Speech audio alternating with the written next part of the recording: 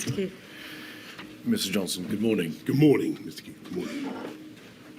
May we start, please, on the topic of the reduction in the distancing rule from 2 metres to 1 metre? Yes.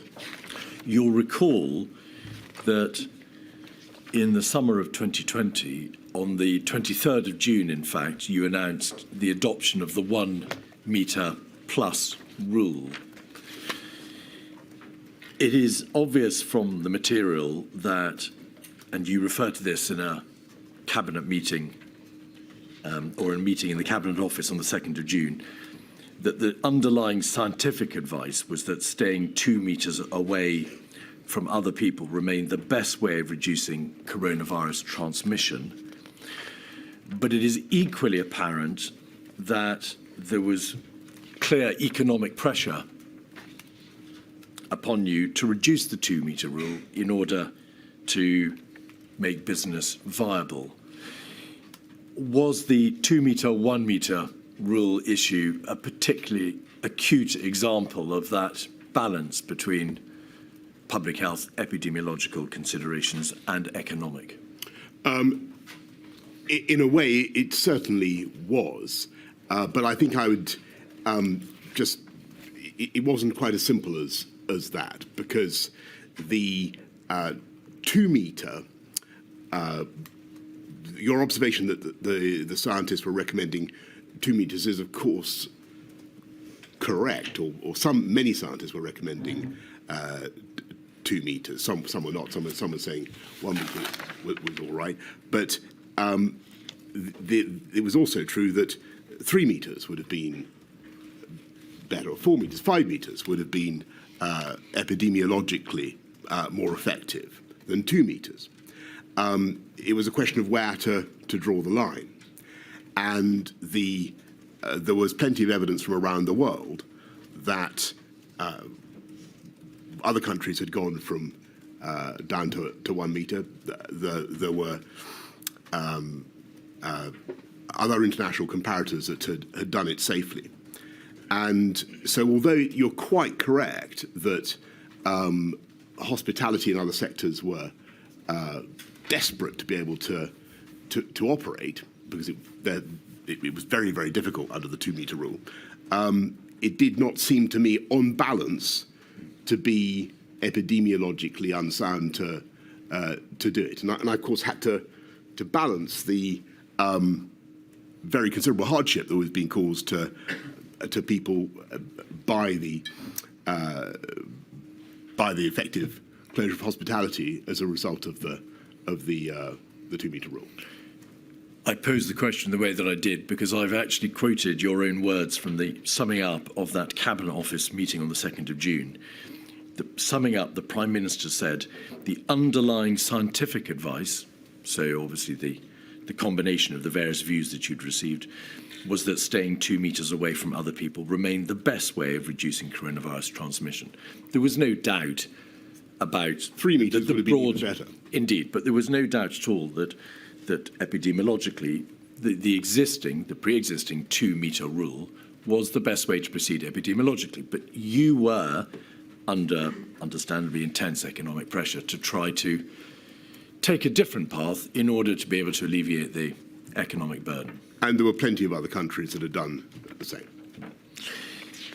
That debate took place, of course, in advance of the Eat Out to Help Out scheme, which was put into place in August in those mid-week days, Tuesday, Wednesday, Thursday of the 4 weeks of August.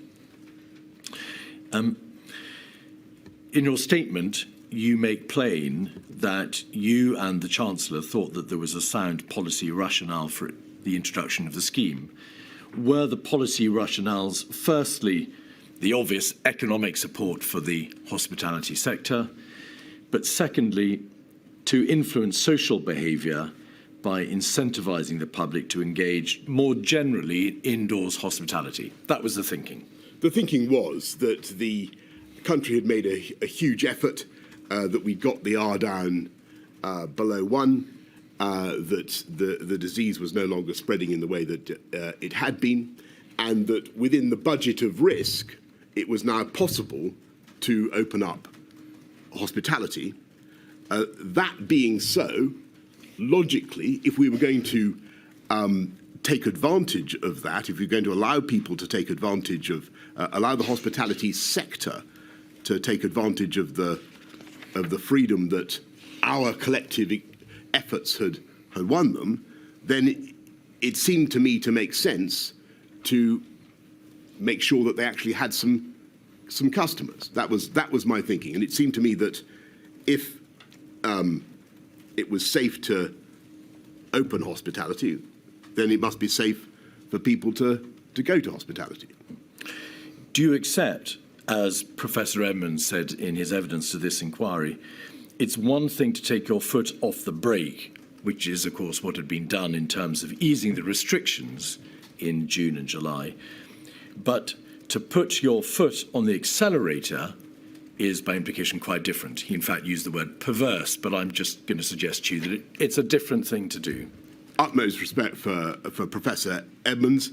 All I would say is that at the time that the Eat Out to Help Out policy was being aired with me for the first time, it did not seem, it was not presented to me as an acceleration, simply something to make sense of the freedoms that we were already giving. And it was not, I must emphasise, it was not at the time presented to me as something that would add to the budget of risk. But it wasn't being presented to you by the scientists, was it? It was being presented to you by the Treasury and the Chancellor of the Exchequer.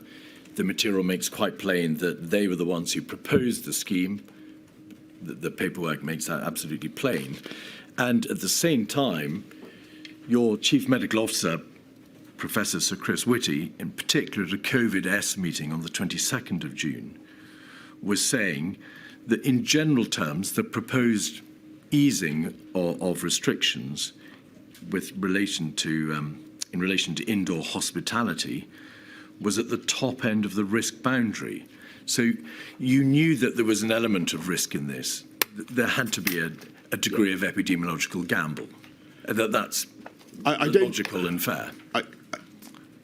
I don't think that I thought that scheme in itself was a particular gamble at the time, and it certainly wasn't presented to me as such, nor am I confident that there is very substantial evidence that it did indeed add to the R. Though, I defer to what your inquiry has discovered, but I can't see anything that conclusively shows that it made a big difference. At the time, it wasn't presented to me as something that would. Could we have 232086, pages 1 and then 2? We'll stick with 1 for the moment.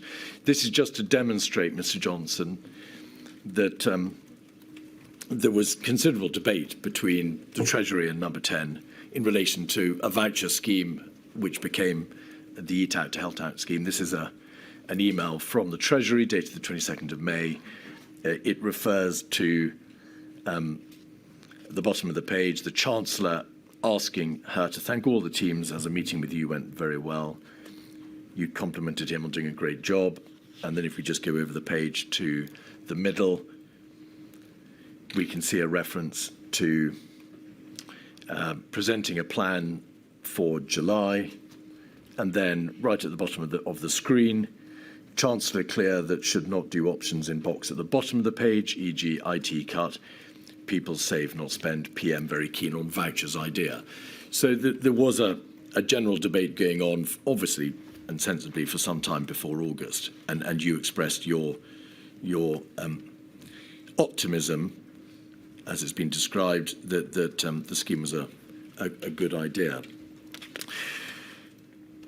The material does indeed seem to indicate that there wasn't a significant increase in infection after the scheme, although there is in the material some suggestion it may have gone up to some degree in different parts of the country, as you might expect.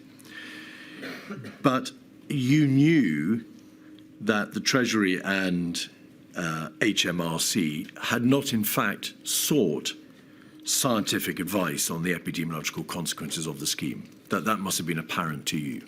Well, I say in my statement that I thought that Chris and Patrick must have known or did know about Eat Out to Help Out, and I said that because it wasn't a very secret thing. It was I thought a pretty well publicised scheme, and I'm fairly confident that it was discussed several times in meetings at which I believe they must have been present. You know, I understand that they don't feel that they were properly consulted, and I remember being, but I don't quite understand how that can have happened, to be honest. I remember being surprised later. I think it was in September when Chris says this is Eat Out to help the virus, and I thought that's funny because I didn't remember any previous controversy about it. Mr. Johnson, in June and July, you had a number of bilateral meetings with the Treasury and the Chancellor, Yes. which the scheme was debated. Yes. There were no scientists present at any of those meetings, were they?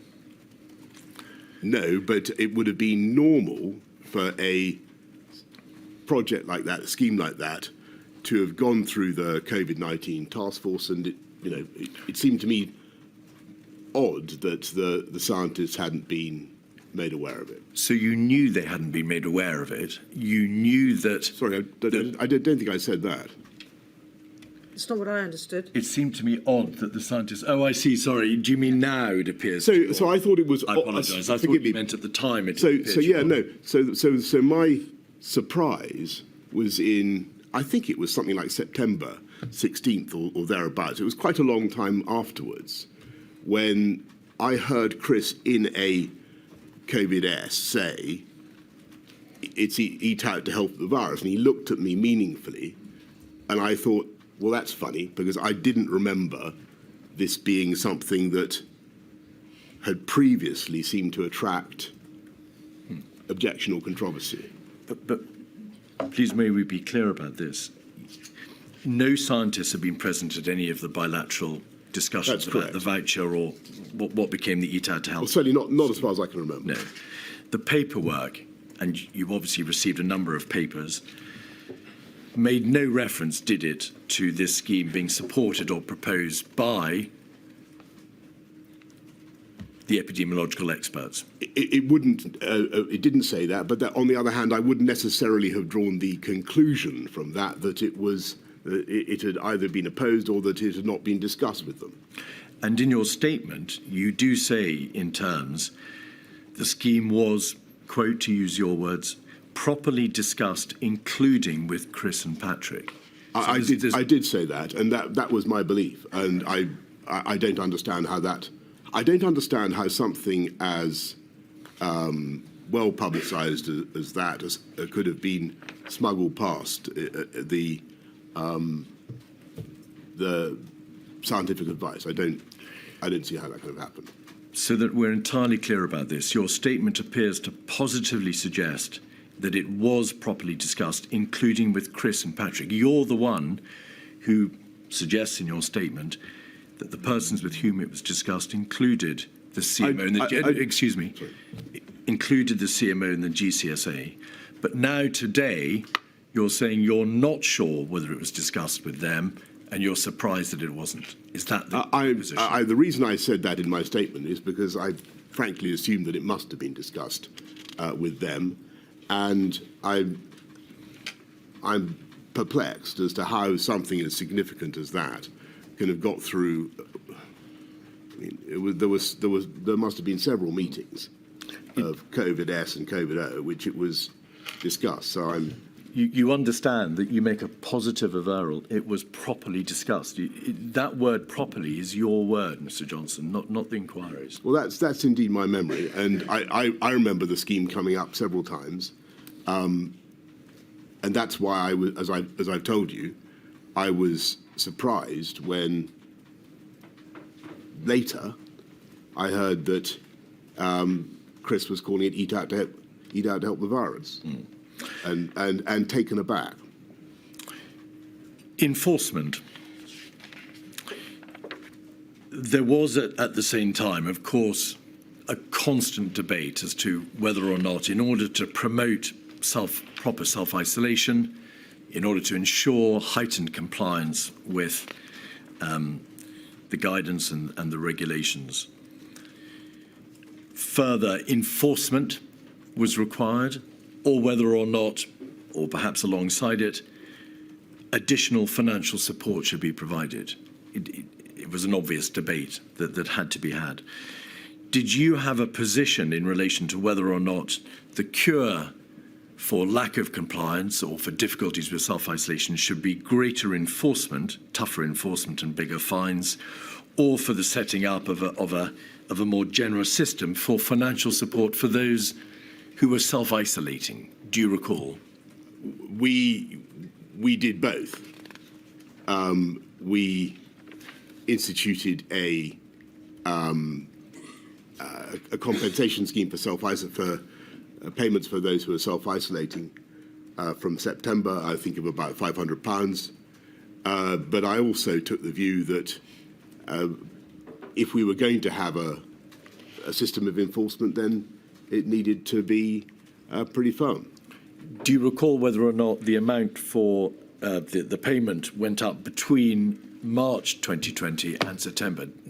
Was there any increase before September, Mr. Johnson? Do you recall? Well, I remember the top whack fine was £10,000. Well, indeed. You declared in a handwritten message, a handwritten note on a box note given to you on the 13th of August. I agree with the openings, but the overriding message, you said in capital letters, should be about tougher enforcement and bigger fines. But at the same time, it's notable that you in no way suggested that an alternative way, or perhaps a complementary way, might be to increase the amount of payments for self-isolation. No, we did, as I've just said, increase payments for self-isolation. That wasn't a suggestion that you made at this time, although it came in later, as you rightly say, in September. So your position was, it would appear, enforcement is the only way to go. Well, that's obviously not quite right, because we did give quite generous payments for self-isolation. I think the concern that we had was that there could be difficulties, complications, abuse of any system of payments. We were already spending, as everybody knows, very considerable sums in support of all kinds. So there were anxieties about some of the implications of the compensation system, but because it was so important to go with self-isolation, to encourage people and to help people who needed support, we did go for the £500 payments. On the regulations and the guidance themselves, evidence has been received by the inquiry from the former Home Secretary, Dame Priti Patel, that in her opinion, there was a high degree of confusion surrounding the broad thrust of the regulations as well as their detail, and the inquiry has seen a diary entry in Sir Patrick Vallance's evening notes where you exclaim in frustration, but plainly perhaps not to be taken too seriously, who made these stupid rules. Yeah. Look, was that, against that context, Mr. Johnson, to what extent did your advisers and officials come to you over the summer and the autumn of 2020 and say, there really is a distinct problem about the efficacy and the workability of these regulations? They're very difficult to understand and they're giving rise to a significant degree of confusion. Did that debate ever take place? We did try to make the rules as simple as we could, but the problem was the effort did to get people to self-isolate, to avoid contact because of the complexities of human life, became extremely complicated.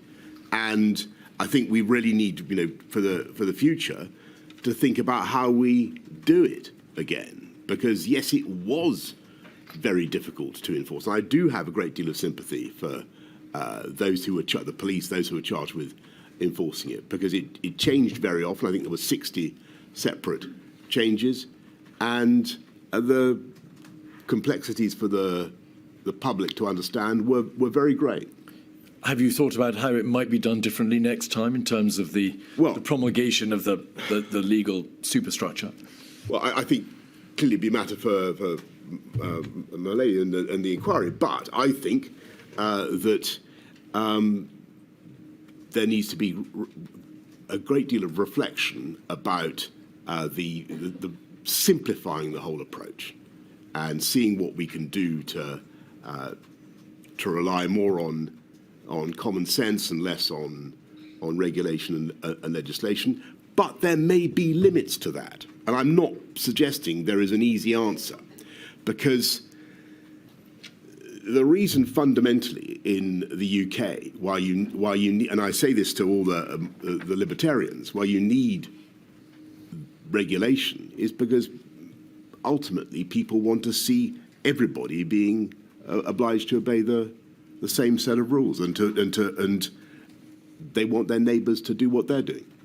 But it must be noted that despite your declared libertarian tendencies, your own message to your advisors, as we see from their document, was bigger fines, more enforcement, a heavier hand. So here's the picture. I was very concerned. I knew that we were basically in remission as we come out of the first lockdown. I knew, and the reason I go for things like Eat Out to Help Out is because I think it's within the budget of risk. But I know that we're going to face another wave, and I really want people, if we're going to avoid tougher measures, we need people to obey the existing strictures.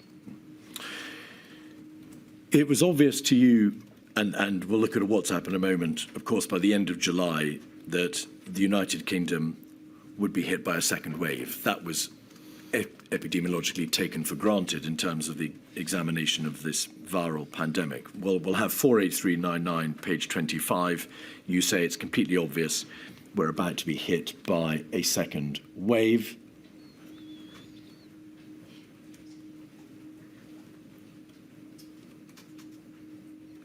It's about halfway down, just not halfway down the page.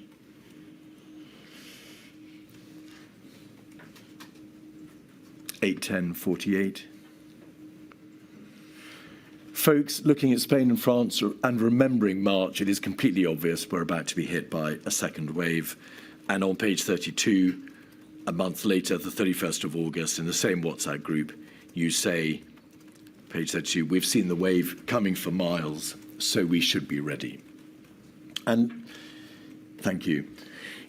It's obvious that the government was concerned in the summer of 2020 with, as you say, the prospect of being hit by a second wave.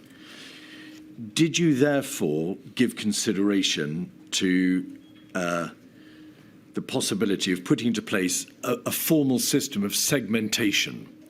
The inquiry has heard evidence how in August and September, the COVID task force considered whether or not it might be possible in advance of the impact of the second wave to consider a formal system of segmentation for the elderly. Do you recall that debate? I certainly do, and I think that we were looking at all sorts of different solutions. There were a number of meetings with the COVID task force. You say in the minutes of a meeting of the strategy committee, COVID-S, in September, a plan should be considered on segmentation of the population to enable a portion of the population to continue to live their lives as normal, that is to say, the remainder. Do you know now, can you recall why the proposals on segmentation were either impractical or not possible to be taken further? Do you remember? And a lot of people, I kept having to explain this to people, and because intuitively it sounds like a very reasonable thing to do, to protect those who are going to be most vulnerable, principally the elderly and those with chronic conditions. The trouble is that when the R starts circulating above a certain rate, the velocity of transmission of the disease becomes so extreme that it just breaks the segregation that you've tried to impose. And that vulnerable population, a percentage of them, will inevitably get the disease. And as you know, a small percentage of a very large number is a very large number. So if we look at 48399, which is the CSA CMO PM WhatsApp group for August, page 28, you entered into a debate with Sir Chris Whitty and Sir Patrick Vallance about the merits of giving the elderly a choice. And you say, in effect, why not give the over 65s a choice? They can decide whether to enter into spontaneous self-preservation and keep themselves, or run the risk of hugging their grandchildren and engaging fully in society. And you put that position to Sir Chris Whitty, and he says in the middle of the page, starting at 7:22:49 p.m, I agree it's entirely reasonable at an individual level.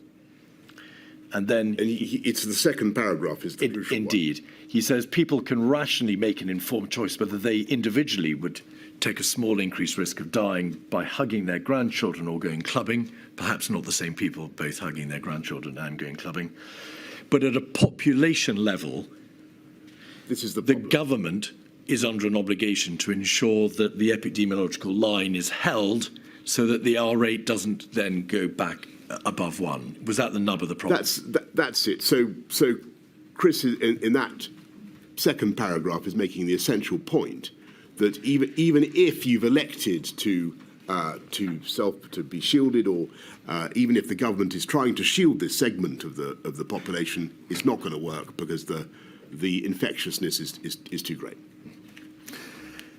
And do you think that is why perhaps the segmentation debate didn't lead to any practical proposals? It came up against the impossibility of the epidemiological problem.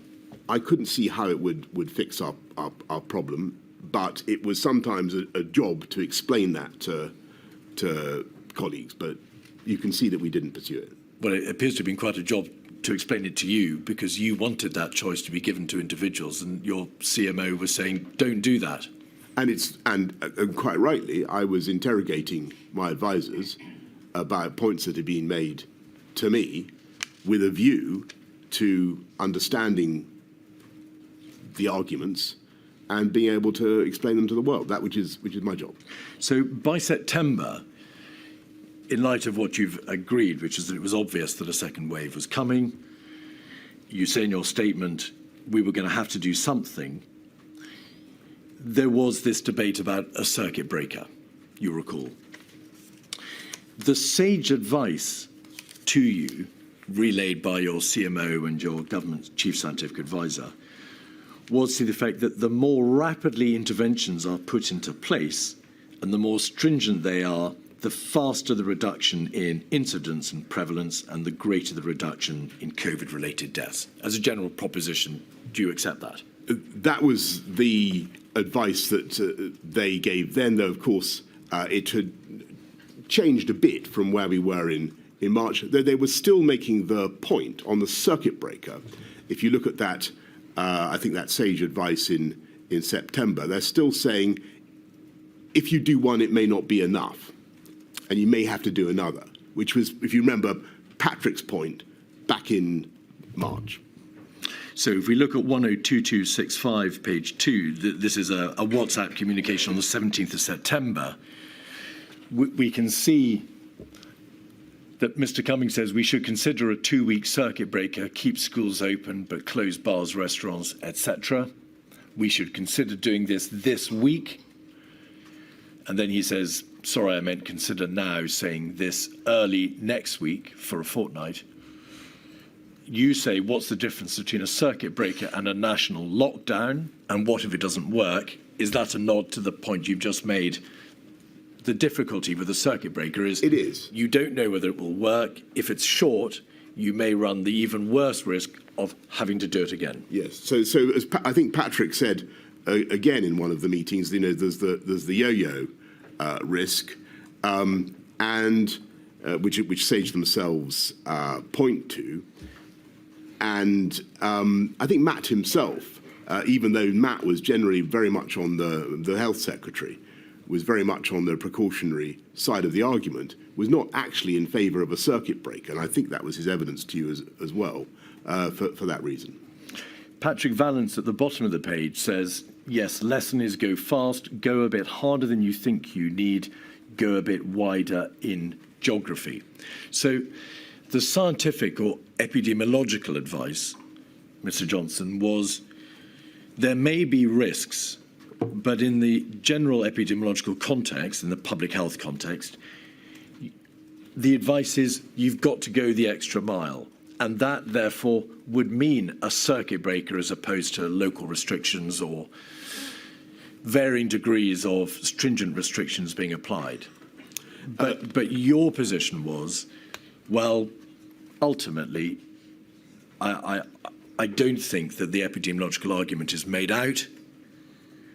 I want to take a different path, and of course, circuit breakers were not applied. Yes, is that the nub of it? I want to try to just remind everybody of the context when we're coming out of the first lockdown, because what's happening is that the disease is very diversely spread, shall I say, over the country, and there are parts of the UK where it's barely present. Some places, sadly, Leicester, some parts of the northwest, where they barely came out of restrictions throughout 2020. And so the question would have been, do we continue with national measures the whole time, which would have been which is the logical tendency of some of the submissions I think that you've had. You know, that would just write off 2020. Slow down, please, Mr. Forgive me.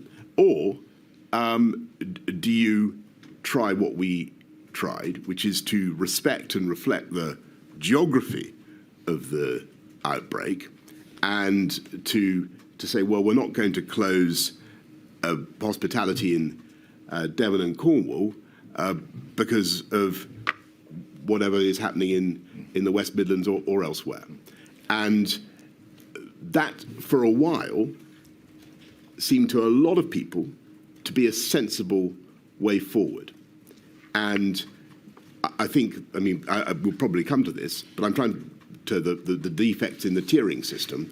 But that led to tiering, and I think it was worth a try because of the difficulties with the circuit breaker concept, which Patrick and Matt and others have alluded to. So that was my hesitation. It wasn't that I was against going into a national lockdown per se, or that I had set my mind absolutely against it.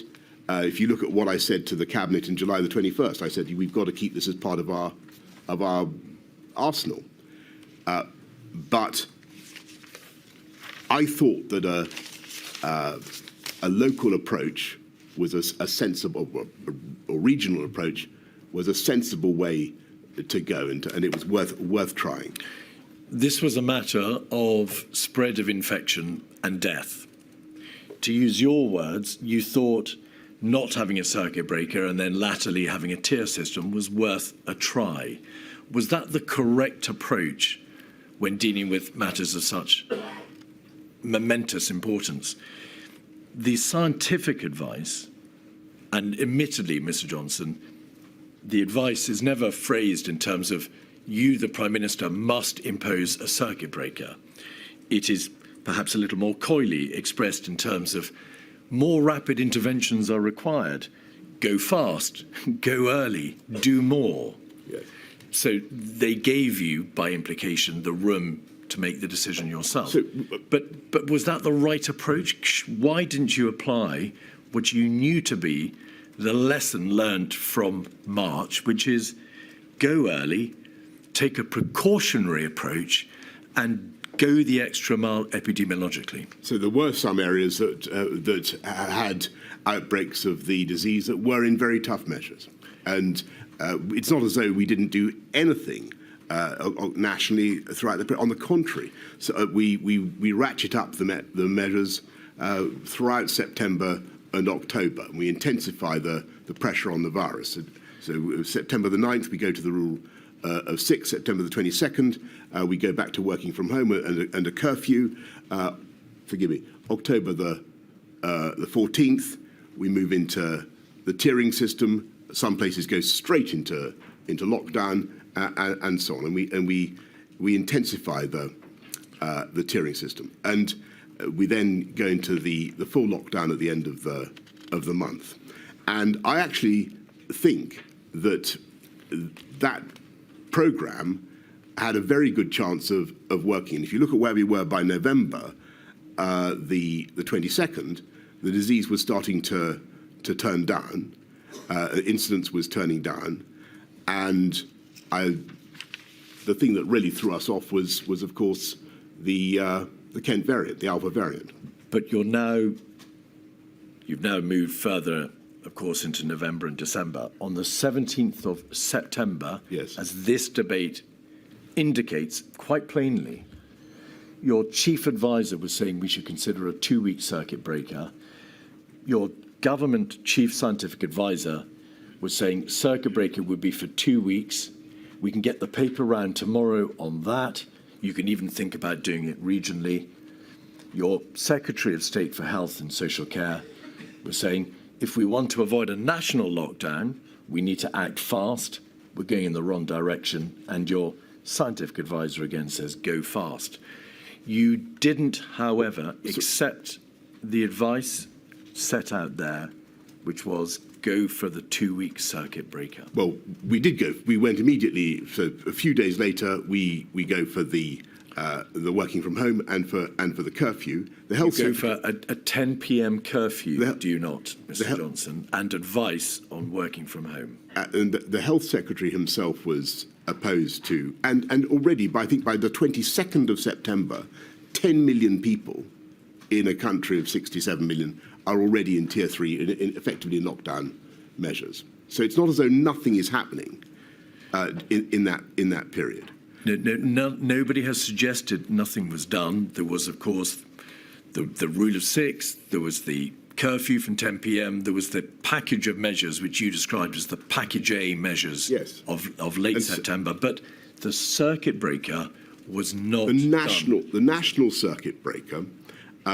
No, because I wanted to keep going with a regional approach. We had 10 million people in lockdown on the 22nd of September.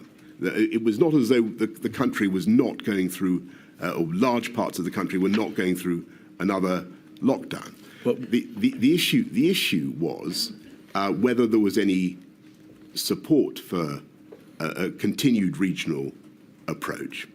And actually, if you look at the October, even October the 20th cabinet meeting, you'll see that the CMO says that the country, and I think the JVT also, Jonathan Van Tam also said this, the country is basically divided into 3 parts. Those where the disease is flat, those where it's increasing slowly, those where it's rising fast, and a regional approach is therefore still justified. And that is what, as far as I remember, Chris said in that meeting. And so I'm not going to pretend that this was an easy decision, and it certainly wasn't. And it was one I agonized over. But I thought that a regional approach could still save us and could still help us. You have said twice that part of the rationale for not having a circuit breaker in September was that you said it was not as though the country was not going through, or large parts of the country were not going through another lockdown already. Is this the position? Obviously, from July, there were areas and local restrictions, notably Manchester, Liverpool, and parts of the northwest of England. There was the national rule of 6. there was then the Package A measures of the Correct. 22nd of September, which was a 10 p.m. curfew and advice to work from home. Yes. But the majority of those regions, which, to use your words, were placed in lockdown, were not in fact placed in lockdown unless and until they went into Tier 3 in the tier system, which wasn't introduced until the 14th of October. Yes, but there were there were already restrictions around the country, which were very severe, and They were local. not, with respect, comparable to lockdown, were they? Well, there people faced restrictions around the country on the basis of where the disease was prevalent and where it was spreading, and I thought that we'd learnt a lot in that period. We'd seen the horrors of the first wave and the shock of what had happened. You're completely right about that, and it was appalling. And we'd seen the suffering. But we'd also seen the impact of the pandemic, of the measures that we'd taken. And our objective remained the same, which was to protect the NHS and save life. And our strategy was to use NPIs. But it seemed to me, given the disparity in the prevalence across the country, it seemed to me for that period that a local approach was worth pursuing. And in justice and fairness, a lot of people thought the same, because they thought the disease is not prevalent here. It is not circulating in my community. Why am I being locked down? And we had to address that issue as well. But the other people who thought the same, Mr. Johnson, were not the Prime Minister with access to this epidemiological public health advice, which appeared to be pointing in that direction. Some of it did, and some of it, as I have just said, continued to support a regional approach. Is that why you called for the meeting on the 20th of September in Downing Street with Professor Gupta, Professor Hennigan, Anders Tegnell of Sweden, I think the state epidemiologist, and also Professors Edmund and McLean, because you wanted to have a greater diversity of scientific advice, and at least advice beyond the advice which you were receiving, but which you were not inclined to accept from your own Chief Medical Officer and governmental Chief Scientific Advisor. I think, with great respect, it was the other way around. What I could say, this is towards the end of September, middle of September, and I can see that things are going to deteriorate. There's no question, and I can see the direction of travel. I still want to use tough local measures to try to achieve what we need to achieve, but I can see that, as I've told Cabinet, and as I think I've told the public as well, we're probably going to have to go back into national measures. And what I want to, and I know that when I do that, whenever it comes, there will be, of course, a lot of downsides. And people are going to complain and to object for all sorts of good reasons. I need to have the arguments. I need to understand what a lot of people talk about, the great Swedish success, and how they managed to do it without lockdowns. And if I'm going to impose another lockdown in the course of the next few weeks, which is indeed what I ended up having to do, I need to know what the counter arguments are. Mr. Johnson, your government and you personally had declared that you would be following, by which you mean you'd be guided by the science. Throughout the course of that year, you had been guided by, accordingly, the Scientific Advisory Group for Emergencies and by your CMO and GCSA. Why did you not continue to follow, to be guided by that advice in September 2020? Why did you deliberately allow yourself to depart from that stated position? First of all, because the scientific advice was not clear, there was a push for a circuit breaker, but that was not supported by the health secretary, as he's testified to you, and he was normally in the amongst the toughest in wanting to impose lockdowns. There were question marks about the circuit breaker and its efficacy, and indeed, where a circuit breaker was tried, as you know, in Wales, it's not clear that it actually worked. So that was later. It wasn't, of course, imposed until October. Sure, but what I'm saying is that there were perhaps legitimate grounds for thinking that a circuit breaker was not a panacea, and I was keen to continue with a local or a regional strategy which continued to have scientific support for being reasonable, as I've said. The nature of the specific intervention may not have been absolutely clear, because SAGE posed the issue to you in terms of interventions being required. But the debate was plainly, and you understood it to be plainly, about the merits of a circuit breaker. So there was a clarity about the debate. What lacked clarity was what ultimately, what political decision should be made by you. You were unclear as to what the way forward should be. The meeting on the 20th of September... That's not true, but for great respect.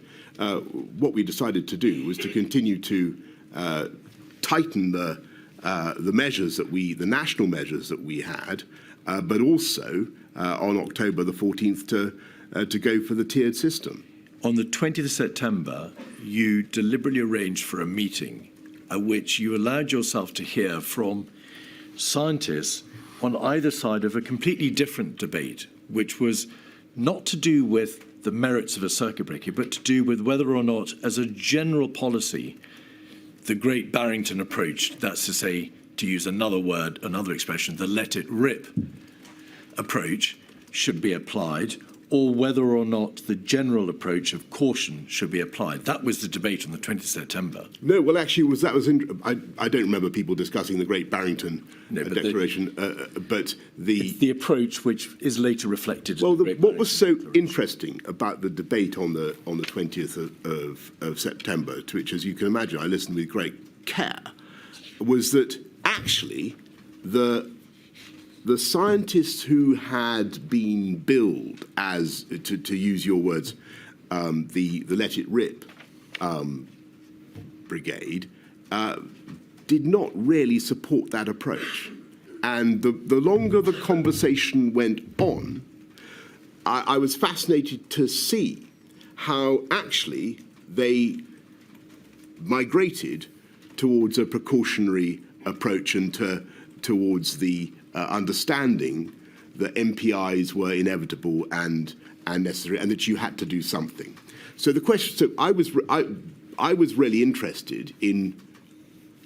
I was thinking ahead in that conversation. I was thinking ahead to where we were going to end up in a few weeks' time, and I wanted to fortify myself against the types of arguments that you've mentioned. So bluntly, although you had been given to understand that Anders Tegnell, who was the state epidemiologist for Sweden, would probably recommend a more herd immunity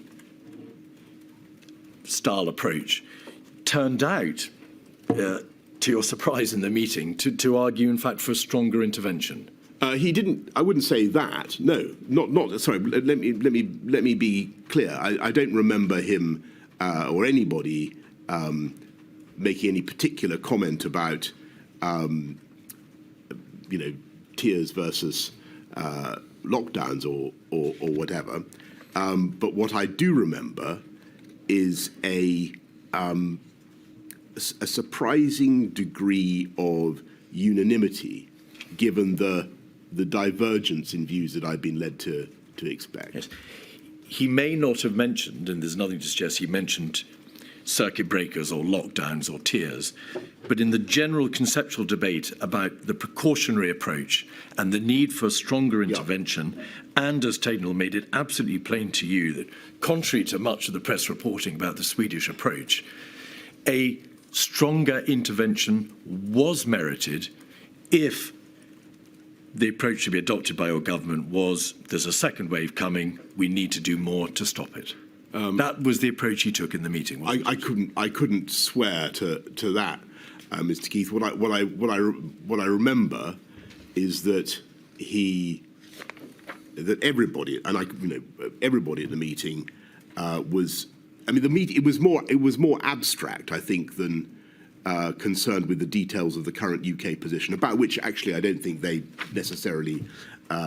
Some of them knew or I don't think. Is that right? You received one-page papers from every single attendee about inviting them, and they produced information about the approach that the United Kingdom government should adopt.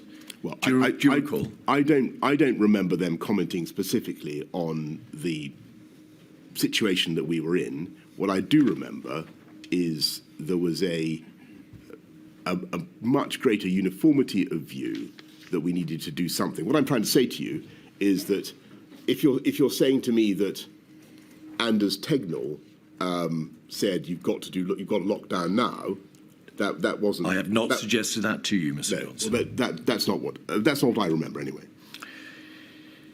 At a COVID-S meeting on the 21st of September, the following day, you said, and the minutes record that you said, the events of the spring showed that the consequences of making decisions too late. So you were well aware of the need to get on and make decisions and to avoid the mistake of the spring, which is to leave the most stringent interventions to the last minute. Correct? Well, the mistake of the spring, if you remember, was that. We'd mistaken our place on the curve, and that was, but we were in much less doubt about that now. The mistake in the spring was making a decision too late. The fact that one of the reasons for the decision, for that mistake, Mr. Johnson, may have been a misunderstanding as to where we were on the epidemiological trajectory is quite different, is it not? No, we couldn't have made the decision earlier because the facts as we understood them were different. Your summary in that meeting. Oh, you're both. I'm so sorry. No, you're both talking over each other. Exactly, that may be part of the problem. But also, can we make sure that we know which period we're talking about? Because we've been talking about the spring and the autumn. Just to be clear. In the autumn, I suggested to you, you had said in a COVID-S meeting, the 21st of September, by reference back to the spring, the events of the spring showed the consequences of making decisions too late. Regardless of why those decisions were taken, Mr. Johnson, what were the consequences of making decisions too late?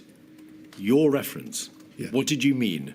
Sorry. So, just to clarify this point, in the spring, we couldn't have made the decision any earlier because we didn't know the relevant facts. When it came to the curve in September, October, we were much more on top of it. We could see where it was going. And the relevant facts are that the virus was not evenly distributed across the country. And that was the key thing. It looked as though it might be in abeyance for a long time in parts of the country, and therefore it made little sense to lock it all down. And what we were trying to find, and you can criticise us for this, but I think it was reasonable. We were trying to find a way through that allowed as much of the country as possible to keep going. Mr. Johnson, what were the consequences of making decisions too late? When you said those words to your colleagues on the COVID-S meeting on the 21st of September, what did you have in mind by consequences and the decision-making having been too late? Clearly, if you make any decision too late, then there's going to be a cost, and in the case of COVID, there's a cost in human life. But what I wouldn't accept is that the decision in all the decisions in September, October, November were too late. Nor would I accept, knowing what we did then, that the decision in March was too late. Well, there we are. On the 22nd of September, you announced the Package A measures. You recall that you were presented with a paper which had Package A measures, the majority of which were described in the very same paper as being unlikely to bring R below 1, some Package B measures, Package C measures, the more stringent, plus the possibility of a circuit breaker. And you went for all the Package A measures and some of the Package B. So largely, the measures which your own CMO had advised would be unlikely to work, even in combination, to bring R below 1. But that was your right. You announced that your government would not listen to those who say, let the virus rip, nor to those who urge a permanent lockdown when you announced those measures. But the phrase, let the virus rip, and the notion that you as a government would let the virus rip was your own phrase, was it not? Well, so, no, I'm sad to say there were plenty of people who had used the phrase in conversation with me. I was trying to represent a view which was sadly quite widespread, which was that, as you've said already, the approach might be to segment the most vulnerable and to protect them, and to allow the vast majority of the population who are much less vulnerable to gradually acquire immunity. Now, that was not, as we've discussed repeatedly, an approach that I could take at all. And I was saying that in order to explain to the public why it was not an approach that we were taking, any more than going into permanent lockdown was an approach that we could take. We faced an appalling... The problem with this whole period is that we had come out of... We'd found a way out of lockdown, and we'd got the R below 1, but we didn't yet have either good enough therapeutics or a vaccine. And so our only tools remained NPIs. And the question was, do you go straight back into lockdown, which is what a circuit breaker is? I mean, a circuit breaker sounds like a pretty it's a glib phrase. It actually means an immensely difficult, costly exercise, which falls hardest on the poorest and neediest in society. You then might have to do it again and again. And there's no guarantee that it's going to work. And you don't know what the end state is because you've got no vaccine. And that was why I thought it was sensible to continue to throw everything we had at a combination of intensified national measures plus the regional system, the tiering system. My question to you was whether or not you, whilst announcing that you would not listen to those who had said, let the virus rip, had used the words used the words yourself. You deny that. So could you please look at the diaries? Sorry, what I'm saying is that this was a phrase in common parlance at the time, and remains so. Sir Patrick Vallance's diary is 273901, page 92. Yes, sir. Actually having a discussion, a meeting with the PM about, quote, letting it rip, page... But I don't wish to be I'm just going to put... repetitive, but this is exactly what you'd expect me to be talking about at this stage. Page 245. This is June 2020. I'm going to show you all the ones, Mr. Johnson, out of fairness. The Prime Minister meeting begins to argue for letting it rip, saying, yes, there will be more casualties, but so be it. They've had a good innings. 608.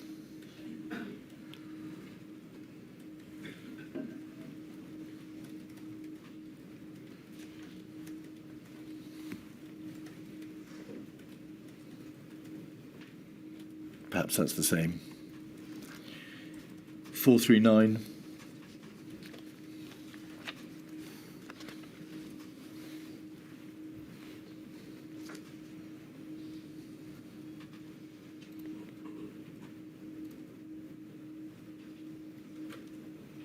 We should let it rip a bit. 150.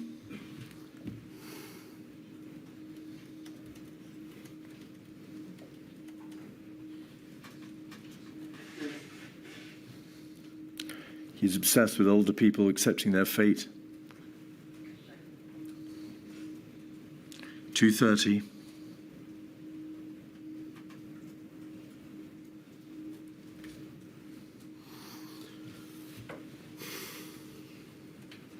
Obsessed with the average age of death being 82, which is longer, you believe, than the average life expectancy. Get COVID, live longer, you said. 245.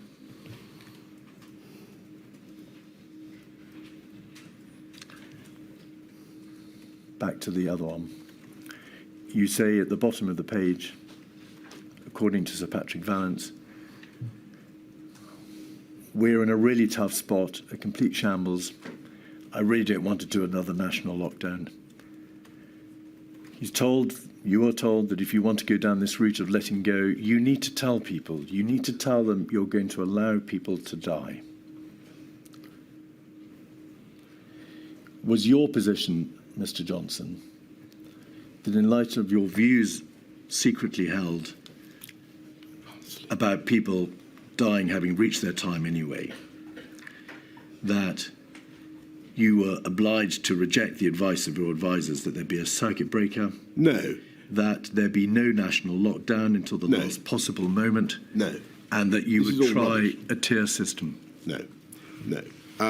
So the implication of the implication that you're trying to draw from those conversations is completely wrong. And my position was that we had to save human life at all ages, and that was the objective of the strategy. And by the way, that is what we did. If you look at what we actually did, never mind the accounts that you have culled from people's jottings from meetings that I've been in. If you look at what I actually said and what I actually did, and there is abundant quotation from me, millions of words that I spoke in Parliament or in press conferences or whatever. If you look at what we actually did, we went into lockdown as soon as we could the first time round, and we sensibly went for a regional approach when the disease picked up again, and then again went into lockdown on the 30th, 31st of October. And I think, frankly, it does not do justice to what we did, our thoughts, our feelings, my thoughts, my feelings, to say that we were remotely reconciled to fatalities across the country, or that I believe that though it was acceptable to let it rip. What I was asking, and I had to do this, I had to, and we covered a lot of this yesterday, but I had to challenge the consensus in the meeting. You've got to understand that these meetings comprised an overwhelming number of very, very talented, brilliant public health officials, civil servants, and so on, and scientists. And I was representing the only layperson in the meeting.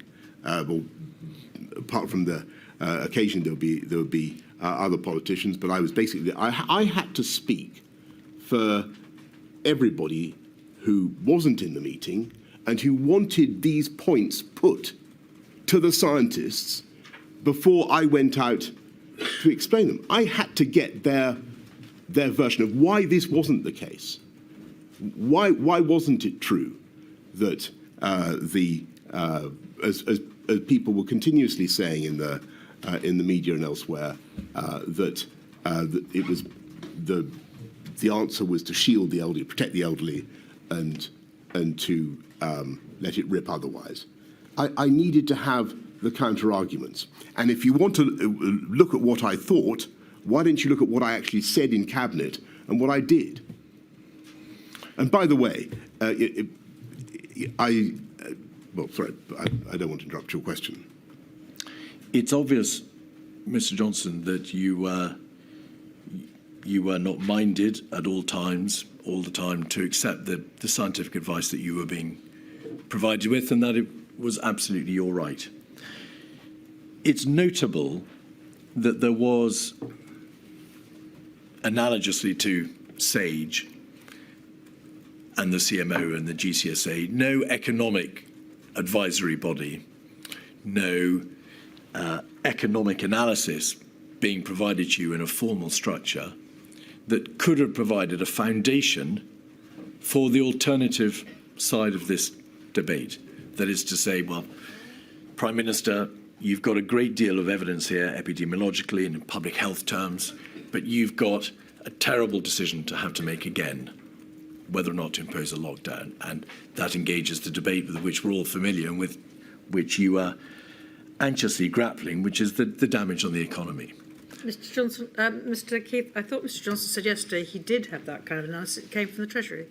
I was going to say, thank you, my lady. Yes, no, but my suggestion is a formal economic stage, a formal body, advisory group, rather than just the Chancellor and the HMT directly. I've thought about that, and I think, and that's it's a suggestion that I hope I bet you're going to look at. But I think that actually, and I was going to say this at the end, I'll say it now. I think that the cabinet government, there's a reason it's evolved in this country in the way that it has, and I think that the Treasury representing the economy, the Department of Health representing health, actually worked pretty well after a while. I mean, I think it was a great shock adjusting to COVID, but I think that the way it worked was pretty good. Departments did what they needed to do. These debates, Mr. Johnson, and there are hundreds of meetings at which the CMO and the GCSA attend, and where the epidemiological evidence is provided to you, takes place in the Cabinet Office room, The Cabinet room, yeah. The Cabinet room, or the Cabinet Office room, or your study. It's not taking place in Cabinet.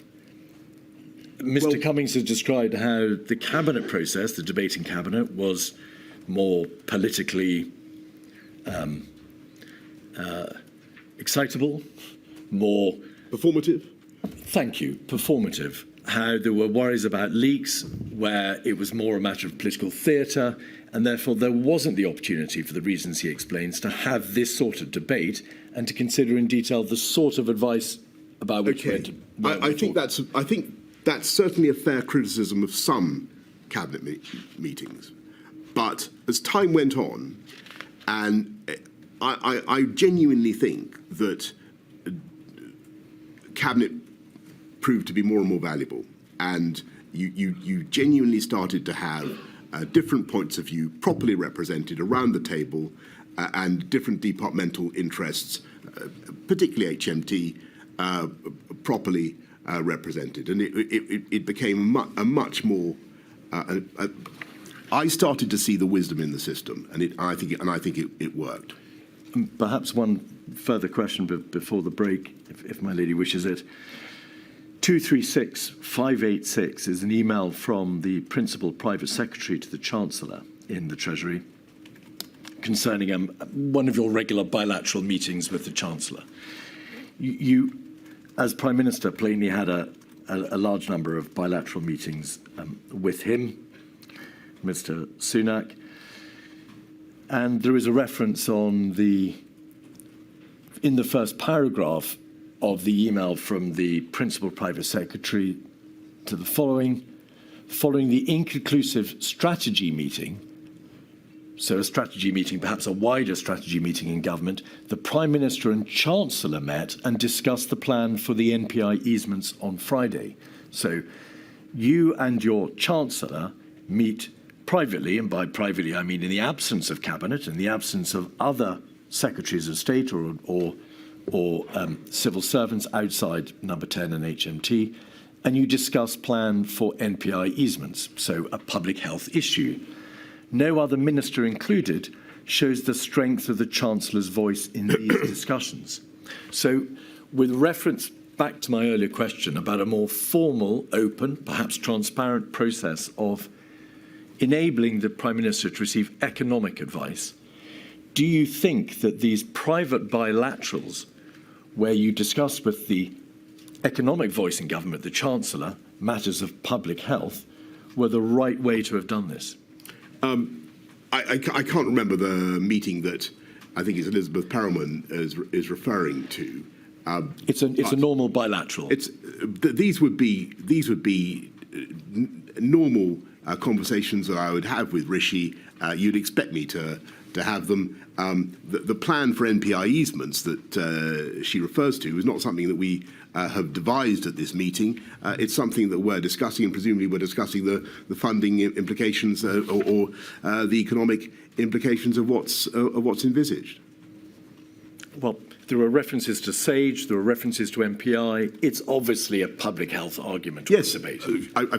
Yes, it is. But everything in that period related to public health, absolutely. And so we would have been talking about, I imagine, what the Chancellor's views were, and I would have been listening to what he had to say. And finally, there is evidence, both from Mr. Sunak's own witness statement and also from Mr. Warner, Ben Warner, as well as actually Mr. Cummings, that the Treasury's analytical capabilities would have been assisted by a more formal system of cost-benefit calculation.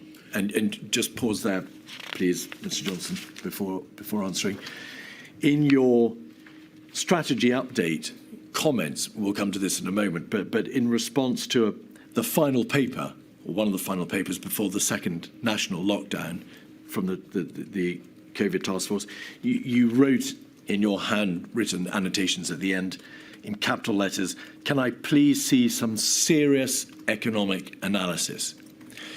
Is there a case, by way of one of the many lessons to be learned, for a formalised system of cost-benefit calculation so that the Treasury and the wider world can see how there can be a quantitative analysis of the impact of interventions economically? Well, the Treasury does a phenomenal amount of cost-benefit analysis, as you can imagine, already. And yes, I think that, as I've said already, my lady, I think what we really need to have is some proper quantified analysis of the benefits of NPIs and the epidemiological benefits of NPIs. Because I think there's still too much uncertainty about those, as well as a proper understanding of the economic costs. So yes, I think if there could be some way of putting those two things together in a formalised way, that might very well be useful. But that was effectively what I was doing the whole time. Week in, week out, those were the calculations we were making. But I want to stress that the objective was always saving life, and that was what we were trying to do. That's your final question before the break. That's my final question before the break. 11:30, please. All right.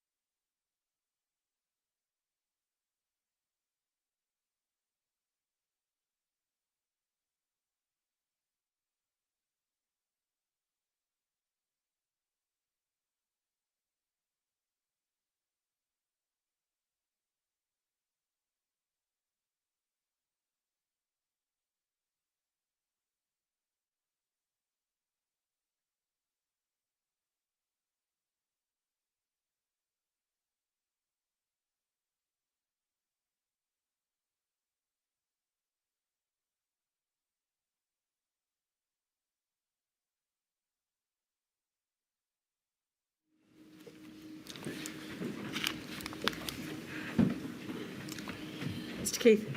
Mr. Johnson, the tier system, Yes, about which you've spoken, thank you.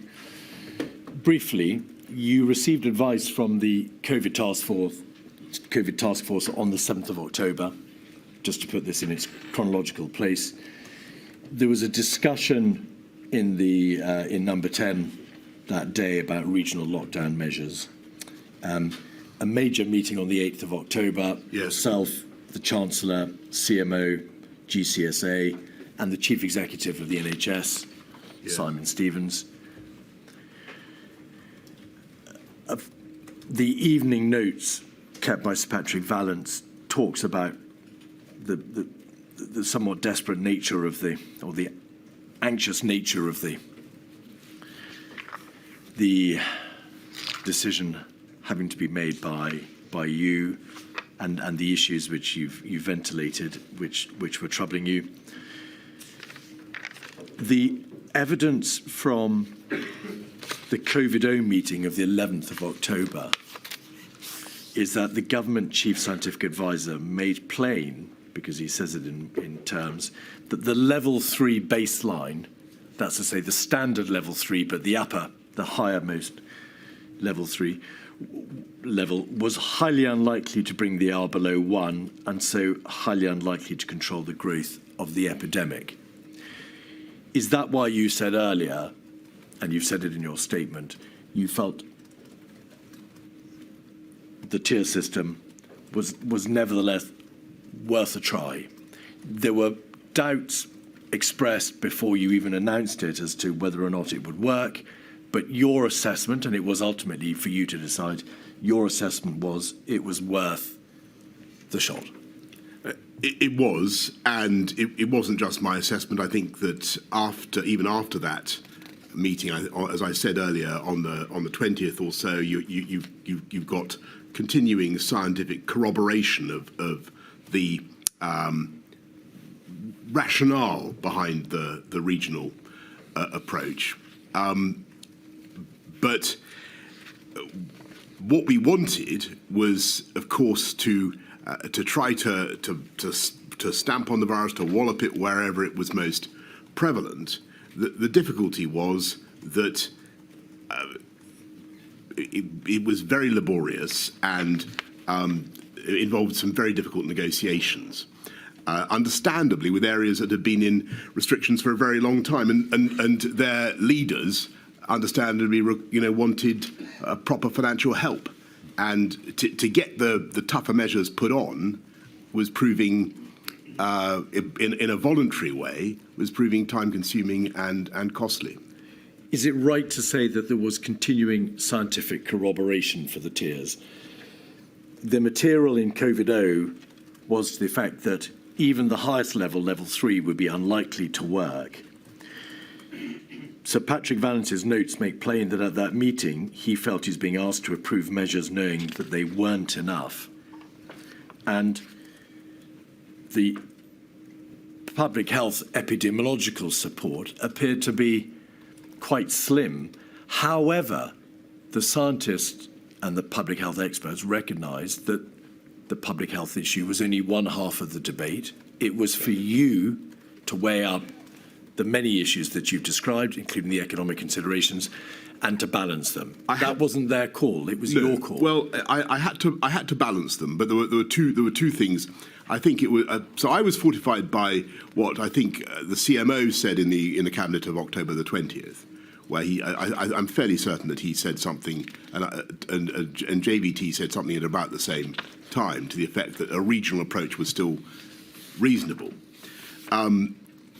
What we wanted out of the tiering system, and we've got to be clear, we didn't achieve it, was really to crush the virus where it was most prevalent. And I've explained that one of the difficulties was, getting local leaders to put in measures fast enough. I think it's possible, and I think that there's even some evidence from Patrick that we had a fighting chance of getting the R below 1 if we'd been able to get some of those measures put in harder and faster in those areas. I think it might have worked, and there are other people who think that too. The point, Mr. Johnson, is you can't rely upon what was said on the 20th of October about the general nature of regional restrictions, because you made the decision to go for tiers on the 11th of October, over 8 days before, and the announcement was made on the 12th of October. Yes, but so what was said, what was said subsequently on the 20th of October in relation to the merits of regional restrictions can't be relied upon as a justification for your decision-making 10 days before. Great respect. I think what it shows is that there was, around that time, there was continuing scientific support, as I took it, for. I'm just giving you what I felt. Support for a continued regional approach, and by the way, it was also my feeling that although the suggestion from Sage had been for a circuit breaker, I didn't feel, listening to the arguments, and this may have been my mistake, but I didn't feel, listening to the arguments, that the pressure for a circuit breaker was particularly strong, and that may be my mistake, but it wasn't coming from the health secretary, and it seemed to me that there were countervailing arguments as well. In the event, the tiers, as we know, didn't work. Well, they didn't, and I'm very sad about that. But I think that they were logically, rationally, as we came out of the restrictions in the summer, they were worth a try. The trouble was that they became very invidious as between areas, because one village would suddenly find itself in very heavy restrictions, and the village next door was not, while the incidence of the virus was exactly the same. Local politicians of all kinds became very worked up, sometimes quite paranoid about the tiering approach. It clearly was proving divisive and difficult to implement. Though I want to say that Eddie Lister, who was in charge of the negotiations, did a heroic job in trying to get government to local government to regional government to agree. And in addition, the evidence would appear to suggest, of course, as ever, a matter for my lady, that not only were there problems that you've identified, Mr. Johnson, but as Mr. Ridley has said, the process overall was entered into extremely quickly, which gave rise to problems of its own. Yeah. The negotiations were difficult and prolonged, and of course, when dealing with epidemiological exponential growth, and the virus isn't interested in all this. And the virus indeed, and also logically, because the virus was spreading, ultimately, as proved to be the case, it spread to all areas, and therefore there was a degree of, it's been described as epidemiological levelling up. Everywhere would have to eventually go up into tier 3, and that would, of course, defeat the whole purpose of it. That's completely right. All right. I think that's a pretty fair summary. Mr. Hancock told the inquiry that he knew on the 14th of October when you announced, the 12th of October when you announced the tier system, that it wouldn't work. Did he tell you that? Not to my knowledge, not that I can remember. We then come to the lead up to the second lockdown. It does appear that the COVID task force provided a forward strategy document for you on the 25th of October, and there was a meeting in Chequers to discuss it. You then received a further task force advice on the 28th of October, and then another paper for a COVID-0 meeting, and then there was ultimately a meeting at which you decided that there had to be a lockdown. And my question is this: why were there a number of papers and strategy documents given to you in the same week, all broadly recommending a lockdown? It rather looks as if the COVID task force was trying to bring you to a particular conclusion. I don't know the answer to that. I do remember the papers, and I think it was a James Bowler paper that I got on the 28th, for instance. There was a lot of good papers. The COVID task force, by the way, was determined to make the tiering system work. They thought we began full of hope that it could work, but it was clear by the end of the month, towards the end of the month, that it was just running out of road. Let me be more direct. Mr. Shafi's notes of a meeting on the 25th of October, the forward strategy meeting, record you as recognising that the country was in a very tough spot.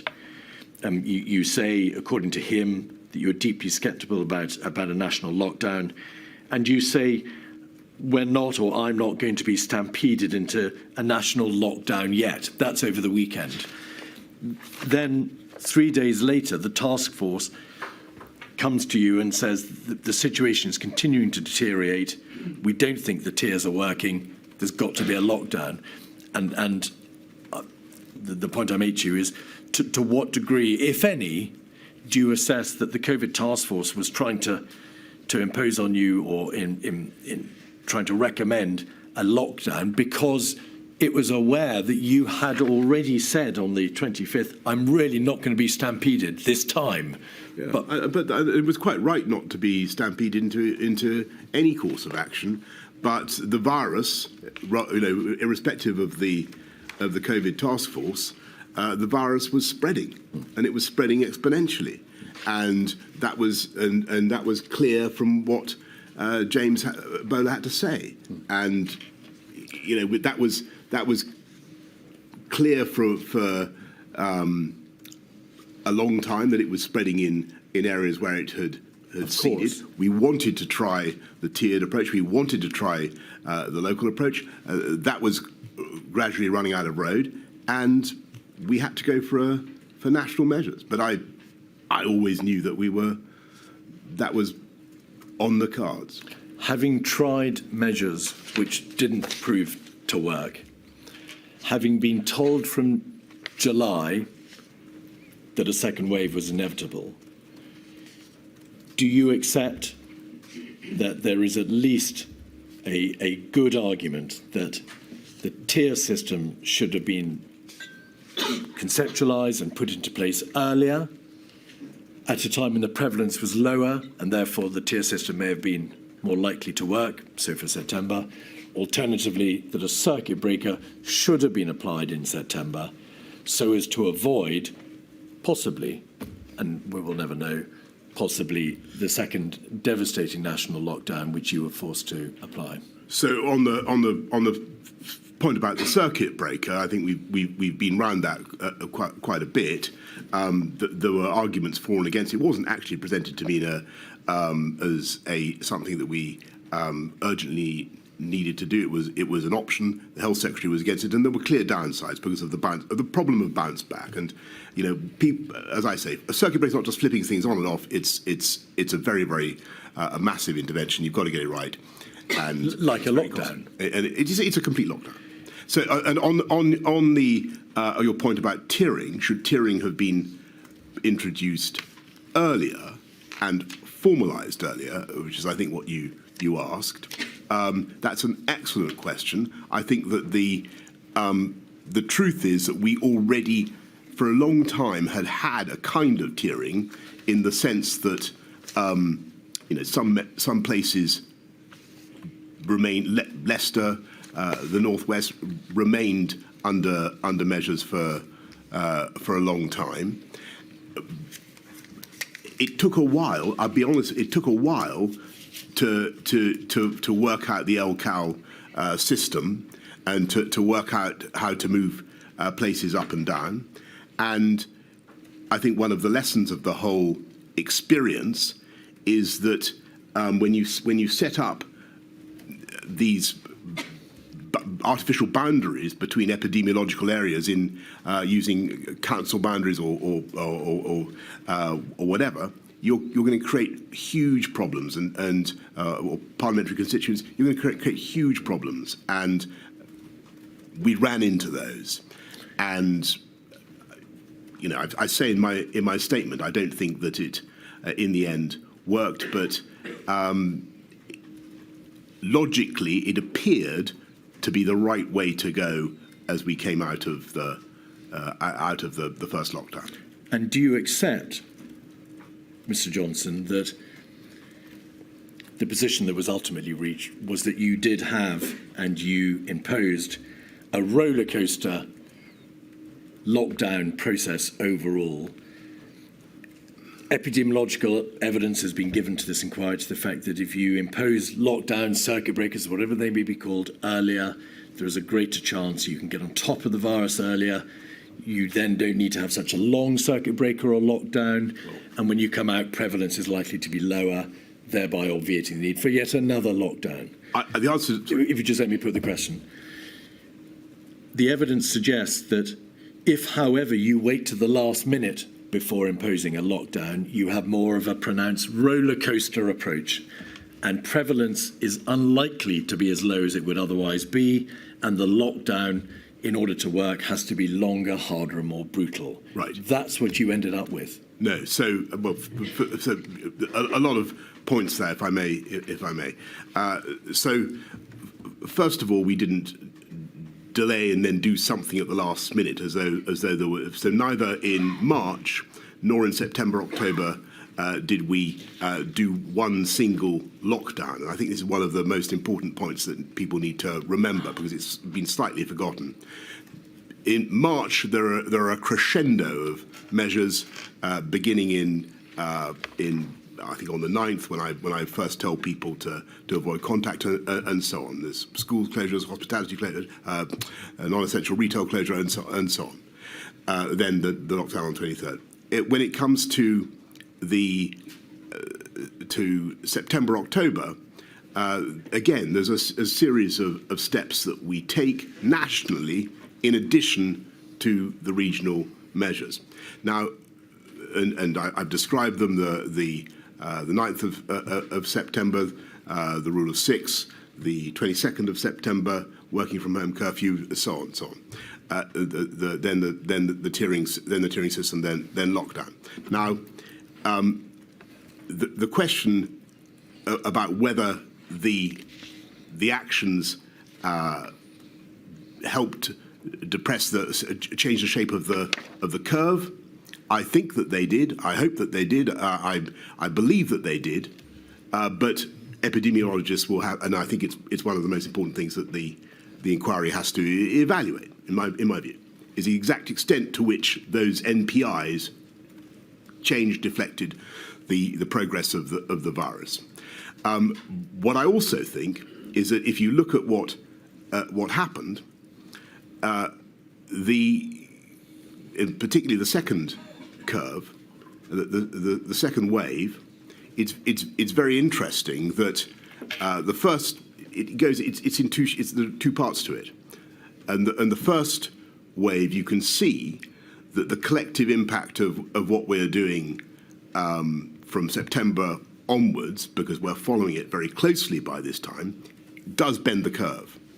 And again, I will leave it to you to evaluate the exact extent to which that worked and that happened, because that's the crucial thing. We need to explain it properly. But then what happens, as I said earlier on, is that you get alpha, and that we hadn't budgeted for. And that's why the second curve describes the shape that it does. And would you just explain what the significance of alpha was in terms of its additional transmissibility? Yes, well, alpha is alpha is the Kent variant, which was identified in early December. I don't know why we called it the Kent variant. It didn't originate in Kent, but it was much more transmissible than the original coronavirus. To a very large extent, is this right? The emergence of the alpha variant swept all the pre-existing considerations before it away, because transmissibility meant that the government's room for manoeuvre was very much more constrained thereafter. That's right. So when you talk about a roller coaster, I would say that that roller coaster was very largely driven by nature. The extent to which we were able to control the roller coaster is something that I think we all need to focus on. Well, indeed. The roller coaster was plainly evident from November, hence the lockdown. The Kent Alpha variant did not make itself plain until the first 3 or 4 days in December. That's correct. Yeah. Though what's happened with the measures that we put in, as I said to my lady before, in that second wave, it actually looks, and I remember Matt telling me this, as though we've started to get the numbers under control again, and that was encouraging. And so it was unbelievably depressing when we got Alpha. There was a small margin for discretion, as far as you could see it, in December, because there was some way of trying to delay the more stringent measures that would be required as a result of the Alpha variant. There was Christmas to consider. Yeah. Obviously, the prevalence level of the virus, the rate of transmission, was still relatively high in December, although the November lockdown had, of course, brought it down significantly, but not to the same level as it had been brought down to in May. And therefore, there was no possibility, was there, of opening entirely in December. There had to be fairly stringent restrictions applied, continue to be applied, whatever view you reached of the public health crisis. Yes, Is that a fair summary? Yes. So our initial plan, as you know, was to open up on December the 2nd, which indeed we did. We then see incontrovertible evidence of Alpha, and we know we're basically heading for a lockdown, a full lockdown in January, which is what we do. There was a debate, of course, about the degree to which you could ease, to the limited extent that you could, in December. Yeah. Bearing in mind your very clearly stated wish that as much could be done as possible to allow families to spend Christmas together. We did have that debate, though. If you remember what happened, it just became untenable because of the spread of Alpha, and London and a lot of the rest of the country went straight into Tier 4, as we called it.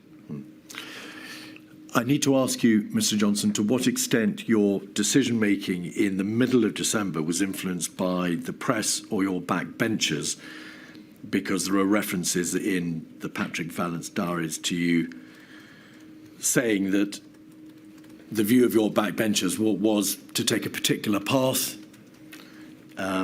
You were minded to agree with them. You appeared instinctively to resist the further reintroduction of the ultimate lockdown measures. No, is there any truth to that? It's certainly true that, as I've said before, that in the course of meetings, I would, as I thought was my job, and I believe was rightly thought was my job, I would express the general view of not just of backbenchers, but of other cabinet ministers who might not be in that meeting, about what we were doing, and to try to set up some challenge in the conversation. On the 2nd of January, Michael Gove sent you a private note expressing his views, essentially to the effect that there was no alternative but to adopt a strategy of maximum suppression, as he put it. Did that note, which perhaps traversed well-trodden ground, change your views as to what should be done on the 4th of January? No, I mean, we'd already basically knew that. I was grateful to Michael for his note, but we already knew that we were, again, we just had to take the toughest measures that we could. How did the last minute change in relation to whether or not schools, as opposed to secondary school, schools not going back at all, as opposed to just primary schools going back? It was terrible. Arise. It was terrible. I mean, it was. How did it happen? It was just it was inevitable because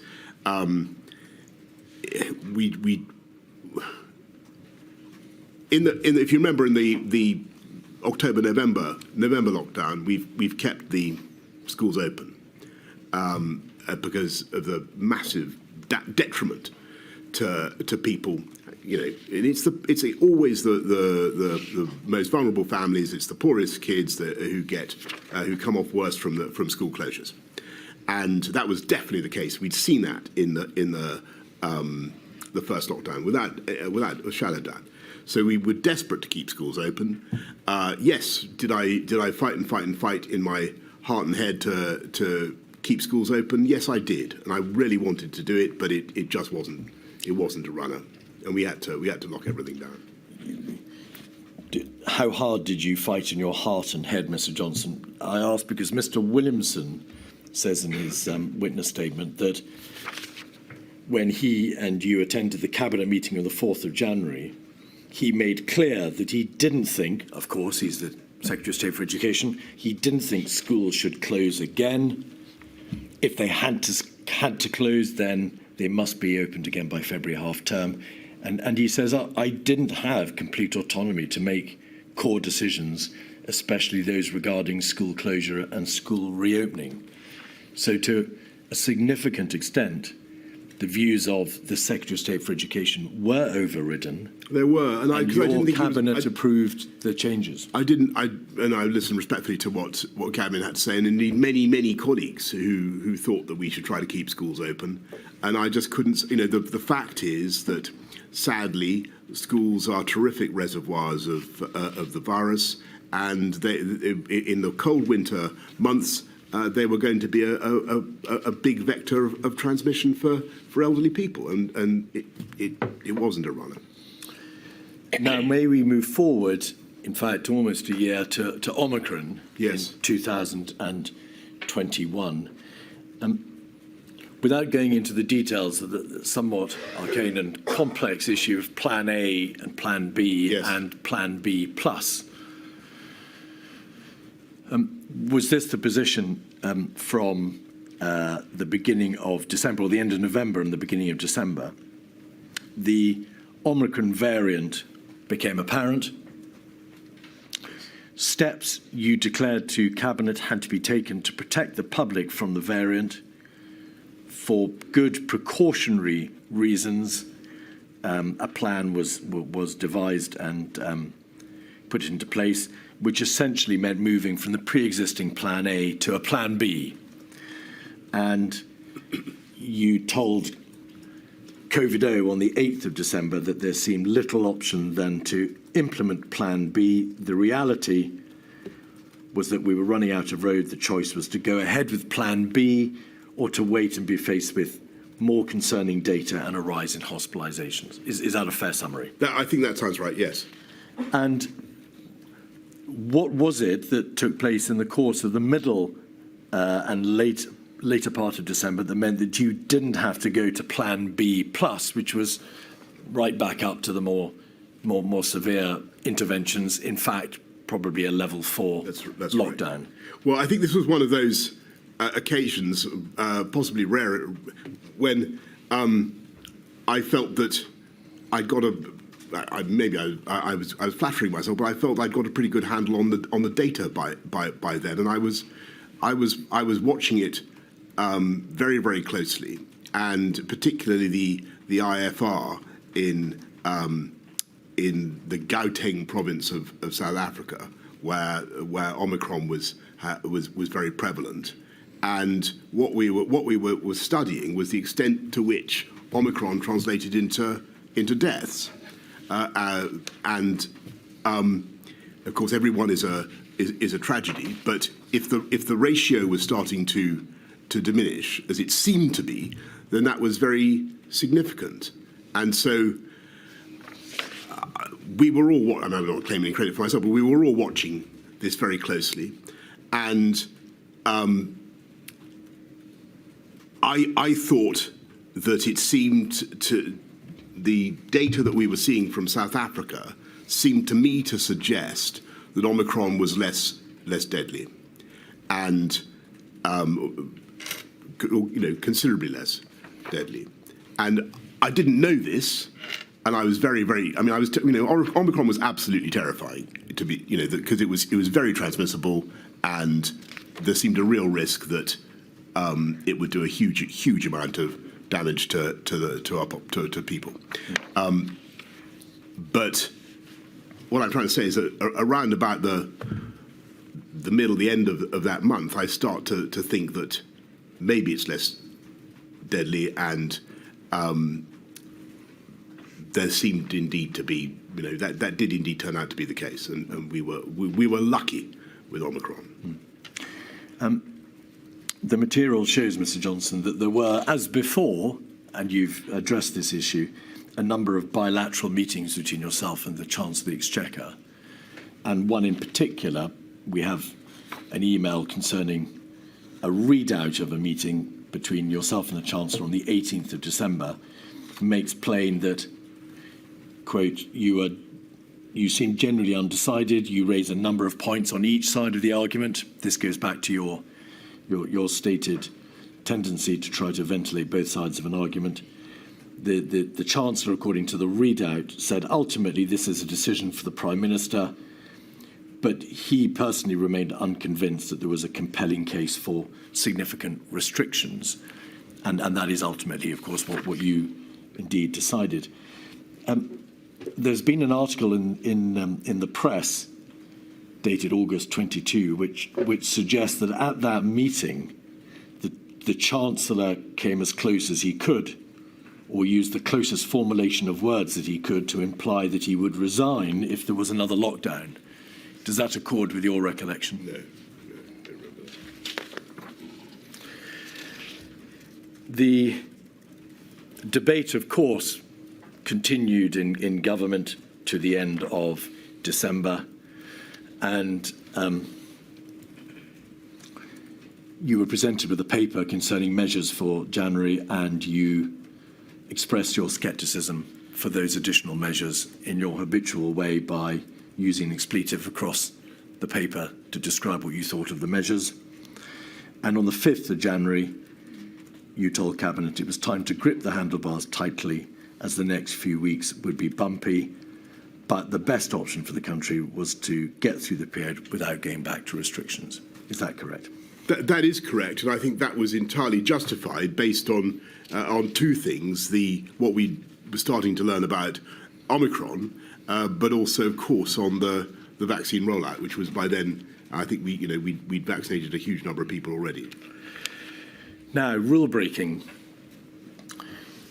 You supported Mr. Cummings when the Barnard Castle affair exploded in Easter 2020, did you not? I did. The material, the suggestion is that Mr. Cummings drove 250 miles to Durham over the weekend of the 27th, 28th, 29th of March at the height of the lockdown with his wife and child, and then on the 12th of April he drove to Barnard Castle. He has said that you knew that he had moved his family out of London on that weekend, the 27th of March. You, the inquiry is aware, have said in a WhatsApp with another official that Mr. Cummings is a total and utter liar. He never told me he'd gone to Durham during lockdown. I only discovered it when the stories came out. He claimed he'd told me, but that he said my brain was so fogged by COVID, I didn't register. But it's not true. I would have noted it. He never told me. Is that the position you take today? That's what I remember. The position, though, was, of course, that public confidence in your administration, the United Kingdom government, not, I should say, from the data, the Scottish or Welsh administrations or the Northern Ireland Executive, dipped significantly. There was a very notable drop in confidence in the competence of your government. That obviously was highly regrettable. In the height of a public health crisis of unprecedented proportions, to have that blow to the public confidence in your government's competence was obviously damaging. It was a bad moment, and I won't pretend otherwise.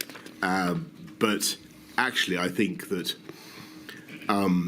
what happened thereafter was fascinating in that the whatever the rights and wrongs of the position I took on that episode, people continued to want us to get on with the job of fixing the pandemic, and they continue. In spite of what you say about the confidence factor, they continued to be more than willing to work together to defeat the virus, and that's what they did. Is that right, Mr. Johnson? The same data which established the significant drop in confidence in your government, data from UCL called the COVID-19 Social Study, also appeared to suggest a drop in self-reported adherence to guidance. So there was not just you would say a communication or political or presentation issue, there was a substantive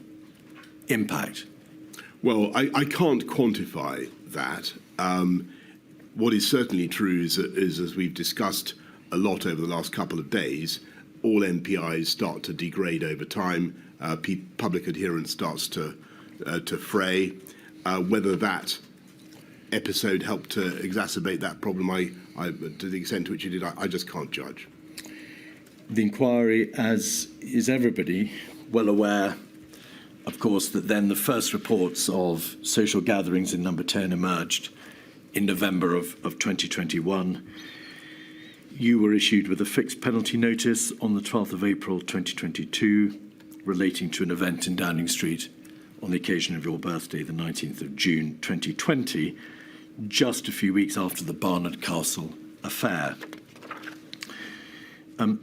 Putting aside the issue of your own fixed penalty notice, did you, and it's important I ask you this, did you apologise for the impression that had been given that staff in Downing Street take the rules and the regulations less than seriously? You, in fact, I think, described yourself as sickened yourself and furious. I did, and I repeated that on many occasions. But you acknowledge, of course, that all the breaches proved to have taken place, but the general behaviour took place in Downing Street on your watch. I do, but I wish to just to stress, and I've always, I've been clear for everything I've said. I take full responsibility for everything that the government said or did during the pandemic. I continue to regret very much what happened, but I really want to emphasise, and you talk about the impression, the version of events that has entered the popular consciousness about what is supposed to have happened in Downing Street is a million miles from the reality of what actually happened in Number 10. And I speak on behalf of, I know, of hundreds and hundreds of hard-working civil servants who thought that they were following the rules. And I know, I don't think have been properly characterised by some of the, not just the media coverage, but the dramatic representations that we're now having of this are absolutely absurd. And I want to repeat that. They're a million miles from the reality of what happened. Mr. Johnson, one of the problems is that I've received a number of messages from bereaved people as I've travelled around the United Kingdom, and so many of them who suffered horrific grief during lockdown. Yes. We all know that it's far more traumatic even than many other kinds of grief. And then I'm afraid Partygate has been called exacerbated. Of course, and I totally understand their feelings, and what can I do but again apologise for mistakes that we made in Number 10. What I'm trying to tell you and to tell the inquiry is that I think that the characterisation, the representation there has been of what civil servants and advisors were doing in Number 10 has been a travesty of the truth. They thought they were working very, very hard, which they were, and I certainly thought that what we were doing was, as I've said before, within the rules. So that is in no way to attempt to mitigate or to offence that has been caused, and I understand the offence that has been caused, and I apologise for the offence that has been caused. And if I had my time again, of course I'd have done things differently in number 10, and I would have sent repeated messages round saying, please, make sure that everybody can see that you're properly following the guidance. So, frankly, I think, as some of your witnesses have said, it was logistically impossible to do that. But anyway, Mr. Johnson, I think people know my views on this. you say it was a million miles away from the reality of Downing Street. One of your most competent and sterling civil servants, Helen McNamara, said in live evidence to my lady, I'd find it hard to pick one day when the regulations were followed properly inside that building. But that's the point I'm making. Because are you saying that this was all a matter of breaches of the regulations on account of what? If you look at carefully, the formulaic obligations of walking down corridors and having to work in the building structure of Downing Street. If you read what Helen said in her evidence to you, I think actually that is what she was driving at. She says there was one meeting where we were able to do things strictly by the absolute letter of the guidance, and it was unsustainable, and that was why the guidance was written in a way so as to allow businesses to have flexibility. And the particulars, I mean, I've been around this issue many times, and forgive me, but the situation in Downing Street, the conditions of work there, we were having to call, as the inquiry has heard, meeting after meeting after meeting, at all hours of the day and night, in rapid succession, and summon people rapidly to different meetings. As Helen McNamara rightly says, in those conditions, it was very hard to follow the letter of the guidance, and I've tried to explain that many times. But I understand the offence that has been caused. May we have 226239, page 13, please. This is around that time in the revelation of the partying in Downing Street, a WhatsApp communication between yourself and your Cabinet Secretary. Your Cabinet Secretary, Simon Case, was originally obligated to carry out an investigation, but for a variety of reasons which we needn't explore, he did not do so. But in the context of that debate at 23:04 on the 17th of December, Boris Johnson, in retrospect, we all should have told people, above all Lee Kane, to think about their behaviour in number 10 and how it would look. But now we must smash on. So that wasn't about technical breaches of the regulations because of the planning in Downing Street. It was a reference to behaviour, a behaviour of your officials and advisors, and you knew how it would look. But you didn't care that much. I did care, and to say that I didn't care about what was happening generally is the complete opposite of the truth. And yes, I think that we could have done more in number 10 to insist that people thought about the way their behaviour would be perceived by others. And I made this point repeatedly to the various inquiries that have been held already into this matter. And we should have thought about what it would look like to have people out in the garden when other people were not allowed in the garden, even though the garden was being used as a place of work. But the idea that I didn't, I mean, in your line of questioning, which has been of course excellent throughout, but you've dwelt particularly on WhatsApp exchanges and various things that I'm supposed to have said. which indicate that I didn't care. I did care, and I continue to care passionately about it. And I will, if you want, I haven't talked about this before in public, but and it goes to what you were saying earlier about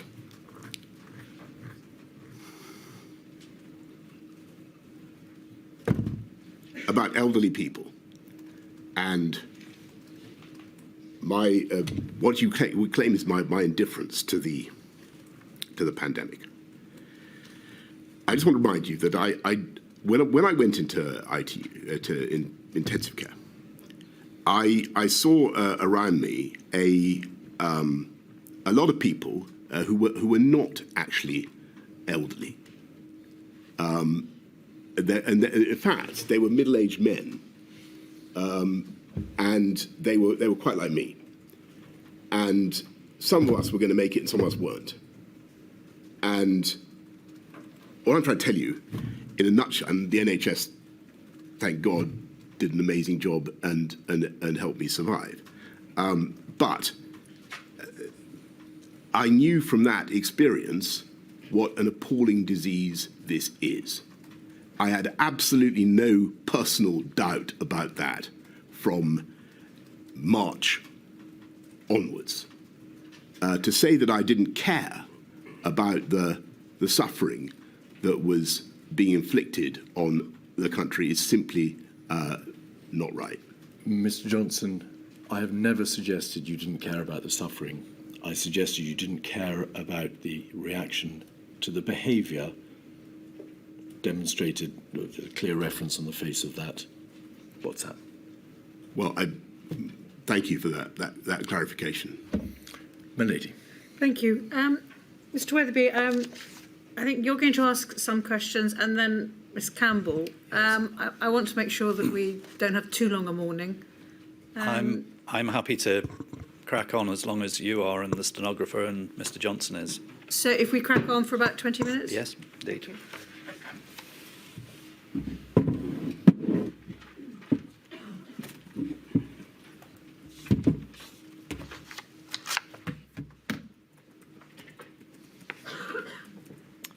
Mr. Johnson, I am going to ask you some questions on behalf of about 7,000 bereaved family members from across England, Scotland, Wales, Northern Ireland, who are supporters of the COVID Bereaved Families for Justice UK, a group which eventually you did meet with at one point.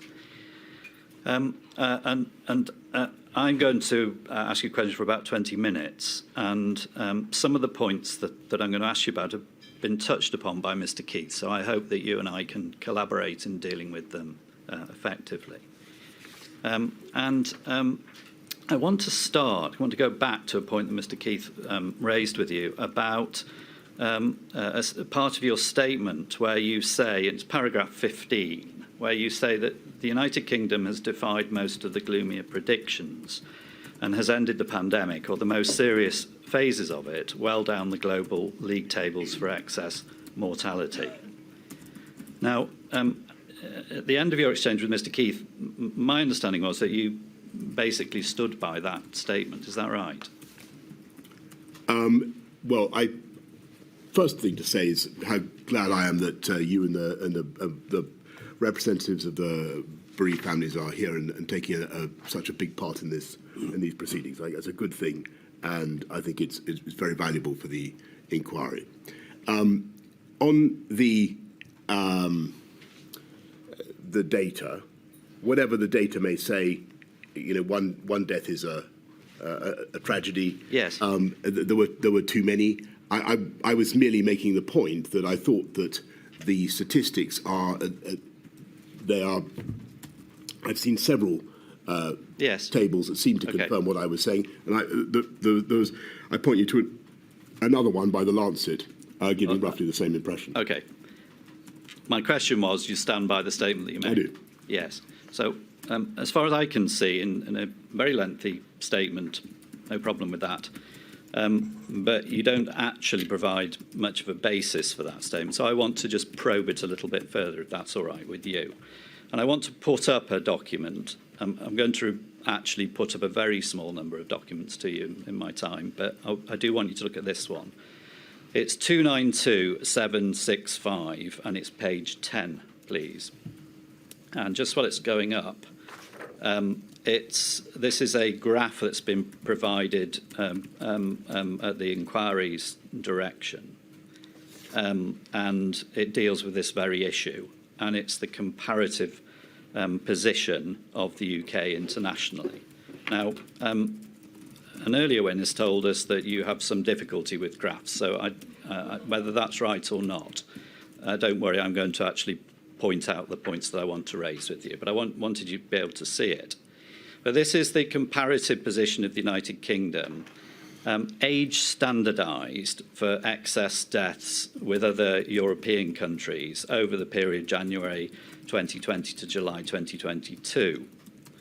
And what it does is it shows that 18 months into the pandemic, it gives two points. It shows that 18 months into the pandemic, the United Kingdom was 9th highest out of the 33 countries in terms of its excess death adjusted. And then it dropped to 15th after 30 months. So it did get better. But the important point that I want to highlight and want fairly put to you with the document in front of you is that only Italy, amongst comparable countries, had a higher excess mortality rate. So it's right that the UK is in the middle of that graph, but in terms of comparable countries, only Italy has a higher mortality rate, and you'd agree with that, I assume, looking at that graph. Well, I don't quite understand what you mean by comparable in that context. Okay, well, let me explain then.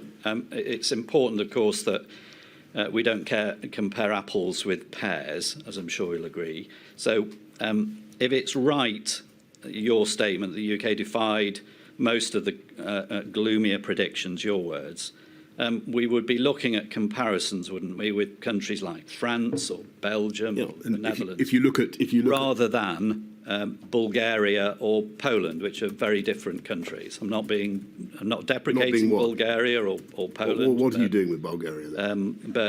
But I'm asking you, if you're going to say that the UK defied the gloomier predictions, then the real comparison is with countries such as France or Belgium or Spain or Germany. Is that right? Well, if you look at the point I was making, and which I stand by, is that the UK, the tables I've seen, actually comes about halfway down. And it's not just this table, it's I think there was a Lancet study as well. I think the former health secretary alludes to it in his evidence. This is not in any way to diminish the pain and the suffering of people who lost family members during COVID. I understand that. It is simply to point out, it is simply to mount, it is to reflect the enormous effort made by the whole of the UK to protect the NHS and save lives. Can we stick to the question? And I believe that it did. Can we stick to the question? You've raised this in your statement. You made a sweeping assertion that the UK defied the more gloomy predictions. I'm putting to you some cold steel of evidence, and that's what I'm trying to do here. Well, I don't believe that I don't believe that your evidence stacks up. Okay. And I think that actually, if you look at, could we just pause, please, Mr. Weatherby, Mr. Johnson? I'm sorry. I know that emotions are running high, but I have to ask those in the public gallery to keep quiet, whatever their emotions, because it's going to disrupt the proceedings and it affects the live feed, the streaming for other people who are trying to follow. I'm really sorry. I do understand, but it has to stop. All right? Thank you, milady. Now, Mr. Johnson, the point I'm getting at is that you've raised this. I'm actually now trying to present some evidence. The inquiry has sought this evidence itself. Now, before you, I'll give you the opportunity to answer. But this evidence is based on ONS, Office of National Statistics material, and Eurostat material that they've got. And there's a document accompanying this. I'm not going to put it up. It's quite a detailed document, but it's been provided to the inquiry. I'll give it for the record. It's 271350. But that explains the basis of these figures. The age standardisation, which deals with the difference of population and difference of age spread. And it deals with the robustness of the international data that is used. So these are, I'm putting to you, the gold standard of the evidence in respect to this. It deals with excess deaths, not just COVID deaths. It deals with excess deaths over the period. So you haven't put forward any evidence to justify your assertion. Why are you questioning this? I'm not questioning this. This shows, first of all, this shows exactly what I said it shows, which is that if you look at the European tables, we come about halfway down. Secondly, actually, if you look at the data, for instance, that the former Health Secretary, Mr. Hancock, cites in his own evidence, the Lancet study, you can see that the UK, France, and Germany and the tables for excess mortality are grouped very close together, and I think Italy sadly has a little bit more, and the Netherlands has a little bit more. Other nations a little bit more. The interesting thing for me is how, at the end of it all, a prophecy by Chris Whitty was proved correct when he said that the UK would probably end for excess mortality around about the middle of the pack. Yeah. And that is indeed what has happened. Okay. And that does not in any way diminish the individual tragedies of people who have lost lives. You've said that, but just dealing with these ONS statistics, this is what the King's Fund said. Now, the King's Fund, as I'm sure you know, is a prestigious independent healthcare institution, said well over a century ago. This is what it said. These figures show that although all European countries have experienced devastating death tolls from COVID, and the impacts varied geographically in terms of timing and magnitude, excess mortality in the United Kingdom during the pandemic exceeded that of most comparable Western European countries. And it went on, the UK also had the highest excess mortality rate compared with the baseline among people under 65 in Western European countries, such as France, Belgium, and Sweden. So I'm going to move on, but I'll put it to you once more that this gold standard of the data available does not support what you say in your statement, does it? Well, I think, with great respect, I think that actually it does. And what I was responding to in my, and if you look at the Lancet document, the Lancet study, the UK is, I think, about 102nd of 190 or so countries. But in a way, I think this argument is irrelevant. All I was trying to do was to. I didn't want the inquiry to run away with the impression that there was something uniquely awful about the performance of the UK's services. I've put the evidence to you. I've put it from what I'm describing as the gold standard. I've indicated to you that it's age standardised, it's excess deaths. One further point on this. Looking at the global picture, the Johns Hopkins University Institute of Medicine has done a review or a research per head of population. The UK comes out as number 20 in its global table of 173 countries for COVID. And similarly, the Worldometer website, which is a data set provider, which includes providing data to the UK government, has the UK at number 18 out of 231 countries. So again, the UK did far worse than you're trying to suggest, didn't it, Mr. Johnson? I don't agree with that, and I think that if you look at the age of the UK population, as I said earlier in my evidence, the comorbidities that we sadly have, the density of the UK population. Well, let's look at that. I think that Chris, the original prophecy of the chief medical officer has turned out to be broadly correct. Okay, well, let's look at that. You raise age and density. South Korea, a comparatively wealthy country of 52 million people, has an older population than the UK. It has a population density of almost twice the UK, and it had a quarter of the UK's deaths. Can I try? I'll venture an explanation for that. And I think the answer is well known to people who followed it, and that is because, in no way to detract from the wonderful efforts of South Korean healthcare, but they already had substantial experience of plague, SARS, and other such diseases, and were well prepared, and arguably better prepared than the UK. Yes. To tackle something like this. If you look at the, notwithstanding what you say, if you look at the comparator countries in Europe, you haven't mentioned the United States, which had significantly higher mortality. The UK, given the elderliness of the population, the comorbidities, I do not think it is fair to say that the UK did significantly worse than others. With respect, that's deflecting from my point, isn't it, by going off and talking about another country? I've given you the full picture here and asked you to comment on it. I'm giving you... Sorry, you asked me for my opinion about South Korea. Now you're saying that I shouldn't be talking about another country. No. Well, okay, South Korea, that segues me into my next point about what happened in March.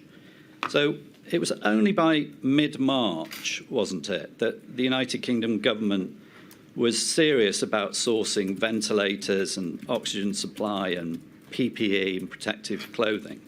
And it had failed to source anywhere near enough tests, as evidenced by much of the evidence that no doubt you followed in this inquiry. That's the reality. You got to mid-March without having addressed all of these issues of testing and PPE. Well, it took a long time before we had a convenient lateral flow test that everybody could use anyway, and that it took a while before that had been devised, partly thanks to work done at Port and Down. Well, and yes, it is, but yes, and I think it's one of the things that the inquiry needs to focus on is, yes, our diagnostics industry and capability was not strong enough at the time COVID broke. No doubt. That's absolutely true. No doubt. One of the legacies, and I should have said this since you've mentioned test, it allows me to segue conveniently into a point I wanted to make but didn't. Actually, what happened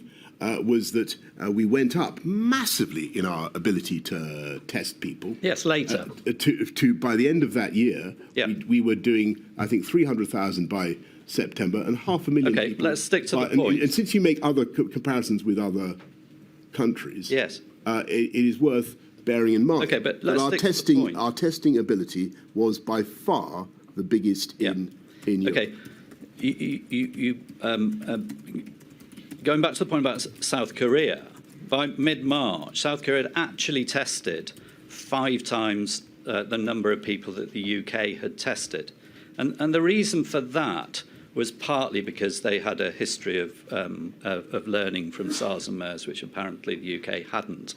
But also because you and the government had not seen the COVID coming over the horizon. Or you had seen it, but you hadn't acted on it. I mean, paragraph 46 of your statement, looking back, it's clear that we vastly underestimated the risks in those early weeks. if we'd properly understood how fast COVID was spreading, and the fact that it was spreading asymptomatically, there are many things we would have done differently. If we realised that what this virus could do, then we would have immediately laid down stocks of PPE, checked PHE had diagnostic abilities, started the race for a vaccine and started to socialise the public with the idea that they were going to have to do NPIs. That's your own words, that you failed to act on things like ramping up testing and PPE until it was too late. Sorry, what my words say is that we didn't know at the time what we needed to do. But even had we known,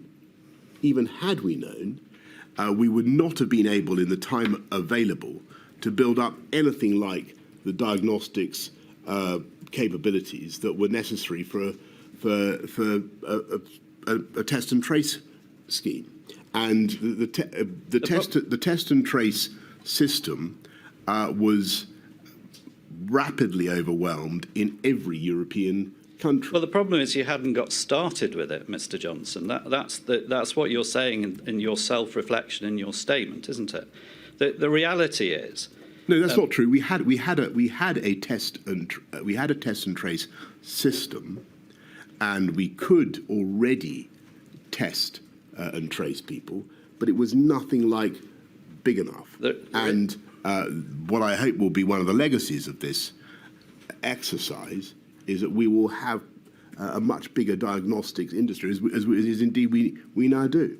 But the reality is that your government was reactive, not to what was on the horizon, but what was there in the here and now. And you just reacted too late to provide PPE, source PPE, or source testing. And isn't that the reality of it? No. As soon as we understood the scale of the problem, we shifted heaven and earth to get both things. I think by the end of the year, I think it was something like 35 billion items of PPE that we'd. By the 5th of April, the BBC were reporting, still on the website, headline: coronavirus, the NHS workers wearing bin bags as protection. 3 days later, the Daily Telegraph ran a similar article.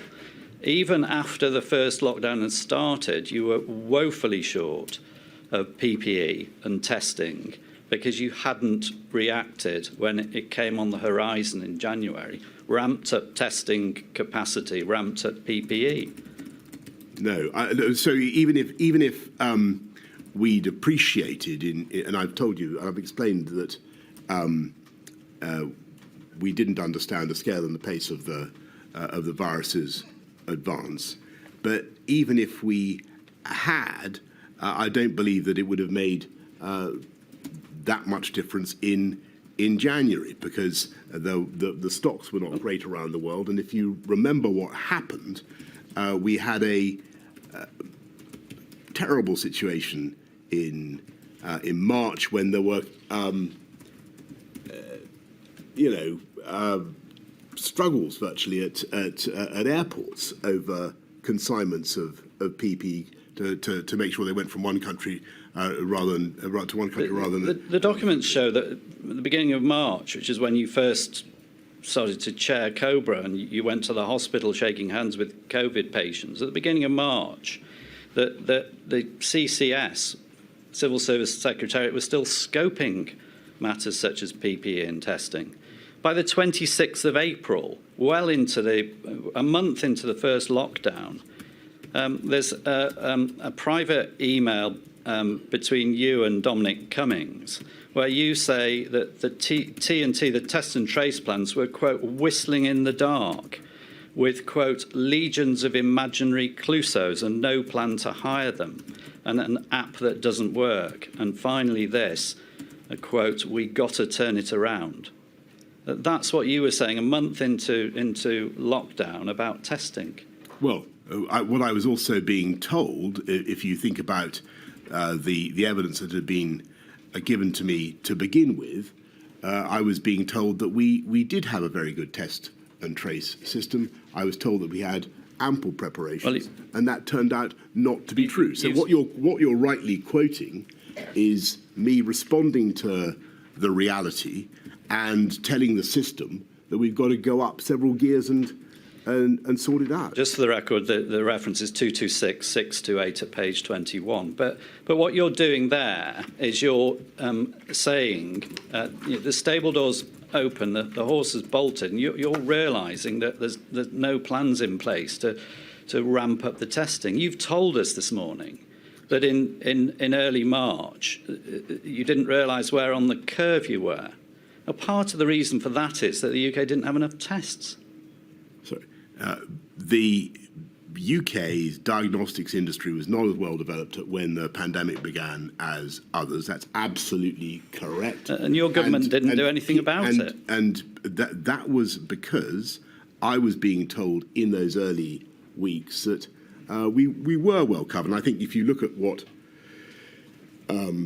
Chief Medical Officer had to say, what Yvonne Doyle had to say at around that time, you can see that they believe that we have a big testing capability. Okay. And that was what I was picking up. That turned out not to be true. We reacted. We then set up one of the biggest testing. Well, I think probably certainly the biggest testing industries in Europe. And I want to thank Dido Harding very much for everything that she did. Well, she did a tremendous I put the point to you. And I want to thank Paul Dighton for what he did on securing PPE. You're deflecting again, Mr. Johnson, aren't you?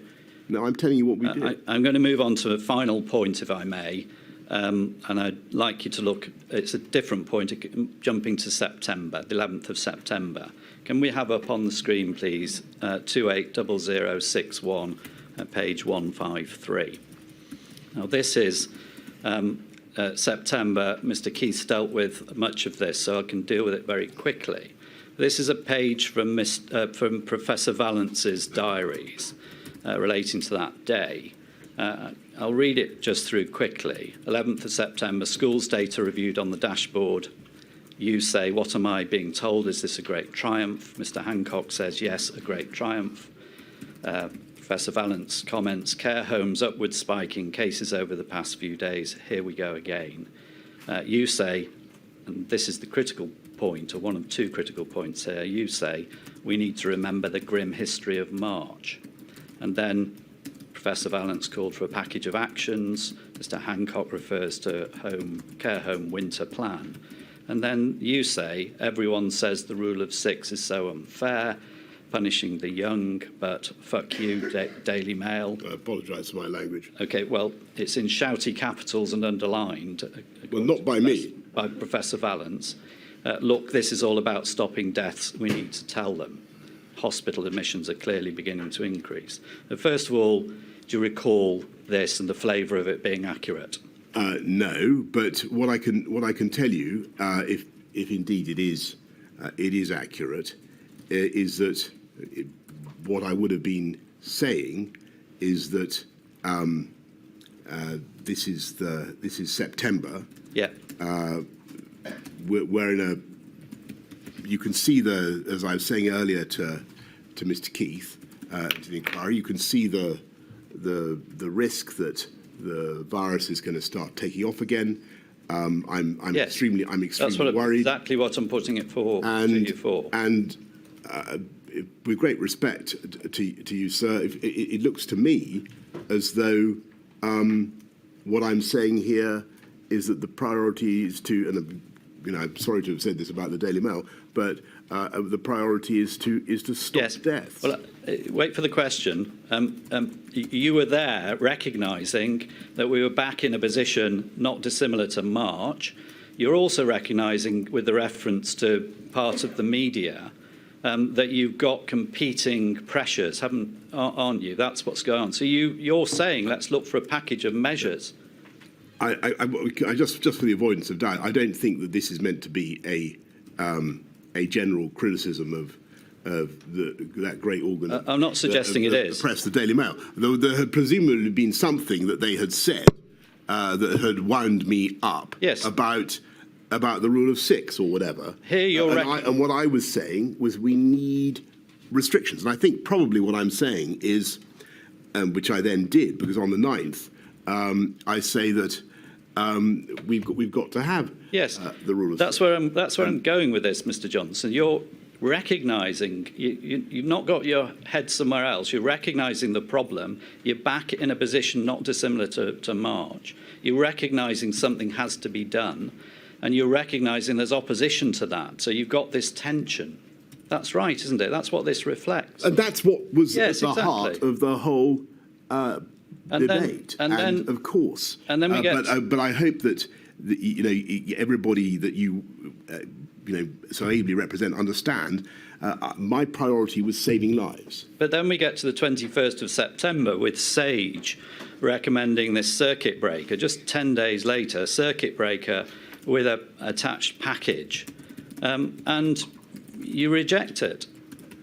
You go with a tier system, which you never refer back to SAGE. SAGE never gets to look at SAGE. Sir, great respect. I think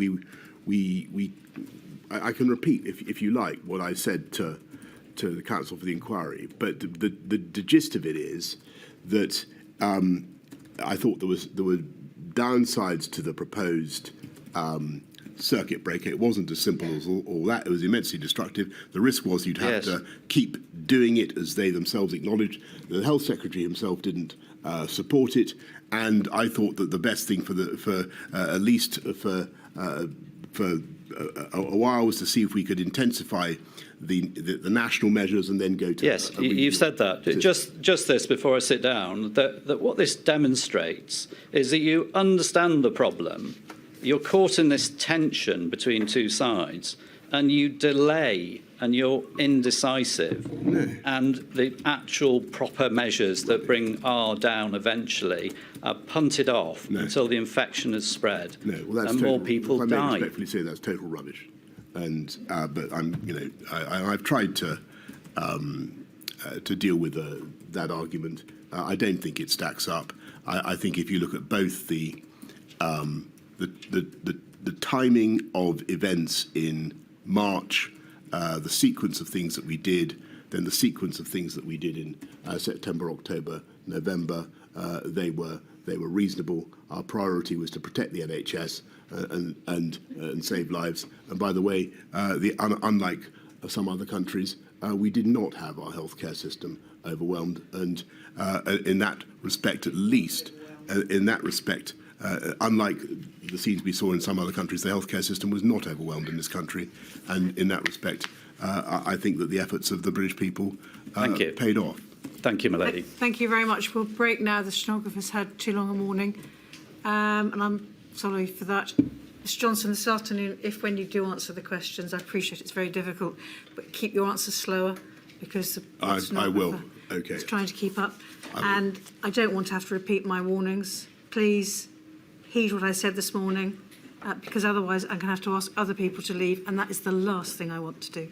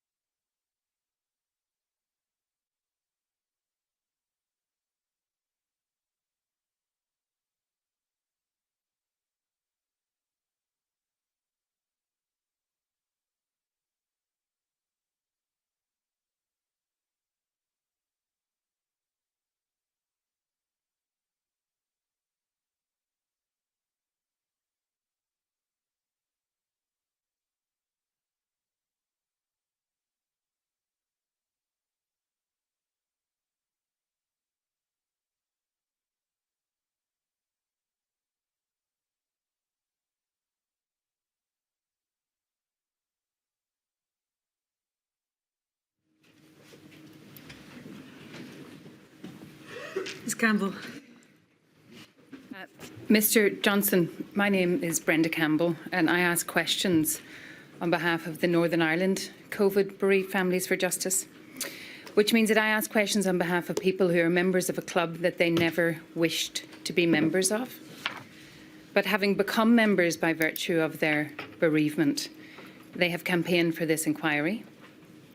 They have listened intently to all the evidence, including yours, in search for answers. And I want you to understand that the questions that I ask are asked on their behalf. And so if I may, can I ask you please to answer with clarity and with brevity those questions on their behalf? To put it bluntly, Mr Johnson, where a one-word answer is sufficient, I'll take it. It's plain from your evidence today and yesterday that you have followed a great deal of the evidence at this inquiry and that Her Ladyship has heard. You told us yesterday that you have seen the impact video that was played at the start of this module, and the impact of long COVID was reflected powerfully in that. You'll also recall, having watched that it captured the experience of our client, Martina Ferguson, who lost her mother, Ursula Derry, on the 4th of January 2021. But can I ask you, have you also listened to and watched the oral evidence from the bereaved in this module and in Module 1? No. Well, the question might be, why not? Because I'm afraid I haven't been able to watch all the evidence in this inquiry. Had you watched it, in Module 1, you would have heard the evidence of Brenda Doherty about the loss of her mother, Ruth. And at the outset of this module on the 5th of October, you would have heard the evidence of Katrina Miles, who lost her father, Gerard McLaren, 3 years ago, in fact, this month. And if you continue to listen to further modules, you'll hear stories of further bereavement that Her Ladyship has invited to be told, understanding the pain and the distress that families feel. But one of Miss Miles's points that she told us about was a galling juxtaposition of being told on the 18th of December 2020 that her father, aged 67, was going to die in the coming days from COVID, and that he died alone. His time of death is not known. 5 days later, on the 23rd of December. The juxtaposition that she told us about, that in her words was sickening, was that on the 18th of December, there were one of several Christmas events in Downing Street and around the area to have taken place that month. This particular event was a wine and cheese party and a secret Santa during a so-called business meeting. Do you understand, and on behalf of the bereaved, really understand the idea that many of those who were denied the possibility of saying goodbye to loved ones, whilst at the same time those making the draconian rules were to be seen to be flouting them, is, as Miss Miles told us, galling and sickening? Do you understand that? Thank you. And the short answer is, as I told the chairman of the inquiry, yes, I do understand people's pain and people's offence, of course. You see, sadly, her experience and that of her family is far from unique. The revelations of the unlawful parties and gatherings in Downing Street have, as Her Ladyship has acknowledged this morning, compounded the distress and the grief felt by families who were denied the opportunity either to say a final goodbye, or to host a wake, or to host a funeral for their loved ones. If you do understand that, as you tell us you do, why was it allowed to happen? Thank you. I've extensively tried to explain how I think that came about and why I think the people who were working in Downing Street for a very long time and very hard believed that they were working within the rules at the time. Though, as I say to you to those you represent, and again to the to Mane. I understand fully the point that you are making, and I regret it very much. I'm going to move on from this topic, but it's perhaps important to note that by the 18th of December 2020, there had been 86,886 COVID-related deaths that year. This, I'm going to suggest, is not a matter of hindsight. It was plain that the country and that those who were bereaved were in extreme pain and distress. Could you have done more to stop it? To stop the pandemic? The gatherings, the Partygate, the wine and cheese parties, the secret Santas, the pub quizzes or the Zoom quizzes. I had no knowledge of the event on the 18th. At the time. That was not my question. At the time that it took place. Could you have done more to stop it? I think that the trouble was, as I've said, that people were working extremely hard in Mr. Johnson, I'm going to. We've heard that. If I'd had my question if I'd is, had my, sorry, please go ahead. And this may be one where a yes or no answer would suffice. Could you have done more to stop it? I think the answer to that is that, given what I knew at the time about what was going on, the answer to that is no. But what I possibly should have done is issued a general instruction to everybody to be mindful of the rules and how things would appear. And as I say, I think in one of the WhatsApps that was earlier quoted by the counsel to the inquiry, that's my view.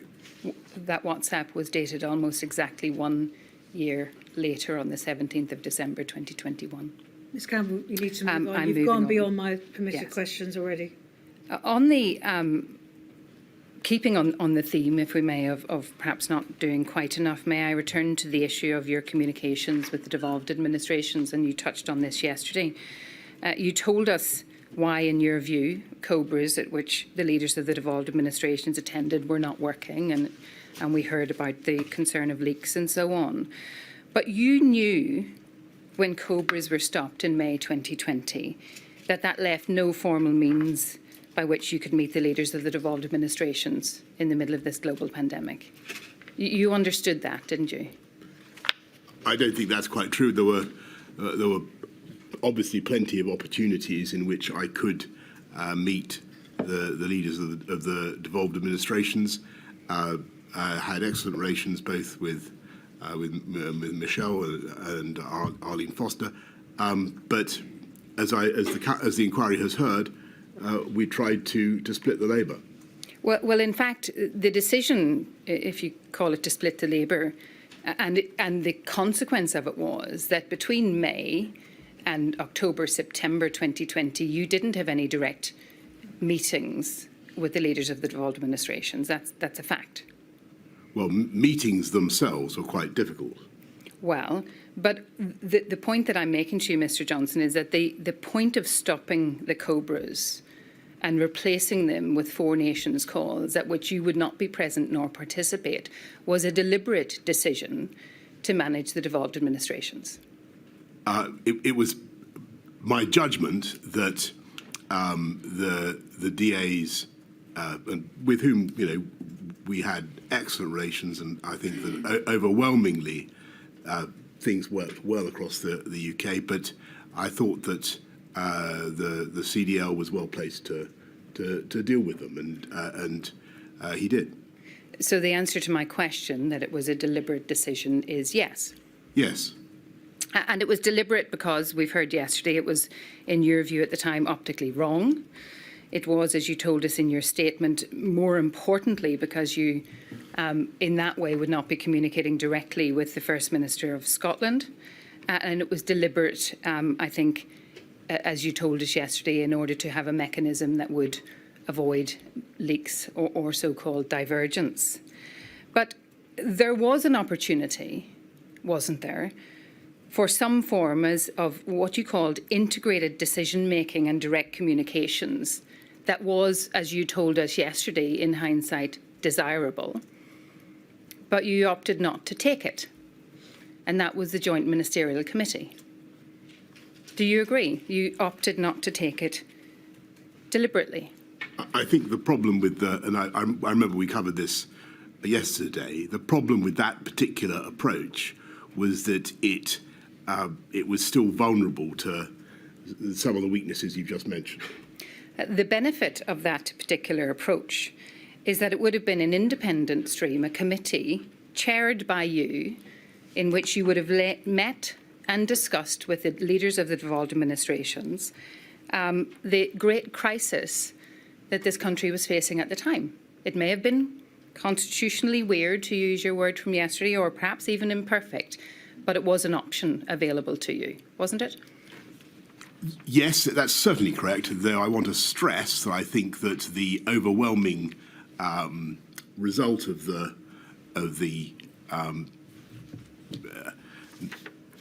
cooperation we had with the DAs was very productive and harmonious. Your evidence yesterday, Mr. Johnson, was that perhaps you should have done more on reflection. I think what I said was that I would like what we need is some sort of leak-proof integrated system. That's the grail. Well, surely what you needed was better forms of direct communications with the leaders of the devolved administration in an environment that best benefited communication across all of the devolved administrations. I think we had excellent communications across all of the DAs, and I think that the overall performance of the UK in the pandemic as a single entity was remarkable, and every part of the UK played an important part in the effort. If you look at it, there was a huge amount of joined-up work going on across the whole country. Well, what credence then do you give to the complaints coming from the leaders of the devolved administrations, and I mean across the board, not just in Northern Ireland, of a high-handed, incommunicative approach from Westminster? Well, I don't recognise that version of events. So, just to be clear, you reject the idea of a high-handed, incommunicative approach by Westminster as complained about by the devolved administration? I do, and I think that we had a huge amount of contact between Number 10 and the DAs, between central government and the DAs, and every effort was made to bring along everybody together.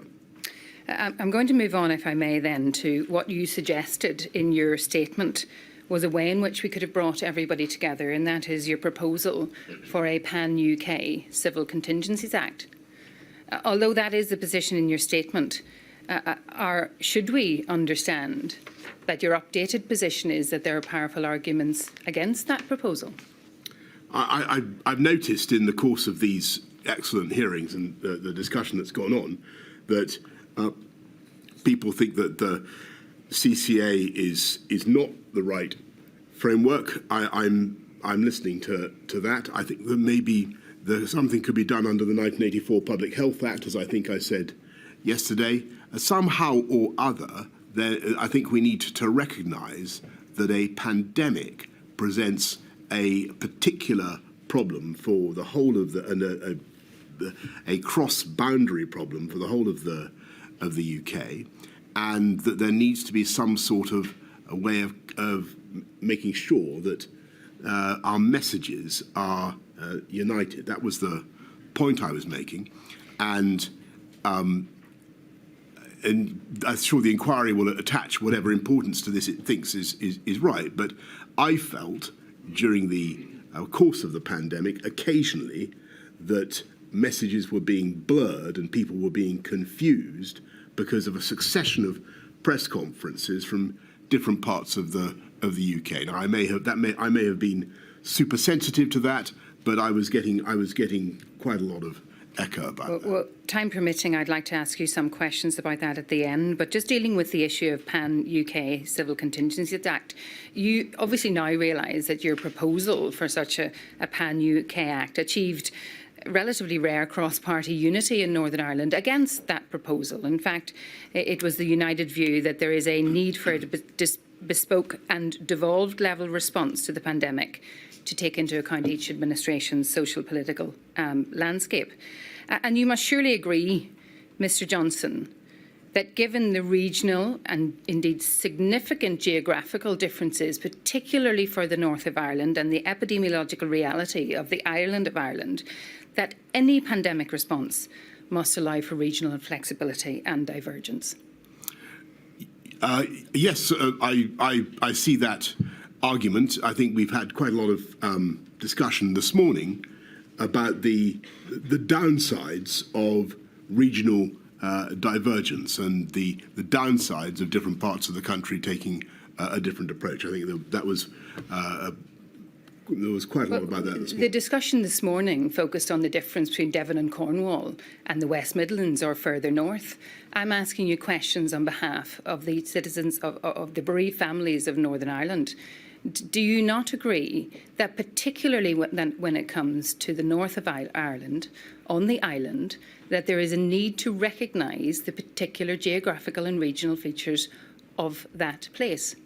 So when it comes to Northern Ireland, yes, clearly you're right. There's we have to take account of the greater epidemiological unity of the island of Ireland, and what you say has force. Thank you, Mr. Johnson. But, you know, I still think that there's you asked generally about the DAs. I think the more unified we can be, the better. Well, of course, but the suggestion of unity and of an integrated approach led by Westminster, be it either written in statute or achieved by more meaningful and direct communication, must assume, mustn't it, that Westminster is capable of real leadership, both in public and behind closed doors, and it is capable of taking timely and proportionate action in response to the pandemic in all corners of the UK. And indeed, that's what Westminster did. And I remember vividly going to Northern Ireland in early 2021 and seeing how very, very much faster the vaccines were being rolled out in Northern Ireland than they were in, and you know, nobody will thank me for saying it, but I've got to say it, than they were over the border in the EU. And there are reasons for that. And I think that Mr. Johnson, again, the Westminster brevity, approach that you've deprecated led to significant benefits for the people of Northern Ireland. Does it follow from your agreement with that suggestion that you would not countenance binding the devolved administrations to a one-nation approach led by Westminster that flip-flopped, dithered, delayed, exercised indecision and or poor judgment? I don't think I agreed with your approach, and it does not follow. Divergence and clarity in messaging is something that you touched on, and my lady, it's my final topic. You blame divergence of the devolved administrations, some getting more blame than others, but you blame that divergence and differentiation of approach for the lack of clarity in messaging. And you know that the devolved administrations and the leaders who have provided statements to my lady don't necessarily agree with you. That the concerns raised by Paul Given, to take one example, is that if there is a need for divergence across the four nations, the communication around it simply needs to be managed. This was something that was not done well at the early stages of the pandemic. The Prime Minister tended to speak as though he was speaking for all four nations rather than giving space to the devolved administrations to manage communications. And my lady has heard a great deal of evidence about England-focused data being cited, about an England or even London-centric approach being adopted by Westminster. To borrow the words of Professor Henderson, if you choose not to be clear in your messaging, Mr. Johnson, do you accept that that's your choice? I think the issue was that within the UK and accepting the particular issues raised by the island of Ireland, it's a single epidemiological unit. The trouble was that we were from time to time, and we mustn't exaggerate this, from time to time there was a dissonance in the message. I think that when message was so important, it would have been ideally we would have had complete coherence, because I think sometimes people found it hard to follow and couldn't see why one area was different from another. Was a reason for that confusion, to the extent that there was confusion, because of your government choosing a lack of clarity in message and not respecting the clear and giving a clear understanding of the need for regional differences? No, I think the reason was the difference in the messaging and people being confused as to what exactly they were being asked to do. Thank you, my lady. Thank you, Ms Campbell. Ms Harris. Now, if you look around the pillar, Mr Johnson, Ms Harris is down the back.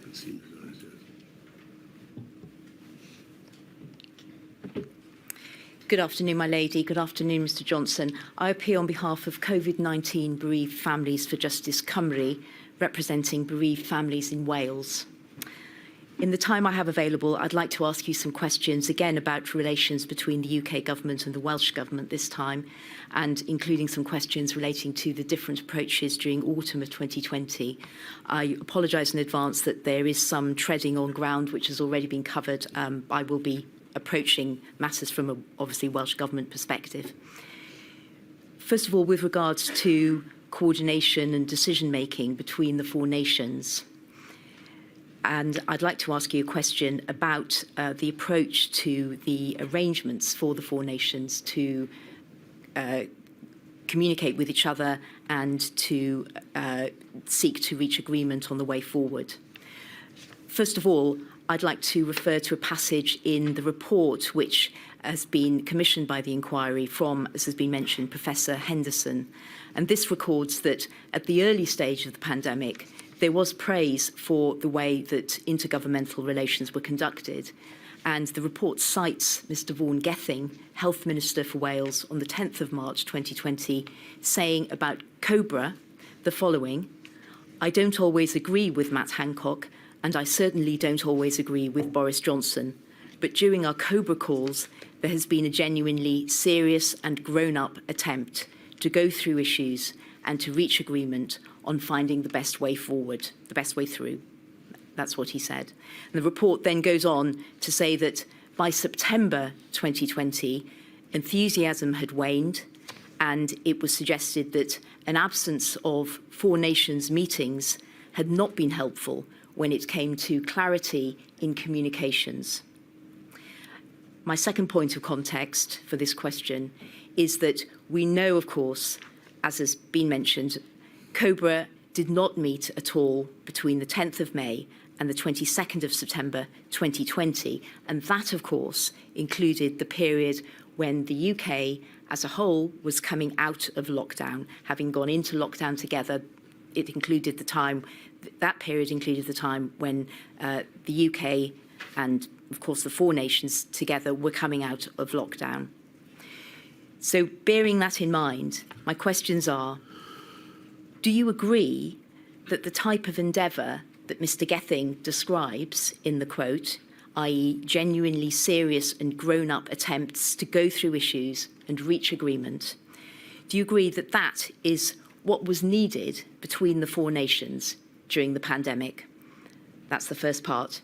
And the second part of the question is, do you agree, and I think you may have indicated your opinion on this already, but I'd like to ask you for any further reflections on the point, do you agree that in order for there to be the best chance for that type of engagement having been sustained throughout the pandemic, that there needed to have been different arrangements after May 2020 to those that were in place at that stage? And I'm not asking about changing the responsibilities of devolved nations. I'm asking about the machinery for interactions, given the framework that we have. So I think the answer is yes and then no, if I've got your questions in the right order. Yes, you have got my questions in the right order. Yes, and so and your answer no is to my suggestion that what was needed in order to sustain that kind of serious and grown-up attempt type engagement did not need, as has been suggested, a more predictable pattern of engagement with the Prime Minister for the devolved administrations than existed with the arrangements that were in place. I don't think it did. I think the UK effort was remarkable, and there was far more that united us than divided us. I have excellent relations, and did have excellent relations with Mark Drakeford. I know he always wanted to have more meetings, but I did believe that Michael Gove was doing an excellent job, and I believe that Mr. Drakeford recently told Mr. Gove that actually he thought that the collaboration had been very good. In Mr. Drakeford's evidence, he has said that there was a vacuum in that there wasn't the possibility of speaking directly to the Prime Minister sufficiently. And he's referred to the need for a regular checkpoints with the Prime Minister. Would you not agree that had there been a greater opportunity for that to happen, then that would have meant that it would have been more possible and more likely that differences could have been ironed out and there could have been a more coherent and coordinated approach forged between the four nations? I think that every Prime Minister would like to do much more the whole time. I had to do whatever I could to fight COVID. I thought that the system we had going was pretty good, and I felt that the Chancellor Duchy Lancaster was doing a good job of interacting with the DAs. If I'd felt that wasn't the case, if I felt that there was a serious breakdown of relations between the centre and the DAs, I would of course have intervened, but that didn't happen. So to summarise then, Mr. Johnson, you evidently felt that the arrangements that there were in place were sufficient to promote a forging of a coordinated four nations approach. I think that's your indication. I think that within the limits of what was going to be politically realistic, given the prerogatives of the DAs, I think that that's entirely right. And you're aware, of course, that that's not a view that is shared across the devolved administrations. Well, I'm as I said to you just now, I'm not certain that quite how strongly your point is echoed. I think actually I've heard that Mr. Drakeford in particular feels that the level of cooperation was good. Well, Mr. Johnson, that's not evidence that's been submitted to Module 2 in this inquiry, and that is certainly not consistent with the written evidence that's been submitted on behalf of Mr. Drakeford. I'd like to ask you about the phrase that you used and the point that's made in your witness statement, where you stated it's optically wrong for the UK Prime Minister to hold regular meetings with other devolved administration ministers. This, of course, has been highlighted previously. It is a statement that you made, it's not in a WhatsApp message, or it's not in somebody's diary, not intended to be published. This is in your witness statement.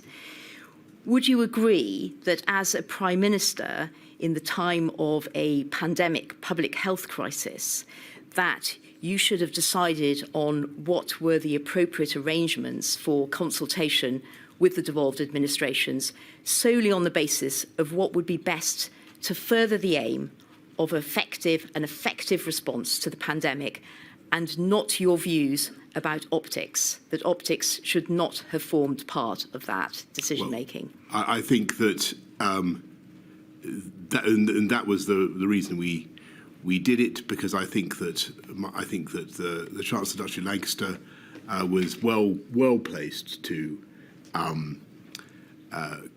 conciliate, to bring people together, and to get on with explaining and coordinating the position.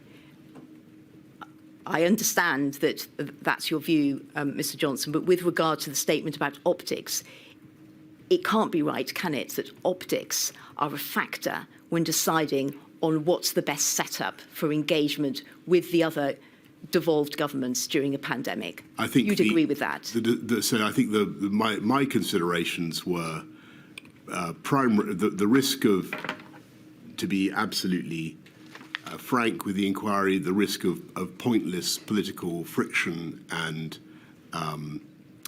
grandstanding because of the well-known opposition of some of the DA administrations to the government, and also to avoid unnecessary leaks. And I thought that the way to minimise divergence and tensions, actually, and this, you can quarrel with this judgment, but I thought the way to minimise divergence and tensions was to take the temperature down and to have business-like and practical meetings between the CDL and the DAs, and that's what we did. And I think by and large it was extremely effective.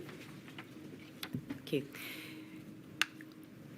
I've heard your answer, Mr. Johnson. I'll move on to the next question, and I'd like to ask you now to address, please,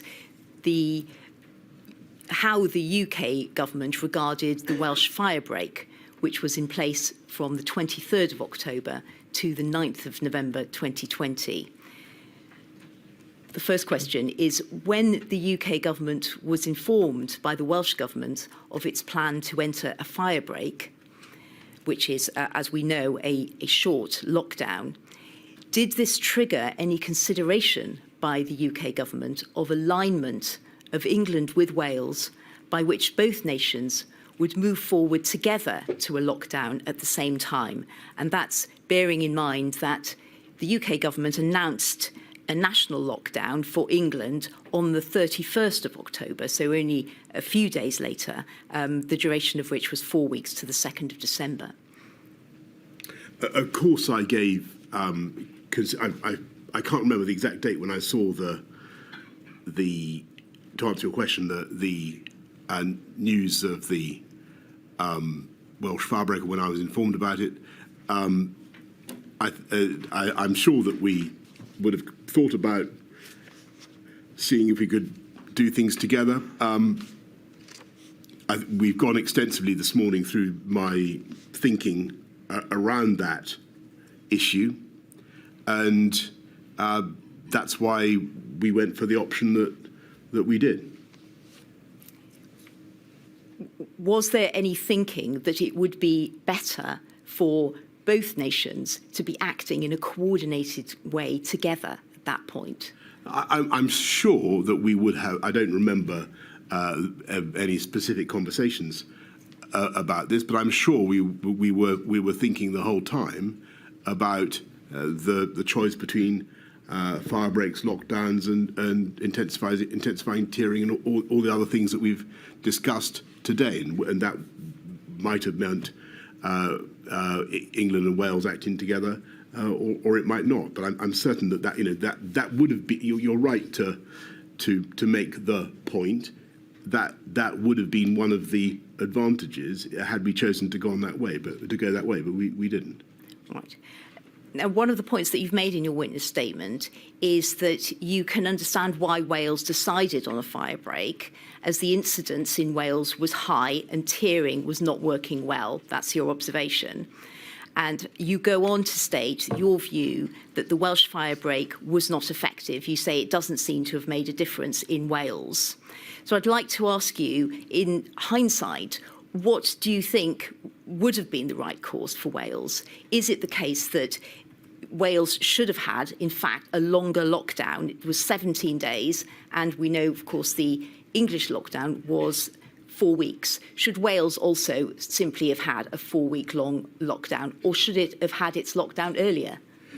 I think it was striking that we ended up really doing pretty much the same sort of thing, and I think that it was an illustration of how the UK tended to in spite of everything, to move more in step than sometimes the politics seem to suggest. Thank you.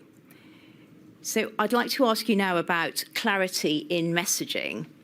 And one of the points that you made in your evidence yesterday was that clarity and unity of messaging was very important. And I'd like to ask you about the change of message from the UK government's stay at home to stay alert and how that was handled. And by way of context to the question, the change was related to the route out of lockdown. And if I could ask to pull up on the screen, please, the document INQ 000256846. And that's there. That's there. Thank you very much. So what you see there is a record compiled by the Principal Private Secretary of the First Minister for Wales. And it's in an email dated the 8th of the 5th, 2020. And it's a record of a meeting with Mr. Gove on the 8th of May of the devolved administration's first ministers. And it precedes the COBRA meeting, which was on the 10th of May, which dealt with the announcement or discussion prior to the announcement of the road out of lockdown. And if I could refer to some passages briefly in this, just to introduce the question that I'd like to ask you, having looked at this document and one other document very briefly. So first of all, we have the text, key points from call today with CDL and FM's Scotland and NI. And obviously the Welsh First Minister was present as well. And first bullet point, COBRA expected Sunday afternoon. A little bit further down the page, recognition that different jurisdictions may move at different pace depending on progress of disease and practicalities, for example, different school calendars, but this does not undermine Four Nations' approach. Then a little further down, if we go to the bullet point, the penultimate bullet point, DAs emphasised keeping core stay-at-home message. Gove will reinforce with PM, and then CDL summarised, recognition that different pace of change reflects devolution and pace of disease. He will make sure we have time to contribute to COBRA discussions. And then finally, will talk to PM re-stay at home narrative. So it's obvious, of course, from that document, Mr. Johnson, just to confirm that the devolved administrations wanted to stay with the stay at home message at that time. Thank you. And if I could now ask for this next document to be pulled up, please. It's INQ 000216537. And this is a record that has been compiled of the COBRA meeting on the 10th of May. This is the record compiled by the Communications Director for the Welsh Government. And this record, if I can ask to go to the third page of this record, and just very briefly, some of the observations that are recorded that were made. The issue about messaging relating to the change of message from stay at home to stay alert was raised by the First Minister for Scotland, but as we know, it was a matter where there were concerns from all the devolved administrations. And she has raised the point, and at the top of page 3, we see Prime Minister responded that nothing will appear in Scotland that will cut across the stay-at-home messages. And then in the next paragraph, we see that the UK Director of Communications, Alex Aiken, he makes some observations. I think it's fair to say that the summary of what he's saying is that he's summarising the merits of the change to stay alert. He says, stay alert encourages people to change behaviour and permissions. It has polled well. Monday into Tuesday, we will start national advertising to start to change behaviours. And then if we look a little bit further on, it refers to, in the next paragraph, to the First Minister for Scotland reiterating that they would not be moving to the stay alert message and looking for assurances that there would be no paid ads on TV or elsewhere in Scotland. This would undermine messages of the Scottish Government. Prime Minister said they will deconflict messaging as far as possible. We can move forward as 4 nations. Now is the moment to recalibrate messaging. And then further text relating to what you then went on to say. So the question that I'd like to ask, arising out of looking at those passages, is, as you can recall, what did the UK government do to make sure that the change of message took account of the fact that the devolved administrations were not changing their message? They wanted to stay with stay at home as the main message. And what did the plan to deconflict amount to? Well, if I may say so, and thank you very much for taking us through all this. I think you're rather eloquently illustrating one of the problems that we had. And you're perfectly correct that there was a divergence in the message and in the advice. And in England, certainly, we felt that the people had been through an awful lot. There'd been a huge sacrifice effort by the public to get the R down below 1. People needed to know whether they should go back to work or not. We wanted to have a message to allow people to go back to work if they could, and to get things going because of the very serious harms that we had seen. And now, the difficulty was, as you rightly say, that in other parts of the UK, they had a slightly different approach, and it was hard to get a message that everybody could agree upon. Yes, and a message wasn't agreed on. That's clear, isn't it? There wasn't agreement about the move to stay alert. The devolved administrations, as you've confirmed, wanted to stay with stay at home. And my question is what did the UK government do? Did it plough ahead with stay alert, regardless, with very little adjustment? Or did it do all that could sensibly be done to make sure that there was, and you've emphasised the need for clarity, that there was as much clarity as possible so that people who lived in each of the 4 nations knew what applied to them? Did the UK government do all it could sensibly do in order to bring about that outcome? The difficulty was, I think that we tried as much as we could to forge a consensus. I think it would be fair to say that certainly in Scotland and Wales, I'm not certain of Northern Ireland, but certainly in Scotland and Wales, there was throughout the pandemic under the Labour government in Wales and under the SNP in Scotland a general, a greater degree of caution and a greater desire to keep within lockdown measures than there was in the UK government as a whole. And I sympathised with that. I understood why people felt like that, and I think that went very much with the grain of a lot of public opinion. But we also had to try to reflect the fact that we got the R down below 1, and there was no point in doing that unless you were going to try to not just to save life, but also to take advantage of the freedom that gave us. And it was, and this is a perfect example of the difficulty that we had of having public health messaging that was divergent across the UK. Well, Mr. Johnson, I think it would have been, frankly, I I'm think afraid there's no more time. it would have been better. I have to finish. It would have been better to have a unified approach. Though I appreciate and I can from all the questionings that I've had, the legitimate sensitivities that raises in the DAs. We've got to find a way of doing this that doesn't tread on people's toes, but produces a unified answer. I mean, the UK government itself needed to be clear, didn't it? You'd agree with that?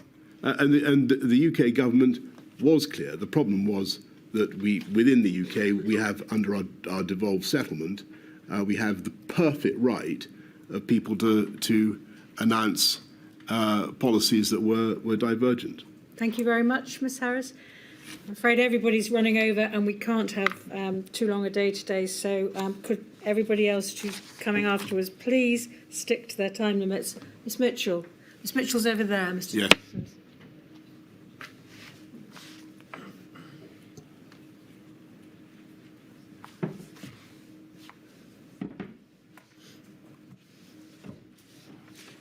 Mr Johnson, I am instructed by Amar Anwar and Company on behalf of the Scottish COVID bereaved. In his evidence to the inquiry, Lord Edward Udney Lister was asked about a chain of emails where the First Minister, Nicola Sturgeon, was requesting a telephone call with you. And this was on the 5th of March 2020, an important day because it was the day that COVID was added to the list of notifiable diseases. So it was a landmark day. An answer to asking why there was a reluctance to have the First Minister contact you, Lord Edward Udney Lister gave the following evidence, and this is from the transcript of 7th November 2023, page 105. Well, I mean, as you can see from the exchange of emails, the meeting took place, so I certainly wasn't trying to block that meeting taking place, but there was quite a lot of tension between the Prime Minister and the First Minister. They had no real personal relationship of any kind, other than that they, I think, generally didn't like each other very much. I would like to ask, is this a fair characterisation of the relationship between you and the First Minister of Scotland, Nicola Sturgeon? Oh, I'm sorry to hear Eddie said that. Actually, I had no ill will whatsoever towards the First Minister of Scotland. When I've talked to her, we've got on very well and had a friendly relationship. And as I think you just said, we did indeed have a meeting. Is it odd that such a close and senior person working for you got that impression? Well, I think that the let's put it this way: the much as I love the SNP, they weren't politically.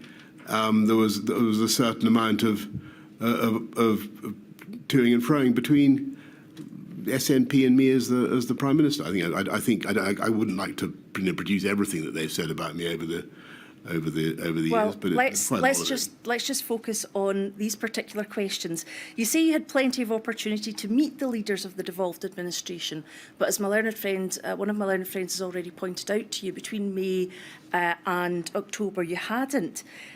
If it were to be correct that you had a certain degree of reluctance to meet with the First Minister, does that play into the fact that there were so few meetings during this time? I think we've gone into the reasons for all this quite a lot, and I think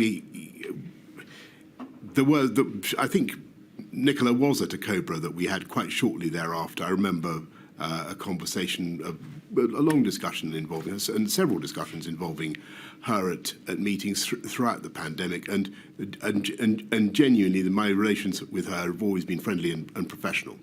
I think the reasons for the approach that we took were, as I've been saying to others, that I thought a grown-up way of doing this that would take the steam out of things, keep things focused on the needs of the UK public, would be to manage it in the way that we did. And why would, as you say, taking the steam out of things, why would that require Mr Gove to be appointed to the role? Well, I think, as I say in my statement, I think he was well suited to the job of bringing people together, hearing people's opinions, conciliating, without people who are not necessarily my number one political fans, feeling the need to chip paint off the government. Mr. Johnson, you say, I don't need this up, but you say at paragraph 191 of your statement that you've given to this inquiry that sometimes when you had to make political decisions about what was going to happen with the country, sometimes decisions were urgent and needed to be made extremely quickly, which could present a challenge. Either we would need to convene a COBRA, invite the DAs to a cabinet meeting or a UK government subcommittee meeting at which their role was not always completely clear, or we would need to take a decision ourselves and bring the DAs on board. None of this was ideal. Now, as we've seen from this inquiry as it's taken place, a lot of government in the modern day appears to be done by way of very fast means of communication: text, email, WhatsApps, phone, video conferencing. Why do you consider that consulting the DAs would have prevented urgent decision making? I'm sure there could have, in an ideal world, perhaps we could have found a way of doing it. My concern was that the DAs would understandably and use their legitimate prerogatives to do things differently, and from time to time to come out of what were meant to be confidential meetings and understandably want to talk to their own media within the DAs about what was going on and to explain the position. Now, I think the inquiry needs to reflect upon this, and it's not for me to say what the inquiry needs to reflect on, but I've found that it was a difficulty during the conduct of the pandemic. The virus doesn't respect any borders within the UK. The virus doesn't respect administrative boundaries. With respect, we saw this problem with the tiering approach. I think that we need to think as far as we possibly can about ways of getting a unified message, and I say that with maximum respect to the DAs and to their. I'm coming on to the issue of messaging. That will be a chapter I will develop. But at the moment, I would like to stay with the issue of how to interact with the DAs in the times of, for example, a pandemic. You have talked about there needs to be a structure that should be put in place to allow for consultation between the UK government and the devolved administrations during emergency situations. And you have indicated that what you would like is a leak-proof integrated system. Can you help the inquiry as to how that might be done?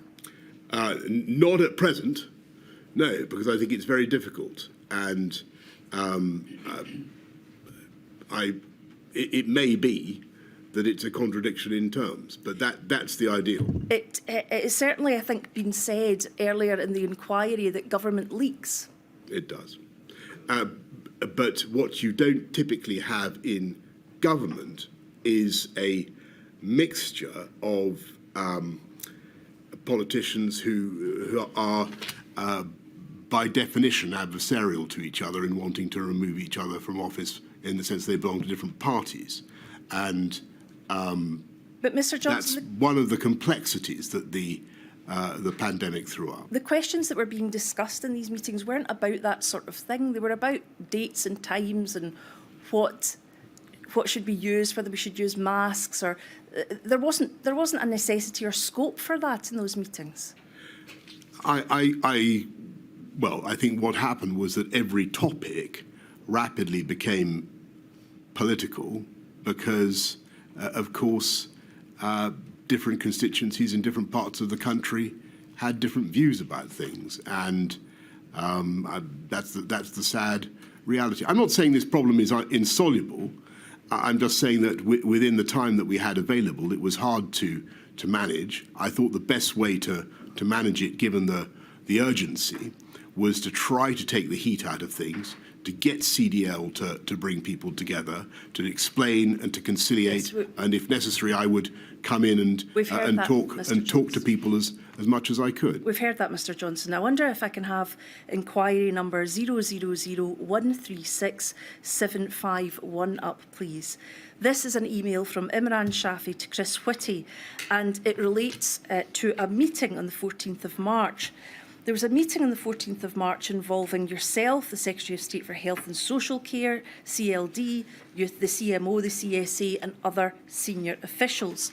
There was no DA presence at this meeting, so no one from Scotland, Wales or Northern Ireland, which discussed the need for a cross-government signed-off package on shielding the vulnerable and elderly. It was noted that the decision on when to implement this package would be based on advice from the CMO and the CSA. The advice was to include how to handle the DAs. And you can see that in respect of the particular document at the very last entry on number 1. What did you understand, or what do you understand by the phrase, how to handle the DAs? Well, I think that the inquiry will know very well the context of this email within the timetable of COVID. It's coming the very day, in the early afternoon of the very day when we've realised that we're behind in the curve, and that we have to take very urgent action. Indeed, Mr Johnson.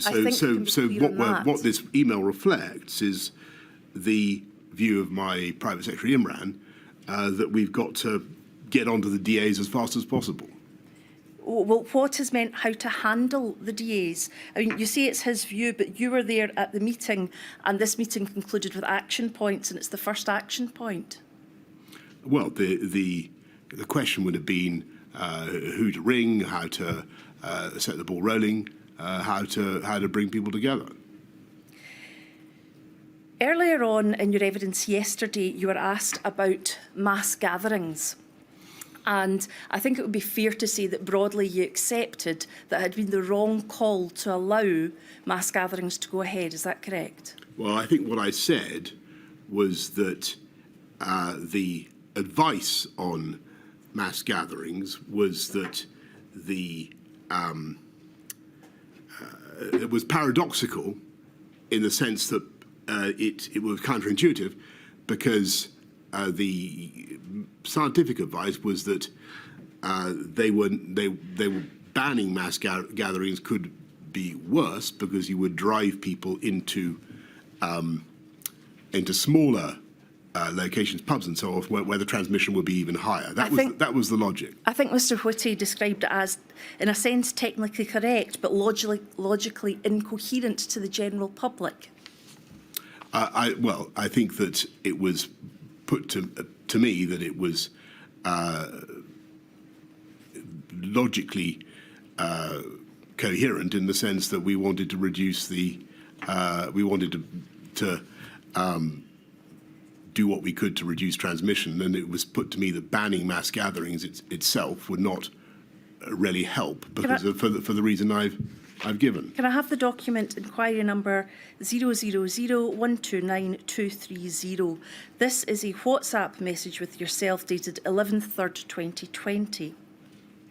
As we can see, it reads, I spoke to Chris Whitty at length about your concerns about the comms tomorrow getting overcomplicated. He thinks there's a really simple way of describing what we want people to do in future, based on from Monday, if you're ill, stay home. He's going to make sure that by Cobra, we're in a good position. However, he also thinks the Scots are going soft on mass gatherings, and that Nicola has decided she definitely wants to move on some totemic cancellations. Now, the reason I flag this up is this is being used as a possible reason for Scotland just doing things differently. Would it be fair to say that, in fact, in retrospect, the correct call was to call off those gatherings and to send the correct signal to the public that this was an important thing and everybody had to be very careful about their health? I can't say how much of a difference it would have made at that stage. What I've tried to tell you is the reasons why we, at a very early stage in our understanding of the pandemic, had gone for one option, and what you've clearly got here is for what we thought were sound epidemiological reasons, and what you've got is Scotland using its prerogatives to do something different. Whatever the rights and wrongs of the epidemiology, you have a divergence of approach. Indeed, and what I'm asking you is retrospectively. The risk is that in the end, you start to undermine public understanding. Indeed, the inquiry has heard that and understands it. What I am asking you to reflect upon is, retrospectively, was that the right call? I can't say. I think that Like what certainly wasn't helpful throughout was to have different messages. Well, that's exactly the matter I'm coming on to. The issue of differential messaging is one which has peppered your evidence so far. In your statement at page 30, I don't need that brought up, but in your statement at page 30, paragraph 126, it says, looking back, we should have thought much harder about the legal basis for the measures proposed. There's a respectable argument that we should have used civil contingencies legislation rather than public health. By allowing for at least the appearance of divergence in approach between the various parts of the UK, we were risking considerable public confusion and frustration when clarity of message was crucial. Now, given, as you've already identified, the prerogative of devolved administrations, in particular Scotland, where health is a devolved matter in Scotland, where Scotland has access to its own data, its own government, its own CMO, its own DCMO, and it has, I suppose, the best view on what's happening in its own area, i.e. the different spread of COVID perhaps between the Scottish Islands and London. Are your comments fair or proper? My comments on... Is your comment that the appearance of divergence in approach between the various parts of the UK we're risking considerable public confusion and frustration? Well, I think that clarity? obviously that's for the inquiry to decide. But I think I'm really grateful to you for raising all this. But I was worried that there was a continual dissonance of messaging, and I was worried that would do two things. It would confuse people, and that in the end it would undermine people's confidence in the message. One or other of these points had to be I would right. like to, which one was it? And I would like to take you to that. First of all, I've got two issues left. First of all, the stay alert message. You say clarity and consistency are important, you are sensitive to this, that the messaging was so important and you were concerned that people found it hard to follow. The fact was, the message was stay at home, protect the NHS, save lives, and it was changed by the UK government by itself to stay alert. Did you have any communications with the devolved administration saying you were going to change it? Well, I think the previous council for, I believe it was the Welsh bereaved families, indicated that there had been a consultation about that. Had there been if I may put this to you, if there was such a meeting and conversations were had, why was consistency of messaging not an issue when the UK government decided to change its advice, but the other three devolved administrations didn't? I think perhaps I could put it this way: the pandemic changed and the virus changed and its virulence, and we had to change our response. And I think the difficulty... I think that just to complete the point, I think the problem was that we would find sometimes that there was a difference in message. I don't want to make too much heavy weather of this, but I think sometimes it was a problem. That brings me to my last point, but just before I leave the issue of stay alert, Professor Halpern has given evidence to this inquiry that the phrase that was changed was so bad because it told you to worry and it didn't tell you what to do. He described it as the worst combination, and I would respectfully allow you to reflect upon that. If I can take you on to my final point, and it's in relation to a report, an expert report, which has been heard detail of in this inquiry by Professor Ailsa Henderson, and it's about confusing messages. Now, you have said in your evidence that messaging was incredibly important. Messaging in the end was the most important tool we had to deal with the virus. I don't think we should deprecate the importance of messaging. So at the heart of what you were doing, you thought messaging was a critical tool in relation to the pandemic. If we can have before us inquiry number 000269372, the report by Professor Ailsa Henderson, page 49, paragraphs 151 and 152. This is about advice given by the UK government over communications with the public. If about halfway down the paragraph, it starts an analysis of the text prepared speeches.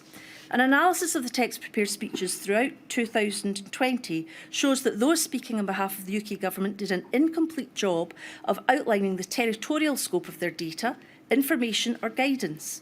In the first months, there was almost no mention of devolved administrations or their first ministers. There was little attempt to outline what applied UK-wide and what applied only to England. The phrase "this country" was employed frequently to mean England or Great Britain or the United Kingdom. In general, spokespeople were slightly more likely to clarify if a UK-wide matter applied to the whole of the UK. And it goes on to give an instance. Given by your own admission the critical nature of the communications and the fact that messaging was the most important tool the UK had to deal with the virus, was sufficient consideration given by the UK government to ensuring that the geographical, jurisdictional of their data and information and guidance was made clear?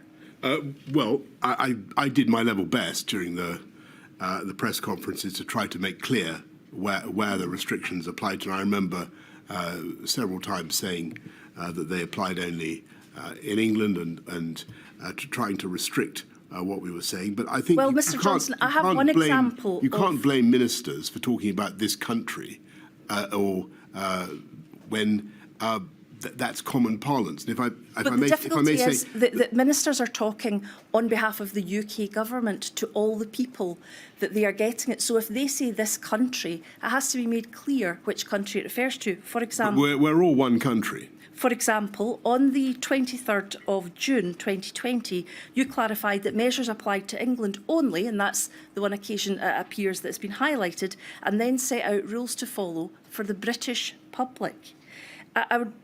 Is what was needed was clarity, and isn't it, in fact, that the problem was that the difficulty was created by the UK government? No. Later on in this report, it says that notwithstanding efforts throughout 2020, the UK COVID press briefings repeatedly failed to clarify rules governing school closures, rules for social gathering, funds for local authorities, funds for the coronavirus community support, the renewal task force, dedicated funding for mental health, bike voucher schemes, increased marshals on rail works, the reopening of car showrooms or other retails were all England specific. And they say this is, the report goes on to say this is particularly important as in some instances government spokespeople were calling for individuals to change their behaviour, and as such rules would not have applied throughout the UK.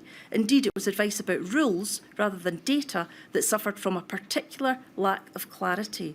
So, given what is said in this report, Mr Johnson, did the UK government fail to properly implement the most important tool the UK government had to deal with the virus? I think that if you look at the public understanding of what we were trying to say, it was remarkable how clearly people got the message, considering the extreme complexity of the rules and considering the fact that there was divergence, Mr Johnson, across the DAs. Given the complexity, I think what you've got here is in all this conversation, a perfect example of how different messaging can be confusing for ministers, for people across the whole of the UK. The virus thinks whatever the SNP may think, the virus thinks this is all one country. I'm not And asking. That's the reality. I'm not asking questions about the SNP. I'm asking questions about you and your minister's messaging during the pandemic. You have said that what it was extremely complex issues, and there may be no doubt that that was so. But wouldn't that be all the more reason that you made absolutely clear every time you stood up and spoke to the 4 nations that you made it absolutely clear what the rules were for each nation in each country? Well, I could have done that. I think that, and that might indeed be a way forward. I think it may be that you hit on a solution, which is that in future it should be entirely the job of the Prime Minister of the United Kingdom to announce the different rules that apply in different places across the UK, rather than having those messages blurred or anticipated. I happen to think that that would still be immensely complicated and people wouldn't understand quite why there were differences. All I'm saying is that I think there were legitimate democratic desire of the DAs to have their own approach to public health. I totally get that and I support that. But in the particular context of a brutal, pitiless pandemic, there had to be some way of helping the public with greater unity of messaging. That's all I'm saying. And the best way to have such, the best way is not to look for unity, but to look for clarity. Would that be correct? I think that clarity follows unity. I think that we've gone far enough on that front. obliged. This is not going to become a seminar with respect. I shall return at 3:15.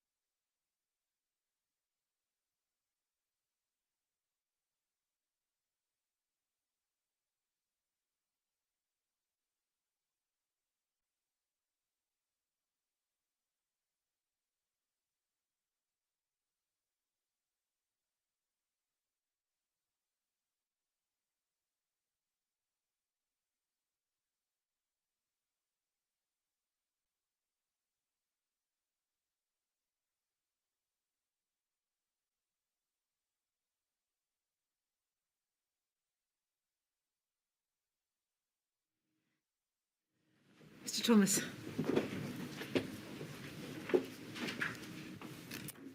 Former Prime Minister Johnson, may I start by saying how much I appreciate your time here today.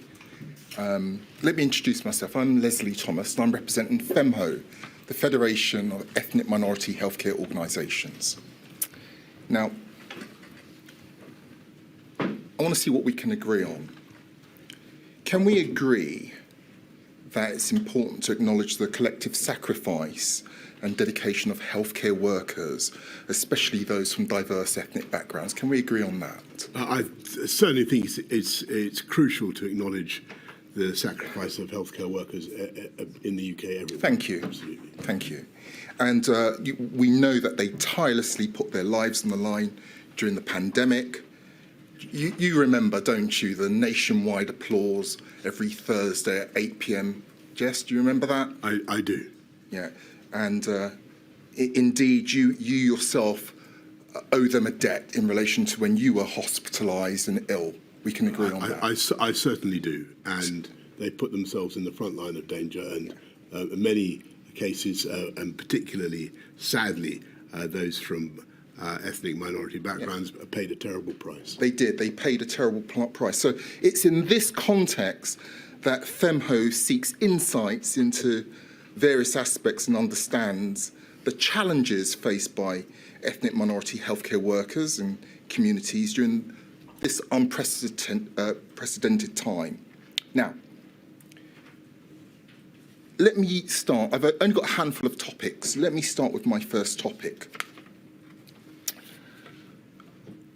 Mr Johnson, considering the expert testimony of the Chief Scientific Advisor, Sir Patrick Vallance, that disparate health outcomes based on vulnerabilities were, quote, entirely foreseeable, and the acknowledgement that pandemics exacerbate existing inequalities rather than creating them, I'd like to focus on the period leading up to the first lockdown in March 2020. During those critical days, why didn't your government put any measures in place in anticipation to mitigate the potential harsher effects of the pandemic on vulnerable and minority groups? Can you help me with that, please? I certainly can. I think that we recognise that a pandemic, as Sir Patrick has said, was going to be brutal for the whole country. But I think that one of the things that I'd been told from the beginning was that, if you remember in the conversations that we'd had about the downsides of lockdown, is that they were likely to be felt particularly by those from lower income groups, ethnic minority backgrounds, who would typically, and it's a generalisation, be more vulnerable. Yes. So at that particular stage, it was one of the reasons why we were so careful about the timeliness of the lockdowns that we've described. But Mr Johnson, just help me with this, because I may have missed this.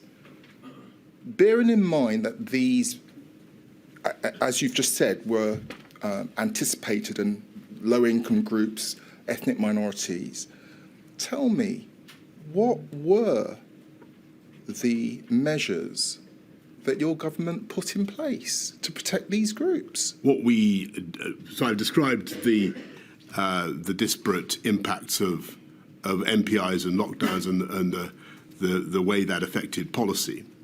What we didn't at that stage know, and I think that's what Patrick is talking about, but what we didn't at that stage know is the extent to which the virus itself would impact different groups differently. Well, and that was only ready to become apparent in the course of the weeks ahead. Well, you say in the weeks ahead.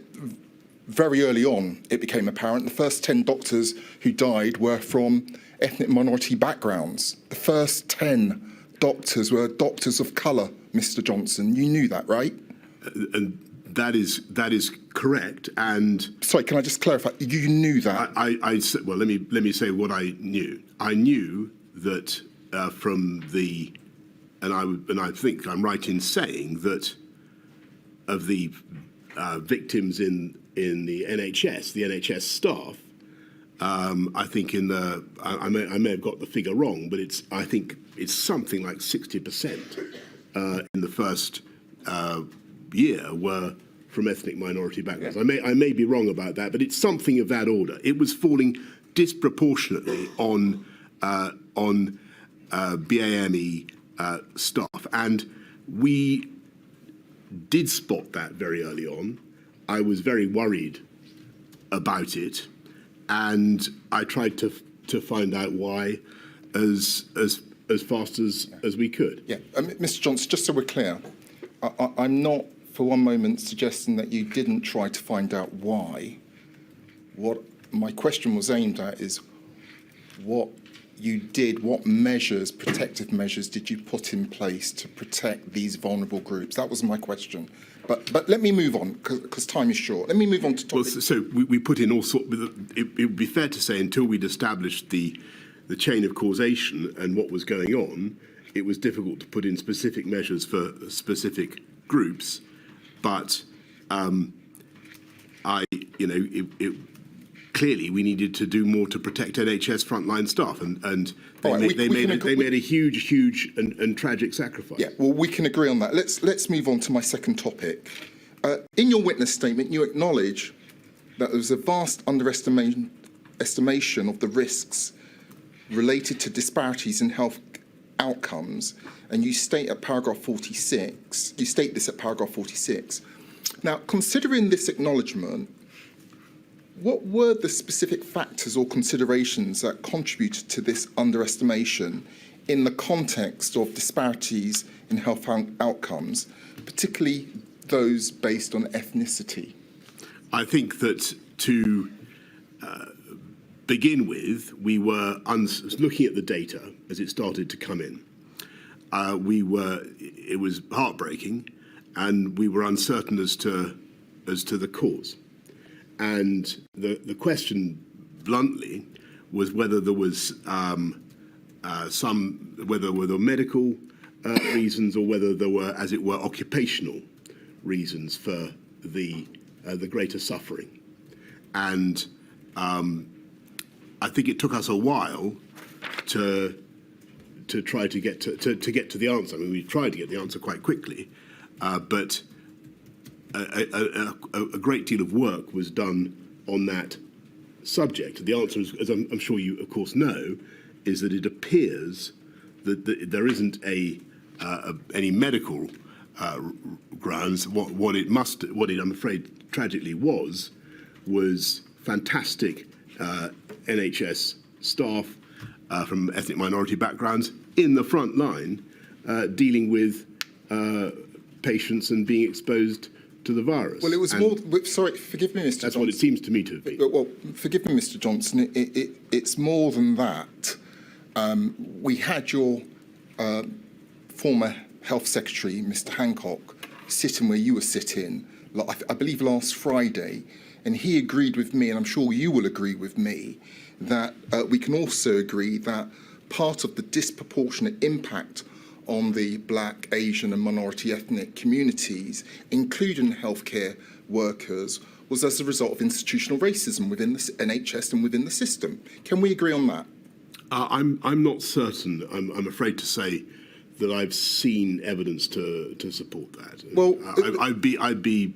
You are unaware of the report done by Public Health England into the NHS that Mr. Hancock was telling us about, where it was talking about institutional racism. You're completely unaware of that as Prime Minister? I haven't. I've got to confess to you, seen that report. The information that I had was that wasn't the information that I had did not mention that as a factor. All right, let me move on.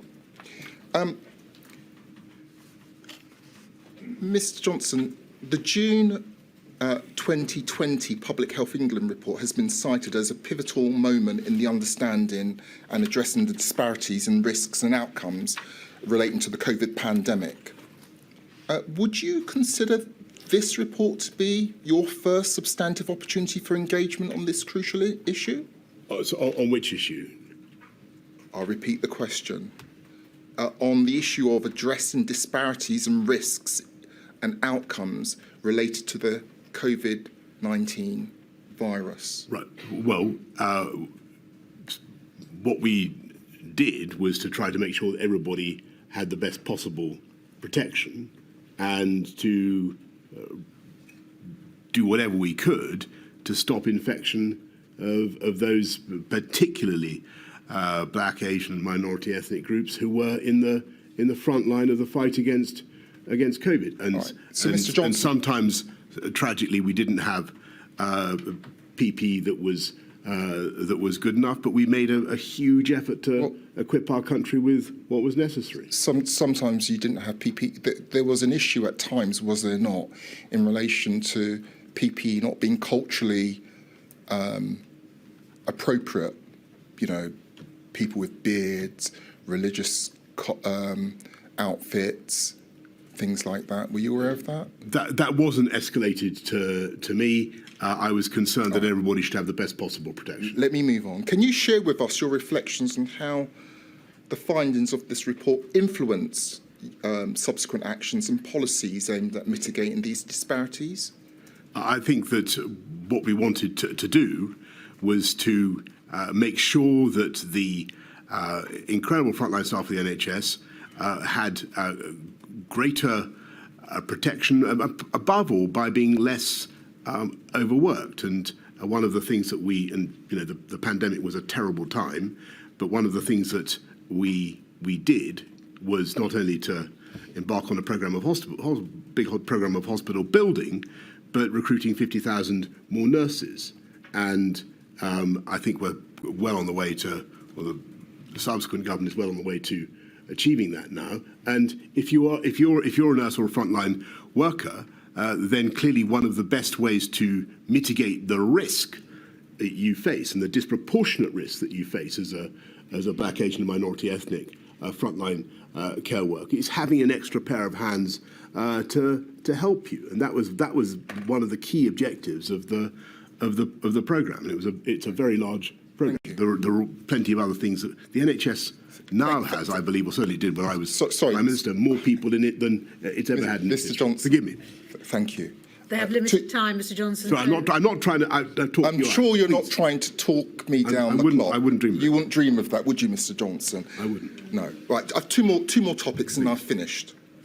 Given the first indications of starkly disproportionate rates of infection and mortality in ethnic minority communities, which began to emerge in late March, early April, can we agree on this? Can we agree that there were earlier opportunities for more substantial engagement? Can we agree on that? I don't know what you mean by that. Well, let me be blunt. Your government could have done a lot more, a lot earlier. Well, we did whatever we could to get all our staff the equipment that we. It wasn't enough, Mr. Johnson, was it? Well, we worked incredibly hard and fast to get people the equipment we needed. That doesn't mean that I'm not conscious of the immense effort. The people we were clapping for. Do you remember? I do. And I am deeply conscious of the sacrifice that they made. Last topic, and then I sit down and I'll shut up. At paragraph 656 of your witness statement, you say, quote, "I was not provided with and did not consider any equality impact assessments when making decisions about imposing, easing, or making exceptions to NPIs. But that's not to say I did not receive and consider many documents containing details of the effects of lockdown across society or equalities and distributional impacts," end of quote. Question. In the absence of such assessments, and that's the equality impact assessments, can you shed light on the sources of intelligence or information that informed your understanding of the disproportionate impact of MPIs on ethnic minority groups. What were the sources of your intelligence and information? Well, there was data that I saw. I can't tell you exactly the provenance, but there was data that suggested that I think when you come to lockdowns, people from the Bangladeshi community were 4 times more likely to be engaged in closed sectors. People from the Pakistani community were, I think, twice as likely to be engaged in closed sectors. From my own extensive work as chairman of Transport for London and all the work I did as mayor had taught me the massive disproportionate impact measures such as closures of retail, hospitality, and so on were likely to have on those very groups. So I didn't need. You didn't need the intelligence. I knew. That you knew. Okay. I was getting data, but I also knew that these measures were likely to be disproportionate in that area. Thank you, Mr. John. Malay, I concede another 30 seconds under my time. Thank you. Thank you, Mr. Thomas. Mr. Metzer. Thank you, my lady. Mr. Johnson. Mr. Johnson, I ask a small number of questions on behalf of the long COVID groups. Matt Hancock and Dominic Cummings have said they were advised in early 2020 about the possibility of longer-term sequelae of COVID-19 by both Patrick Vallance and Chris Whitty. On the 17th of May 2020, you shared an article, we didn't go to it, about people reporting prolonged symptoms of COVID-19 in a WhatsApp group with them all. In short, did you also receive advice about long-term sequelae from Patrick Vallance and Chris Whitty at that time? Not as far as I can remember at that time. I do remember repeatedly asking for advice, and I think that I finally got a paper from memory in summer of 2021. Yes, we'll come to that. You were never provided with scientific advice doubting the existence of long COVID, yet you've said that you were only persuaded that long COVID existed in June 2021. You've referred to that. I didn't say that. I was only given scientific advice. Yes. On COVID in June 2021. Yes, I'm asking you questions about when you were persuaded. You were only convinced by him, that's Chris Whitty, that long COVID was a serious problem when, from July 2020, you had been receiving letters from patient advocates and members of Parliament asking for formal recognition of long COVID. In September 2020, Mr. Hancock reminded you about long COVID. In October 2020, the NHSE announced a 5-point plan for long COVID, and on the 13th of October 2020, Sir Patrick Vallance advised you about considering long COVID at a cabinet meeting, and he said, in evidence here, that he described long COVID to you and you were sceptical about it. When was this? 13th of October 2020, Sir Patrick Vallance was. So I've given you a sequence of from July to October. Why wasn't this overwhelming body of advice and correspondence in 2020 sufficient to persuade you that long COVID was a serious problem at that time? I don't want you to think, so first of all, I don't want anybody to think that I didn't think that it could be a serious problem. What I wanted to know was the evidence. I wanted to understand what exactly the sequelae consisted in, and how I should explain it to people, what the symptoms exactly were, and what kind of a syndrome it really was. And I was having some difficulty getting a clear picture, and that was the reality.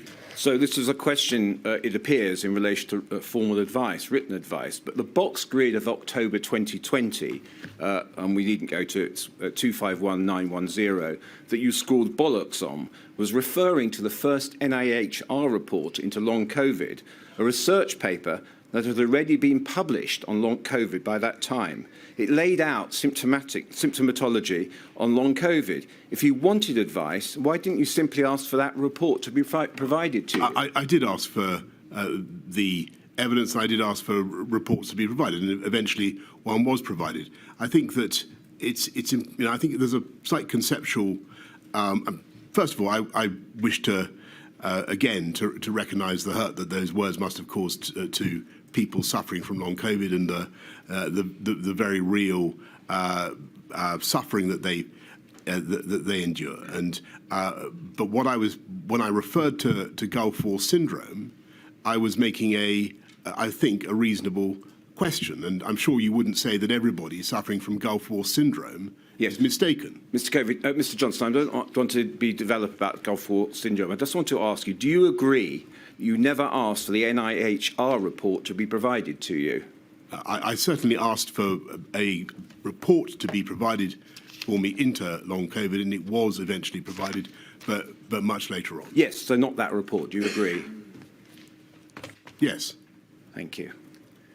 In July 2021, the Cabinet Office planned a policy which accepted high prevalence of COVID-19.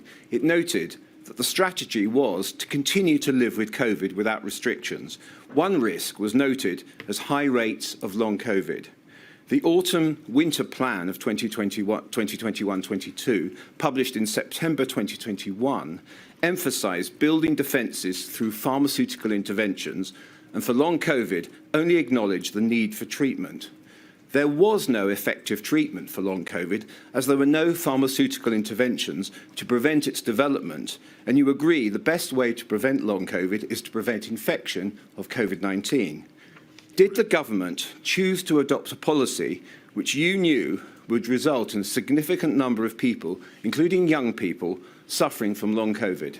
What we did was to try to fight COVID, to try to fight infection and mortality in people of all ages by stopping the spread of the disease. And I thought that by fighting COVID, a fortiori, you could fight long COVID.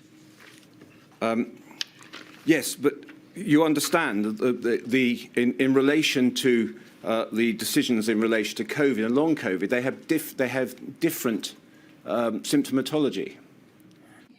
And that was precisely what I wanted to understand, and that was why I requested the report and the advice that I did. And when I spoke about Gulf War syndrome, what I meant literally was, can somebody explain to me, because Gulf War syndrome, as I'm sure you know, nobody would say, I'm sure you wouldn't, that everybody suffering from Gulf War syndrome is mistaken. Yes, Mr. Johnson, I want to move away from Gulf War syndrome with greatest respect. A choice was taken to allow high rates of transmission, which brought more cases of long COVID, and you've said a number of times that messaging was incredibly important. Messaging, in the end, was the most important tool we had to deal with the virus. Why didn't you therefore communicate the risk of long COVID to the public so they could take measures to protect themselves? Well, the way to protect yourself against long COVID is to avoid getting COVID. That's not the simple. It doesn't follow, does it? They're not. There are other specific features of long COVID. Unless I'm much mistaken, I don't believe there's a way of contracting long COVID without getting COVID. But it has a different risk profile. Do you appreciate that? Well, forgive me, and I don't wish in any way to, to minimise the importance of what you're saying, but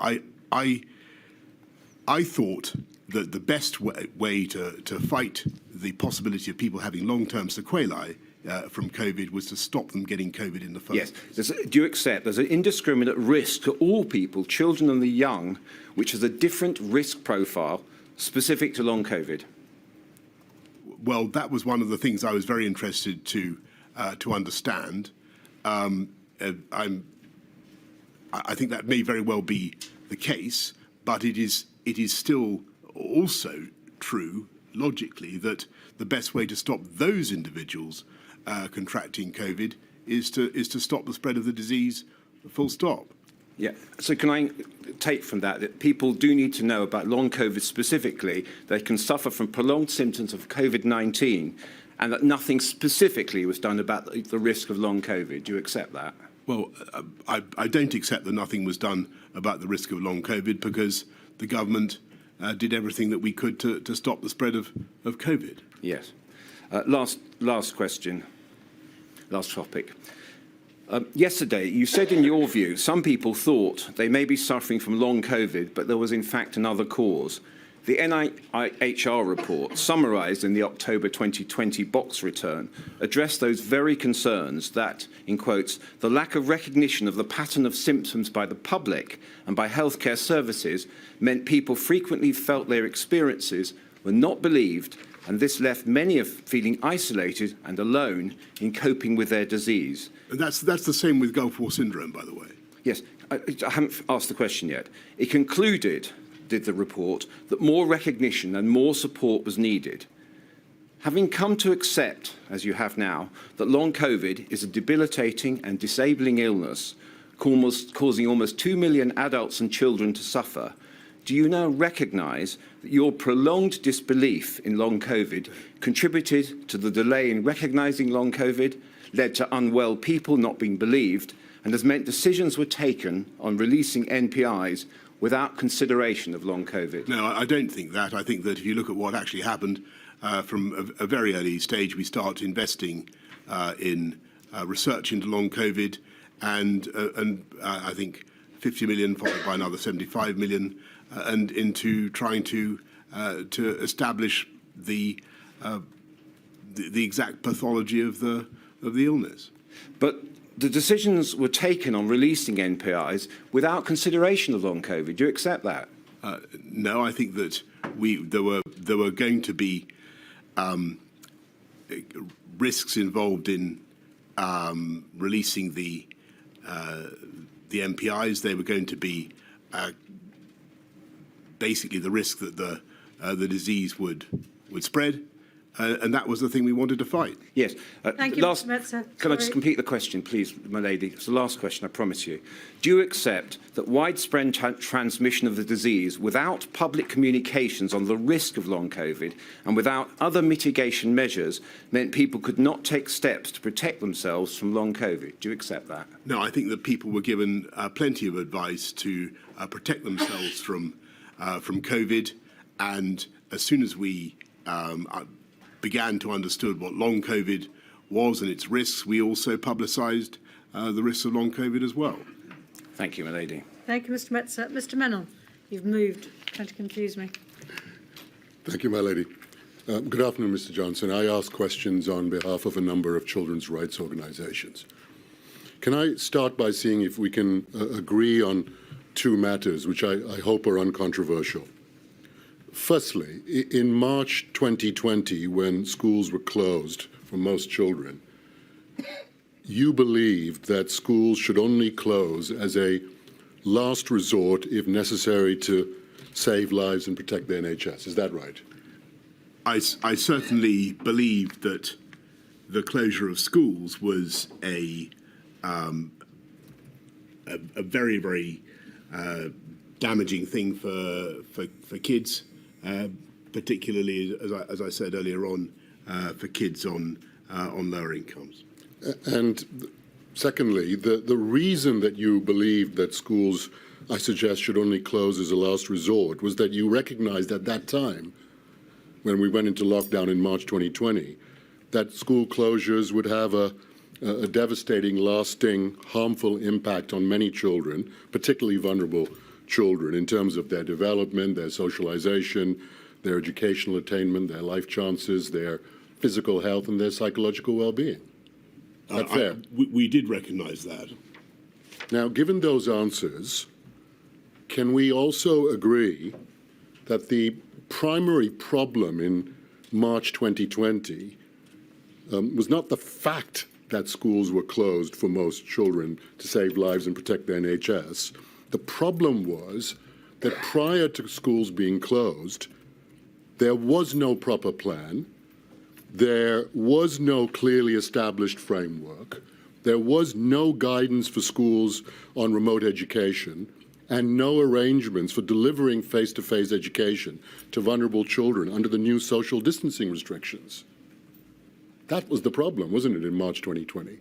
I think that the difficulties we had in delivering education remotely, and the other things that you've mentioned certainly compounded the problem, but the basic problem, the prior problem, was that that kids were deprived of the vital education that they needed at a critical time in their development. They were deprived of the society of other kids.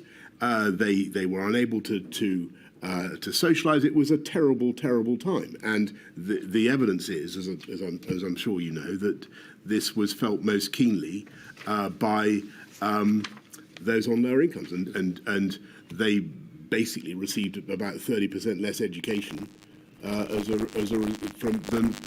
kids from wealthier backgrounds. So we agree on impact. Can we also agree there was no proper plan? I think it would be fair to say, from everything that the inquiry has heard so far, certainly from me, that this was a once-in-a-century event, and we were not prepared suddenly to be forced to close schools for the length of time that we did. I think that's fair. Thank you. In your witness statement, Mr. Johnson, I don't ask for it to be put on the screen. The reference is page 107, paragraph 397. You say that the reopening of schools was one of your key priorities in the summer of 2020, when the first lockdown was easing, putting it ahead, in your words, of the need to lift social and economic measures. Why then, this is the question, why then were hospitality and cultural venues, including pubs, bars, cafes, restaurants, hairdressers and beauty salons, allowed to reopen on the 4th of July 2020, dubbed Independence Day by some in government, but not schools? I think that I gave the answer earlier in a previous discussion. The reason was that I've done two things, but I think we thought we would go through till the resumption of the normal school term. But secondly, schools are big potential reservoirs of risk, and the younger people can easily transmit the virus to older and more vulnerable people. You think schools are larger reservoirs of risk than pubs and restaurants and hairdressers and beauty salons? And non-essential retail, for that matter? I think that we were thinking about how to do things, how to sequence things, and I'd have to go back and look at some of the discussions, but I think that we thought it's sensible, given where we were in the school calendar, to resume with the normal return of school. But the reality is that, contrary to what you'd indicated earlier, schools were not the last to close and the first to reopen, were they? Because priority was given in your budget of risk to, amongst other things, pubs and hairdressers. That's the reality, isn't it? Well, as I say, we faced an unlocking which went on until July. The school holidays normally began then. There were reasons for thinking that it might be sensible to resume school when school normally resumes. Rather than, for example, as an alternative, keep schools open into August because schools have been closed for so long beforehand. I think we did look at that. I'm not sure that it was practically very easy to do. Moving then, Mr. Johnson, from school closures to the social distancing restrictions, why did your government largely ignore calls from the Children's Commissioner for England and Longfield and numerous children's rights organisations to exempt children in England from the social distancing restrictions that became law on the 1st of June and the 14th of September?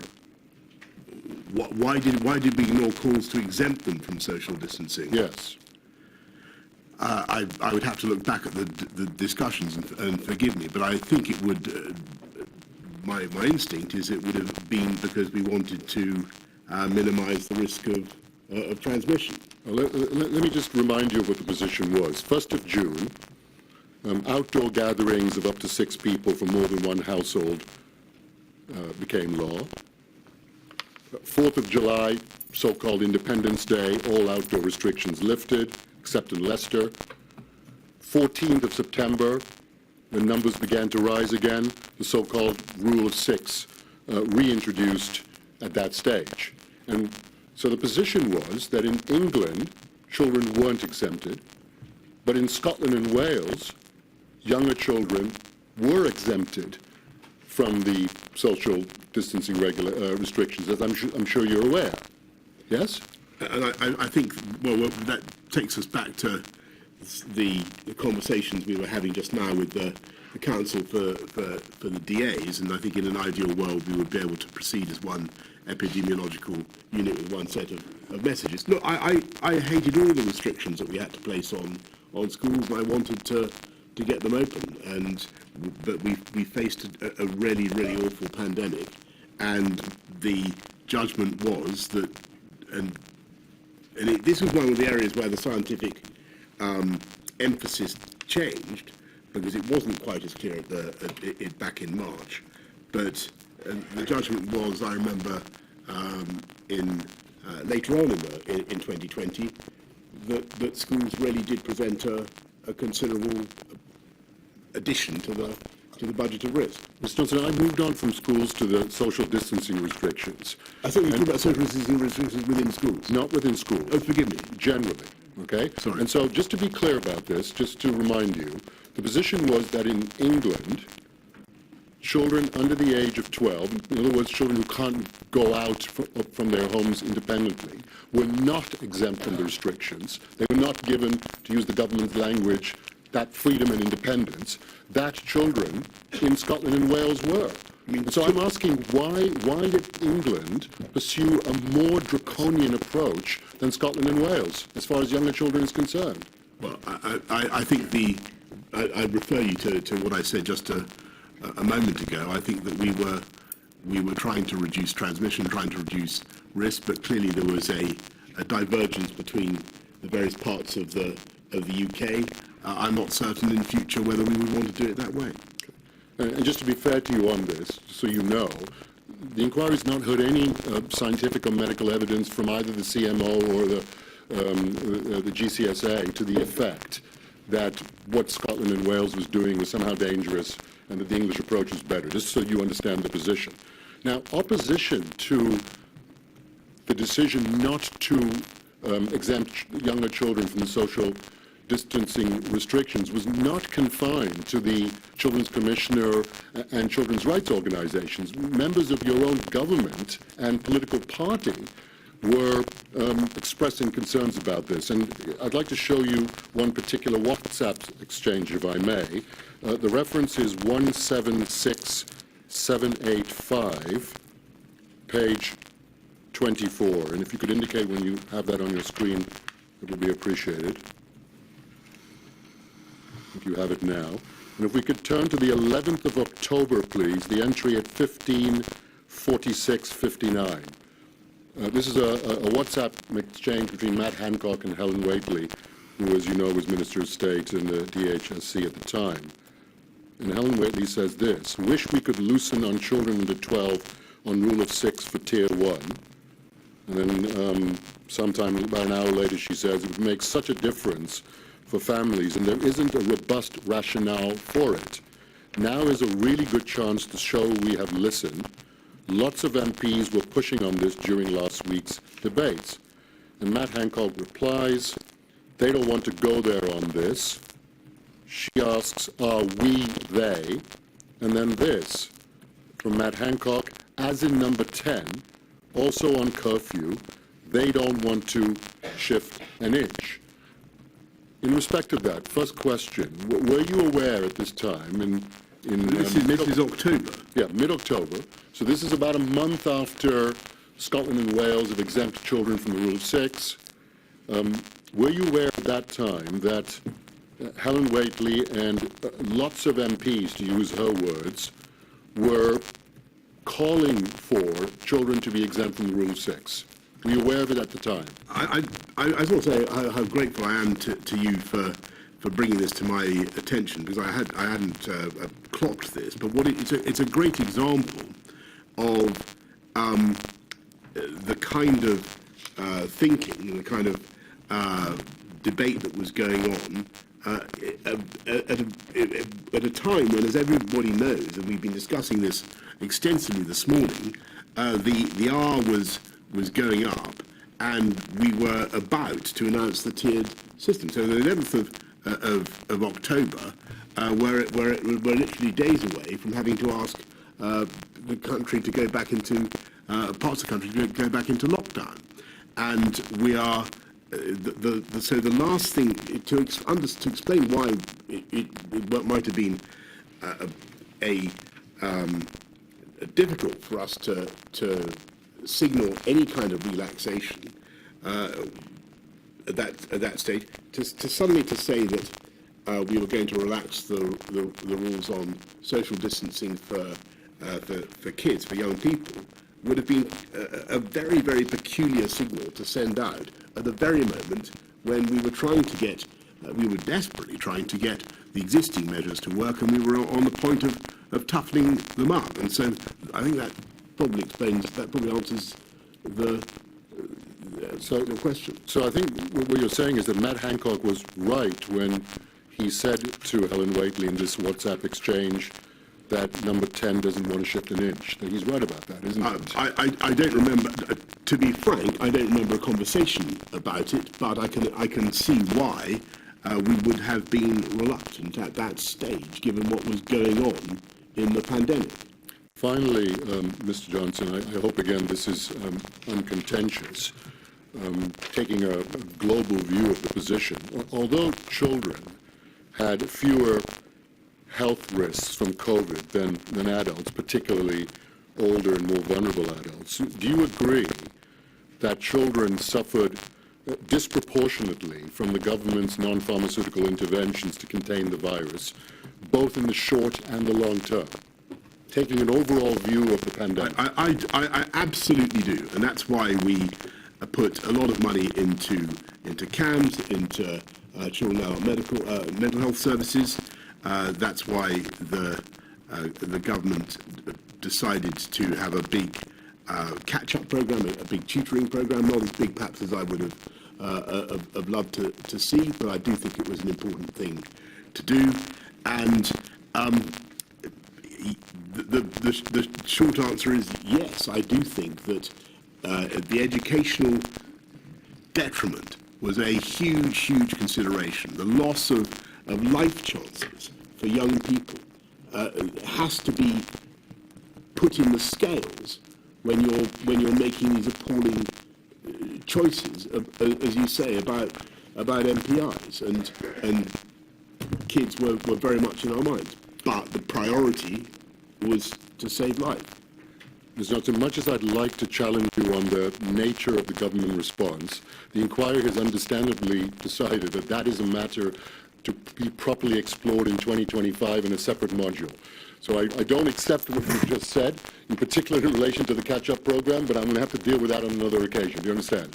Well, I think I've conceded that it wasn't as I wanted a totally massive one. It was pretty big, but I think that it was a big priority of mine. I understand your answer. You put your mark down, Mr. Mennell. I have. I'm sure you'll come back to it, Sam. Thank you very much. Thank you, Mr. Mennell. Mr. Friedman. Mr. Johnson, I act for 4 national disabled people's organisations. They too want to ask you about your repeated comments in meetings and on WhatsApp messages about older people. For example, that they're going to die anyway, have had a good innings, and should accept their fate rather than destroying the economy. Now, please leave aside for a moment what was done by your government and what you say you truly care about, and no doubt the Chair will look at all that evidence. Our first question, in your choice of words to your government and advisers, were you not being shamefully ageist against those in later life and normalising their premature death? Thank you very much. No, I was doing my best to reflect what was, I'm afraid, a debate that was very live, and live, I may say, with a great number of older people who would make these points to me, and I wanted to get the answers. And we've discussed earlier on today the downsides of the segmentation approach. That wasn't really going to be enough, but people found that very counterintuitive. They didn't understand why segmentation wouldn't be enough, and you really had to explain it to them. Mr. Freeman, can I just put a marker down?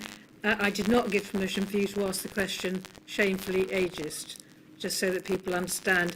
Could we please avoid language which I haven't approved, which could be considered emotive? Absolutely, my lady. Thank you. Yes, I accept, and I apologise. It wasn't my lady's choice of words. What I call a forensic flourish, Mr. Freeman. Thank you. So be it, my lady. But let me nevertheless reflect on your answer just now and your answer to Mr. Keith this morning about these various comments that I know you feel very sensitive about.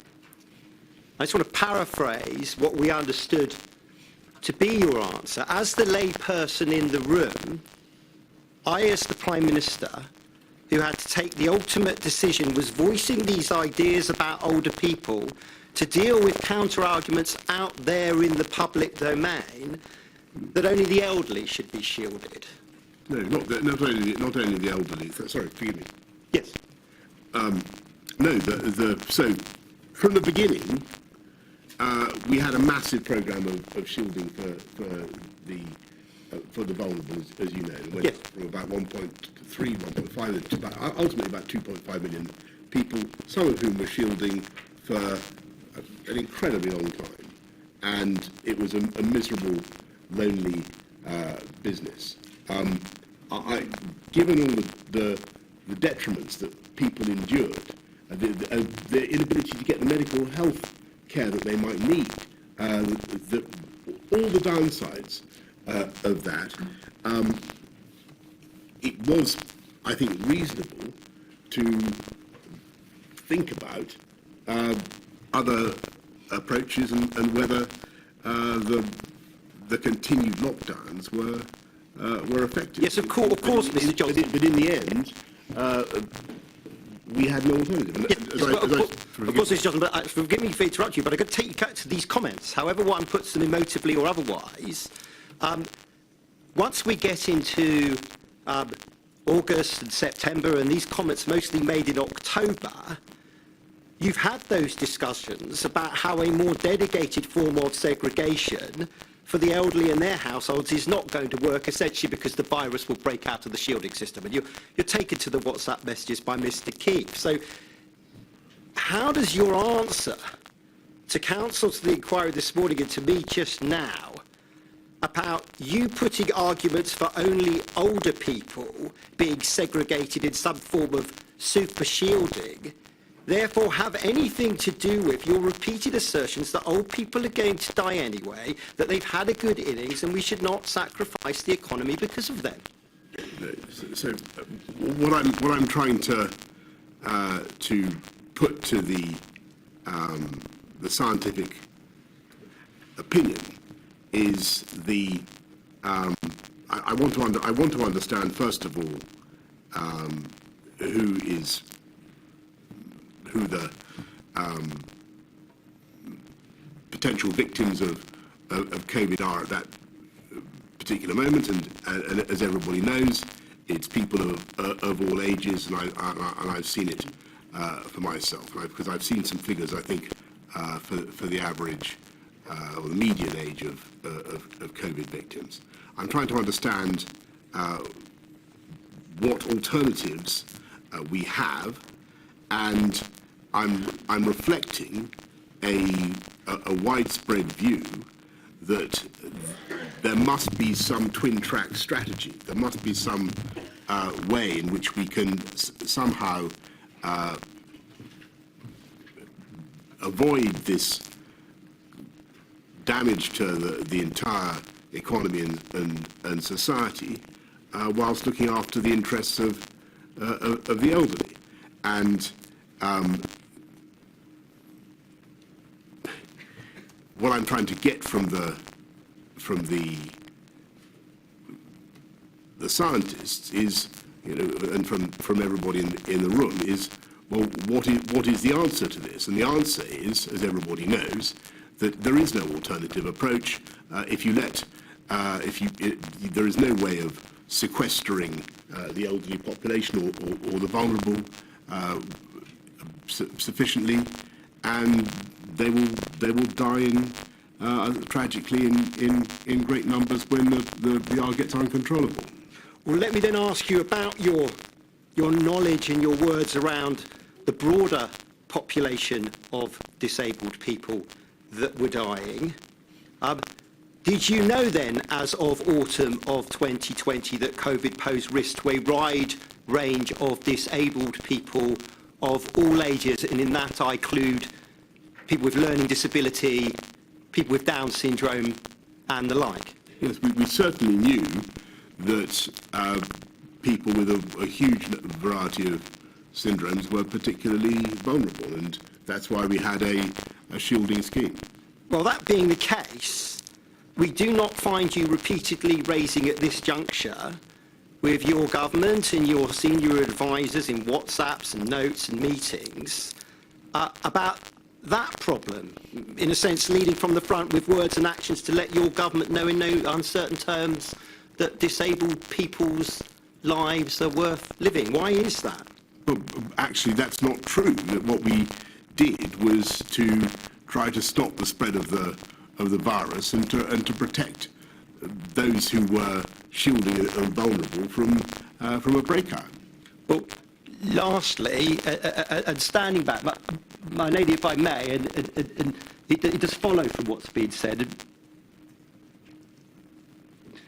Public know, you know, that sometimes you use language, florid language, and one way to conclude about your use of language is that's just Boris Johnson being Boris Johnson. It's a matter for my lady, but is that the kind of conclusion you would want her to reach? Or would you rather her reach a conclusion that language of that florid kind of nature, even if said in jest, should not be used by a government official, and especially one who had the power that you enjoyed in autumn 2020? So which language, Mr. Freeman? Well, the kind of language, whether I describe it emotively or not, that old people have had a good innings. Florid kind of nature, even if said in jest, should not be used by a government official, and especially one who had the power that you enjoyed in autumn 2020. So which language, Mr. Freeman? Well, the kind of language, whether I describe it emotively or not, that old people have had a good innings. Oh, I see what you mean. That they're going to die anyway. Well, let me thank you. It's that. I think you understand the question I put to you. I do understand. You've probably heard it before. No, I do understand that, and so let me give you a straight answer on that. I think first of all, I regret all hurt and offence caused by publication of language that was not intended for publication, whether it's been recorded by someone's notes or diaries or whatever. These were private conversations with officials. Secondly, a lot of what has been reported is incorrect. And there are words that are ascribed to me that I simply don't recognise. But the third thing is, insofar as it's obviously true that I was from time to time speaking bluntly and in an unpolished way about these issues, it was for two reasons. First of all, I wanted to as I say, to represent the layman, to get an answer that was intelligible. Number two, I wanted everybody in the room to feel that they could also speak freely. Because I think when you're sitting in a room full of conversations conducted in learned or bureaucratic language about these complex phenomena, you do need people to feel that they have the space without being embarrassed to say things simply, even if taken out of context, they can be made to look unfeeling or uncaring, when people really aren't being unfeeling or uncaring. They're trying to express ideas as simply and as concisely as they can. Thank you, Mr. Freeman. Thank you, my lady. Miss Davis is over that way, Mr Johnson.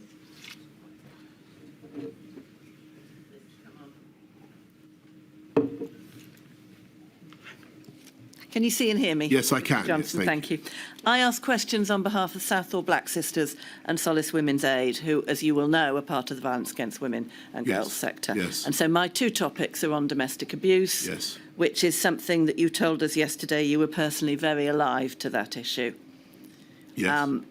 And you will know that the regulations, the stay-at-home regulations, contained a number of exemptions. One of them was that you could leave because of risk of injury. And we've heard from Mr Hancock, and it's obvious that that was intended to include risk of domestic abuse besides anything else. Yes. I want to ask you about messaging. My first topic is on messaging, which you've told us is not just an important part of an MPI, but actually an important MPI in itself. And the messages are your addresses to the nation when you announce lockdown. And there were 5 in total. The 23rd of March, the first lockdown, the 31st of October, when you say there's going to be the second lockdown, the 5th of November, when the details of the second lockdown are announced, the 19th of December, which is Tier 4, and then the 4th of January 2021, when you announce the third lockdown. And in all those addresses, you emphasise quite rightly that people must stay at home throughout. And you also refer to some of the exemptions. So on the 23rd of March, you say people will only be allowed to leave their home for the following very limited purposes. And those 4 purposes are shopping, exercise, medical need, travelling to and from work if that's absolutely necessary. And you conclude that part by saying that's all. These are the only reasons you should leave your home. On the other occasions, 31st of October, 5th of November and the 19th of December, you give similar lists. On the 31st of October, you do include the words escaping risk of injury or harm. But on none of those addresses throughout 2020 do you say that people can leave if they're at risk of domestic abuse. You do say that on the 4th of January 2021. You say that explicitly, where you say, or to escape domestic abuse. So why was domestic abuse not mentioned earlier than January 2021?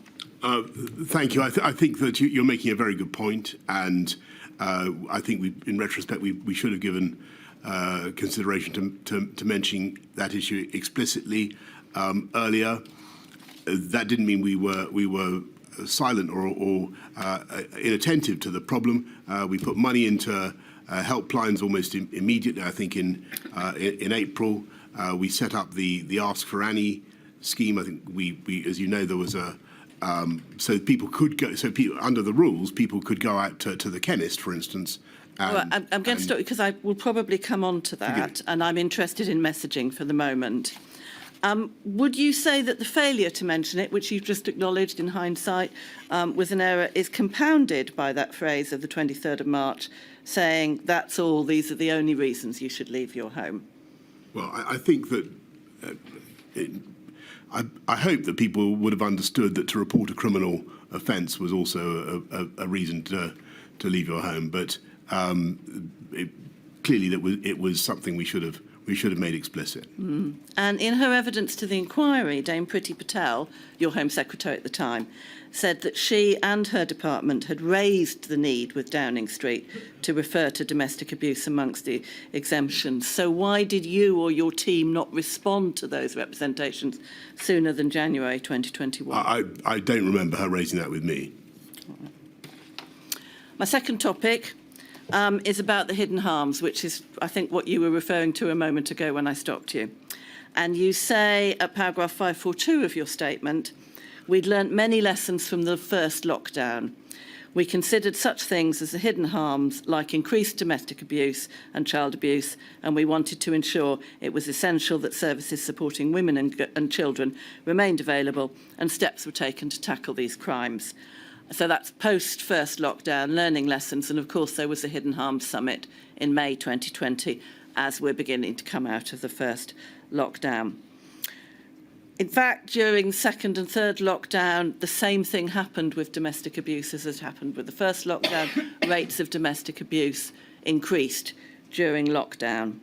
So what lessons were learned and implemented for the second and third lockdown in order to protect women and girls from domestic abuse? Well, in addition to the investment in the helplines, which I think, as I say, began almost immediately in the Ask for Annie scheme, where a victim of domestic abuse could go to the chemist and say that she... That was in February 2021. Say that she had a problem. In, I think, March 2020 and April 2020, the domestic violence bill is going through the Commons. That's got nothing to do with lockdown. And, well, it was actually, I think, a useful tool against DV, giving new statutory powers against coercive behaviour, one kind or another, and other measures. We put money into independent from, I think, right from the beginning of the government. We put more money into independent sexual violence advisors and independent domestic violence advisors, and across Whitehall, so people you could ring up, or people who would help you address the appalling issues that you face.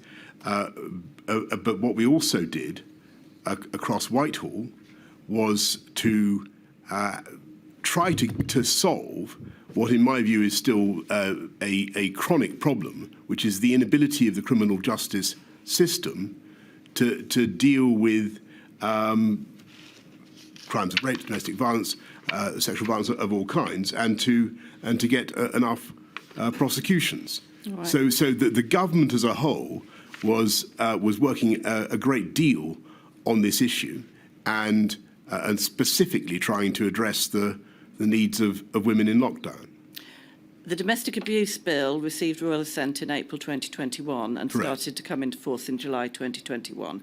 Correct. So that doesn't help us with the... But you asked me what we were doing. And in respect to the second and third lockdowns. Well, Did you not hear that part? I apologise.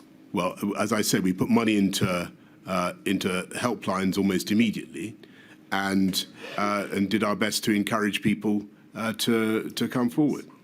Thank you very much. Thank you, my lady. Thank you, Ms Davis. Mr Jacobs, are you hiding? Where is he?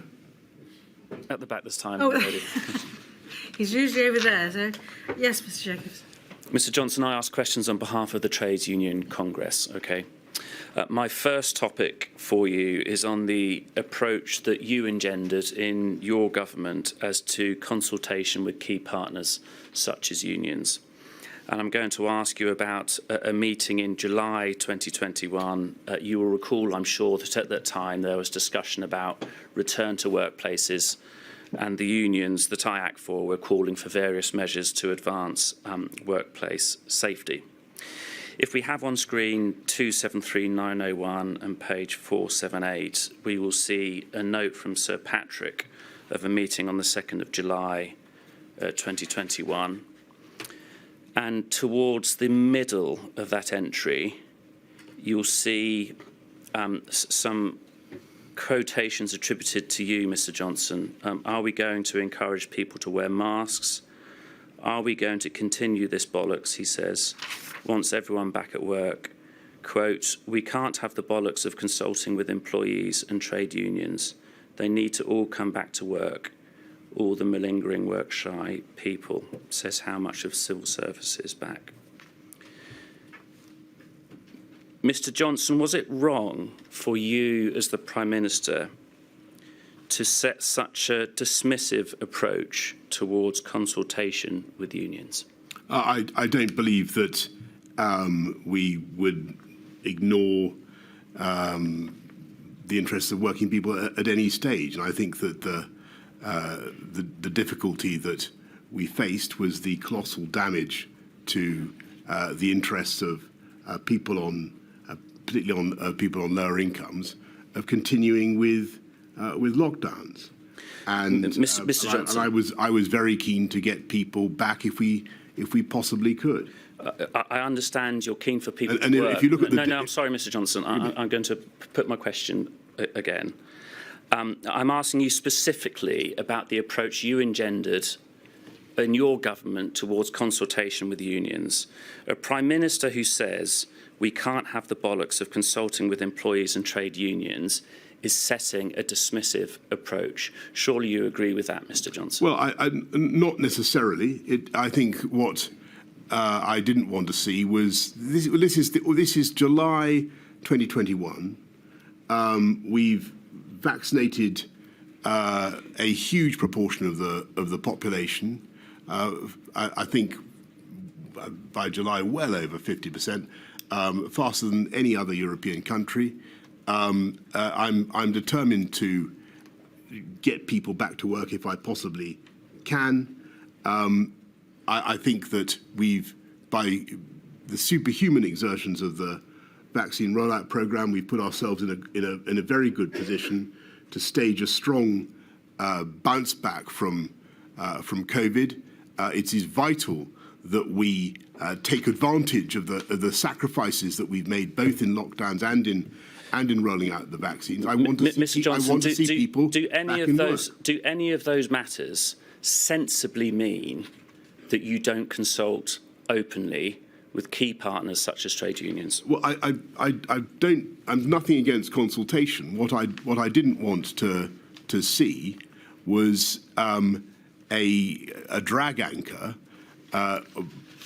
put on people getting back into the workplace after the colossal changes that we've been able to make in the epidemic, in the pandemic. The vaccination programme had radically changed our relation to the virus, and my worry was, to be absolutely frank with you, that people were going to be slow to acknowledge that, and that there was going to be an inertia and a desire to stay with the working from home pattern, which was not, in my view, necessarily going to be beneficial for a strong economic recovery, which would benefit trades union members and their families.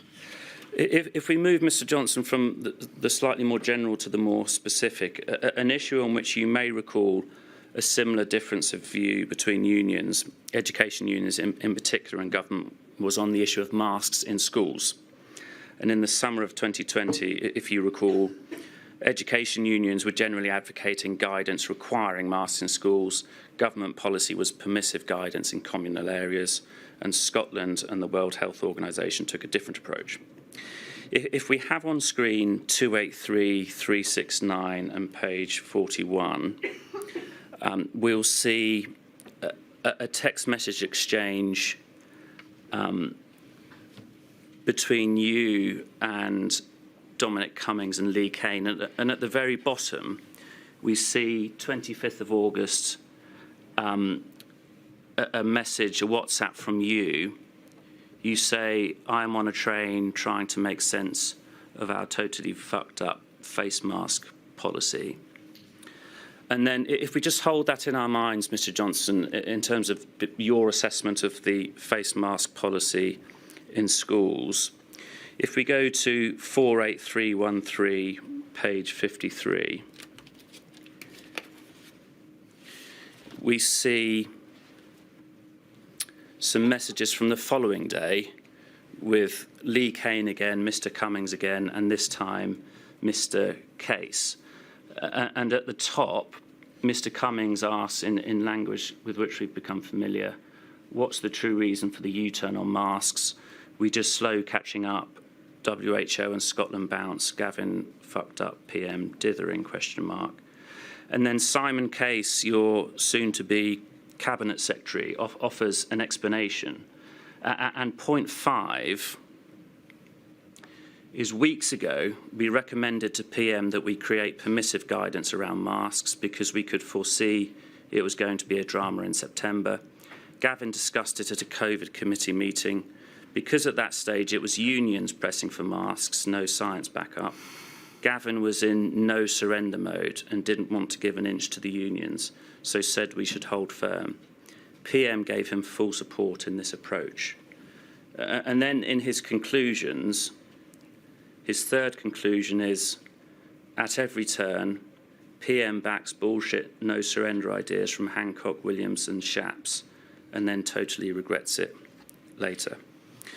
Mr. Johnson, when it comes to consultation with, working with unions, do we see here the proof in the pudding, in that we have a policy that you obviously saw as wrong-headed, arrived at further to being pointlessly oppositional with unions? No, the reality is that the advice on masks, as the inquiry knows very well, the position on masks changed during the pandemic, and the advice initially from Chris and particularly from Patrick was that masks were thought to be of limited benefit. They might be thought to be of some symbolic benefit.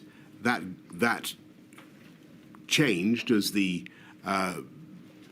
scientists thought that in the end it was a powerful signal to people to wear a mask, that you were taking precautions and that you felt that the virus was still something that was very dangerous. And there were also, as time went on, there was more evidence about droplet spray and so on, and the potential of masks to interrupt transmission. So what you're seeing there in that exchange is the natural political result of a change in advice and a change in understanding of the virus, eventually bringing about a change in policy, and that's what you'd expect. Mr. Johnson, is what we're seeing here, in fact, quite simply what's on the page, in that you describe, well, I'm not going to repeat your words, but a wrong-headed mask policy.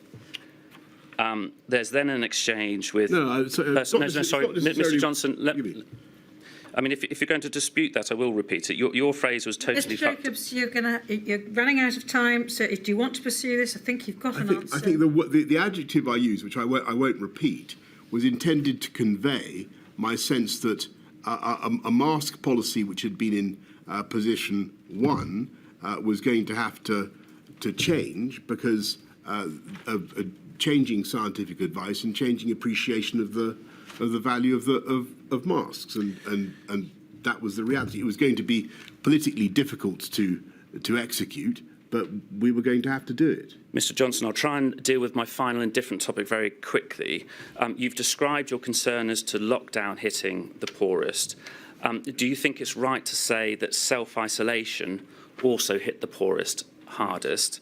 And was it understood by you that financial support for self-isolation was one way of mitigating the unequal impacts of the pandemic? Yes, and well, that's why we had not just the £500 self-isolation payment, but also we increased universal credit by £1,000, working family tax credit by £1,000, and gave councils a very large budget to deal with those who are most in need of help.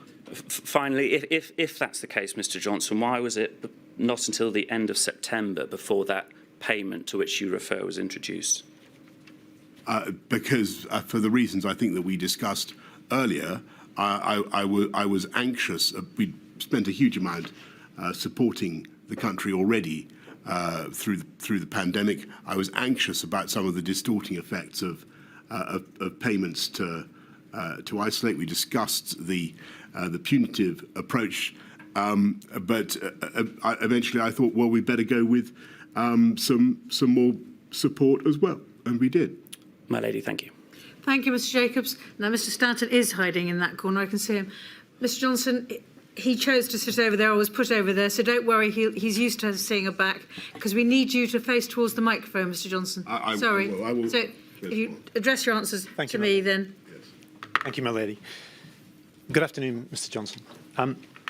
I'd like to ask you a question on behalf of the British Medical Association about the removal of legal limits on social contact during the summer of 2021, which has been described as Freedom Day.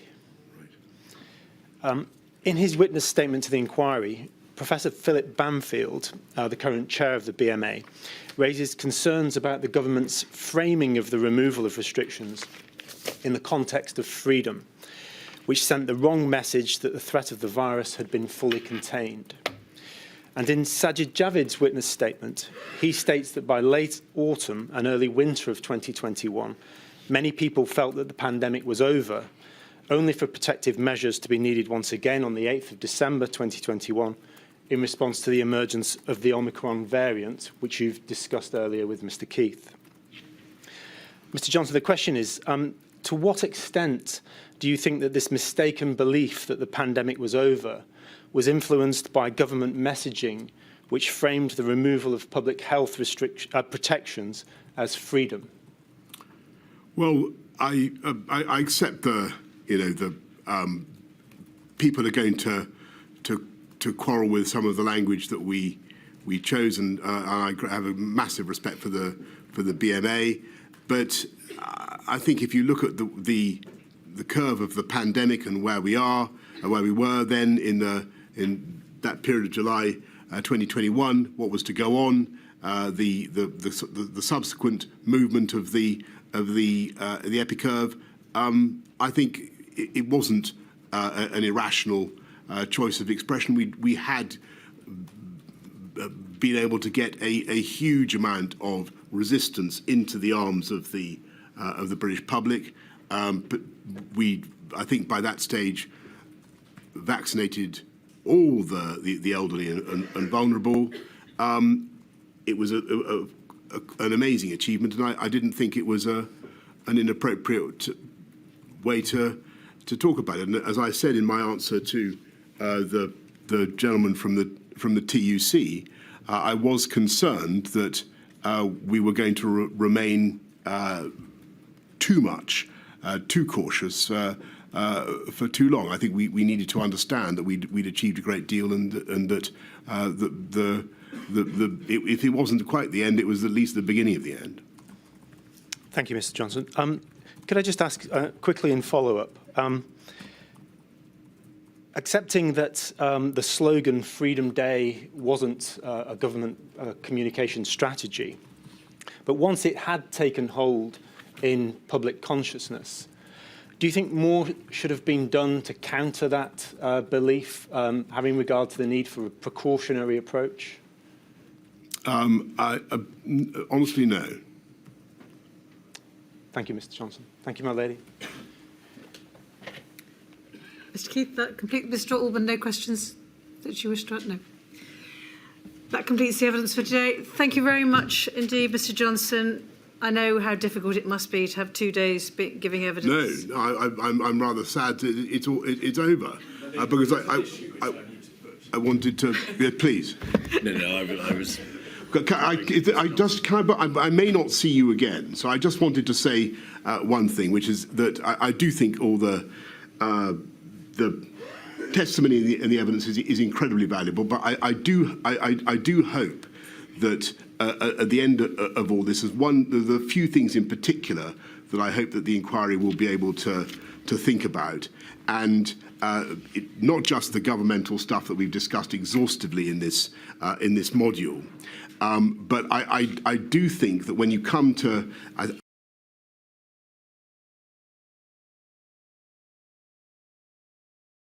the government that I led was embarked on a big programme to try and bring them together. I think the fact that we had those delayed discharge patients was very, very difficult in the NHS. I hope that this inquiry will give a kick to the powers that be to make sure that we really address that. Don't worry, we have specific modules both on health and on social care. And as final point, I absolutely promise you, I do think that, I know it's outside your scope, but I do think that the British public and future governments will need to be elucidated about exactly how this thing originated. And I think even if you can't, and I don't think you can look into it, the inquiry can look into it yourselves, but some sort of prod to the world to get the answer to the real origins of COVID, I think is going to be very, very important. Mr Johnson, you set my terms of reference, so I'm afraid all I'm asking you to do is encourage others. Right, thank you very much. 10:30 on Monday.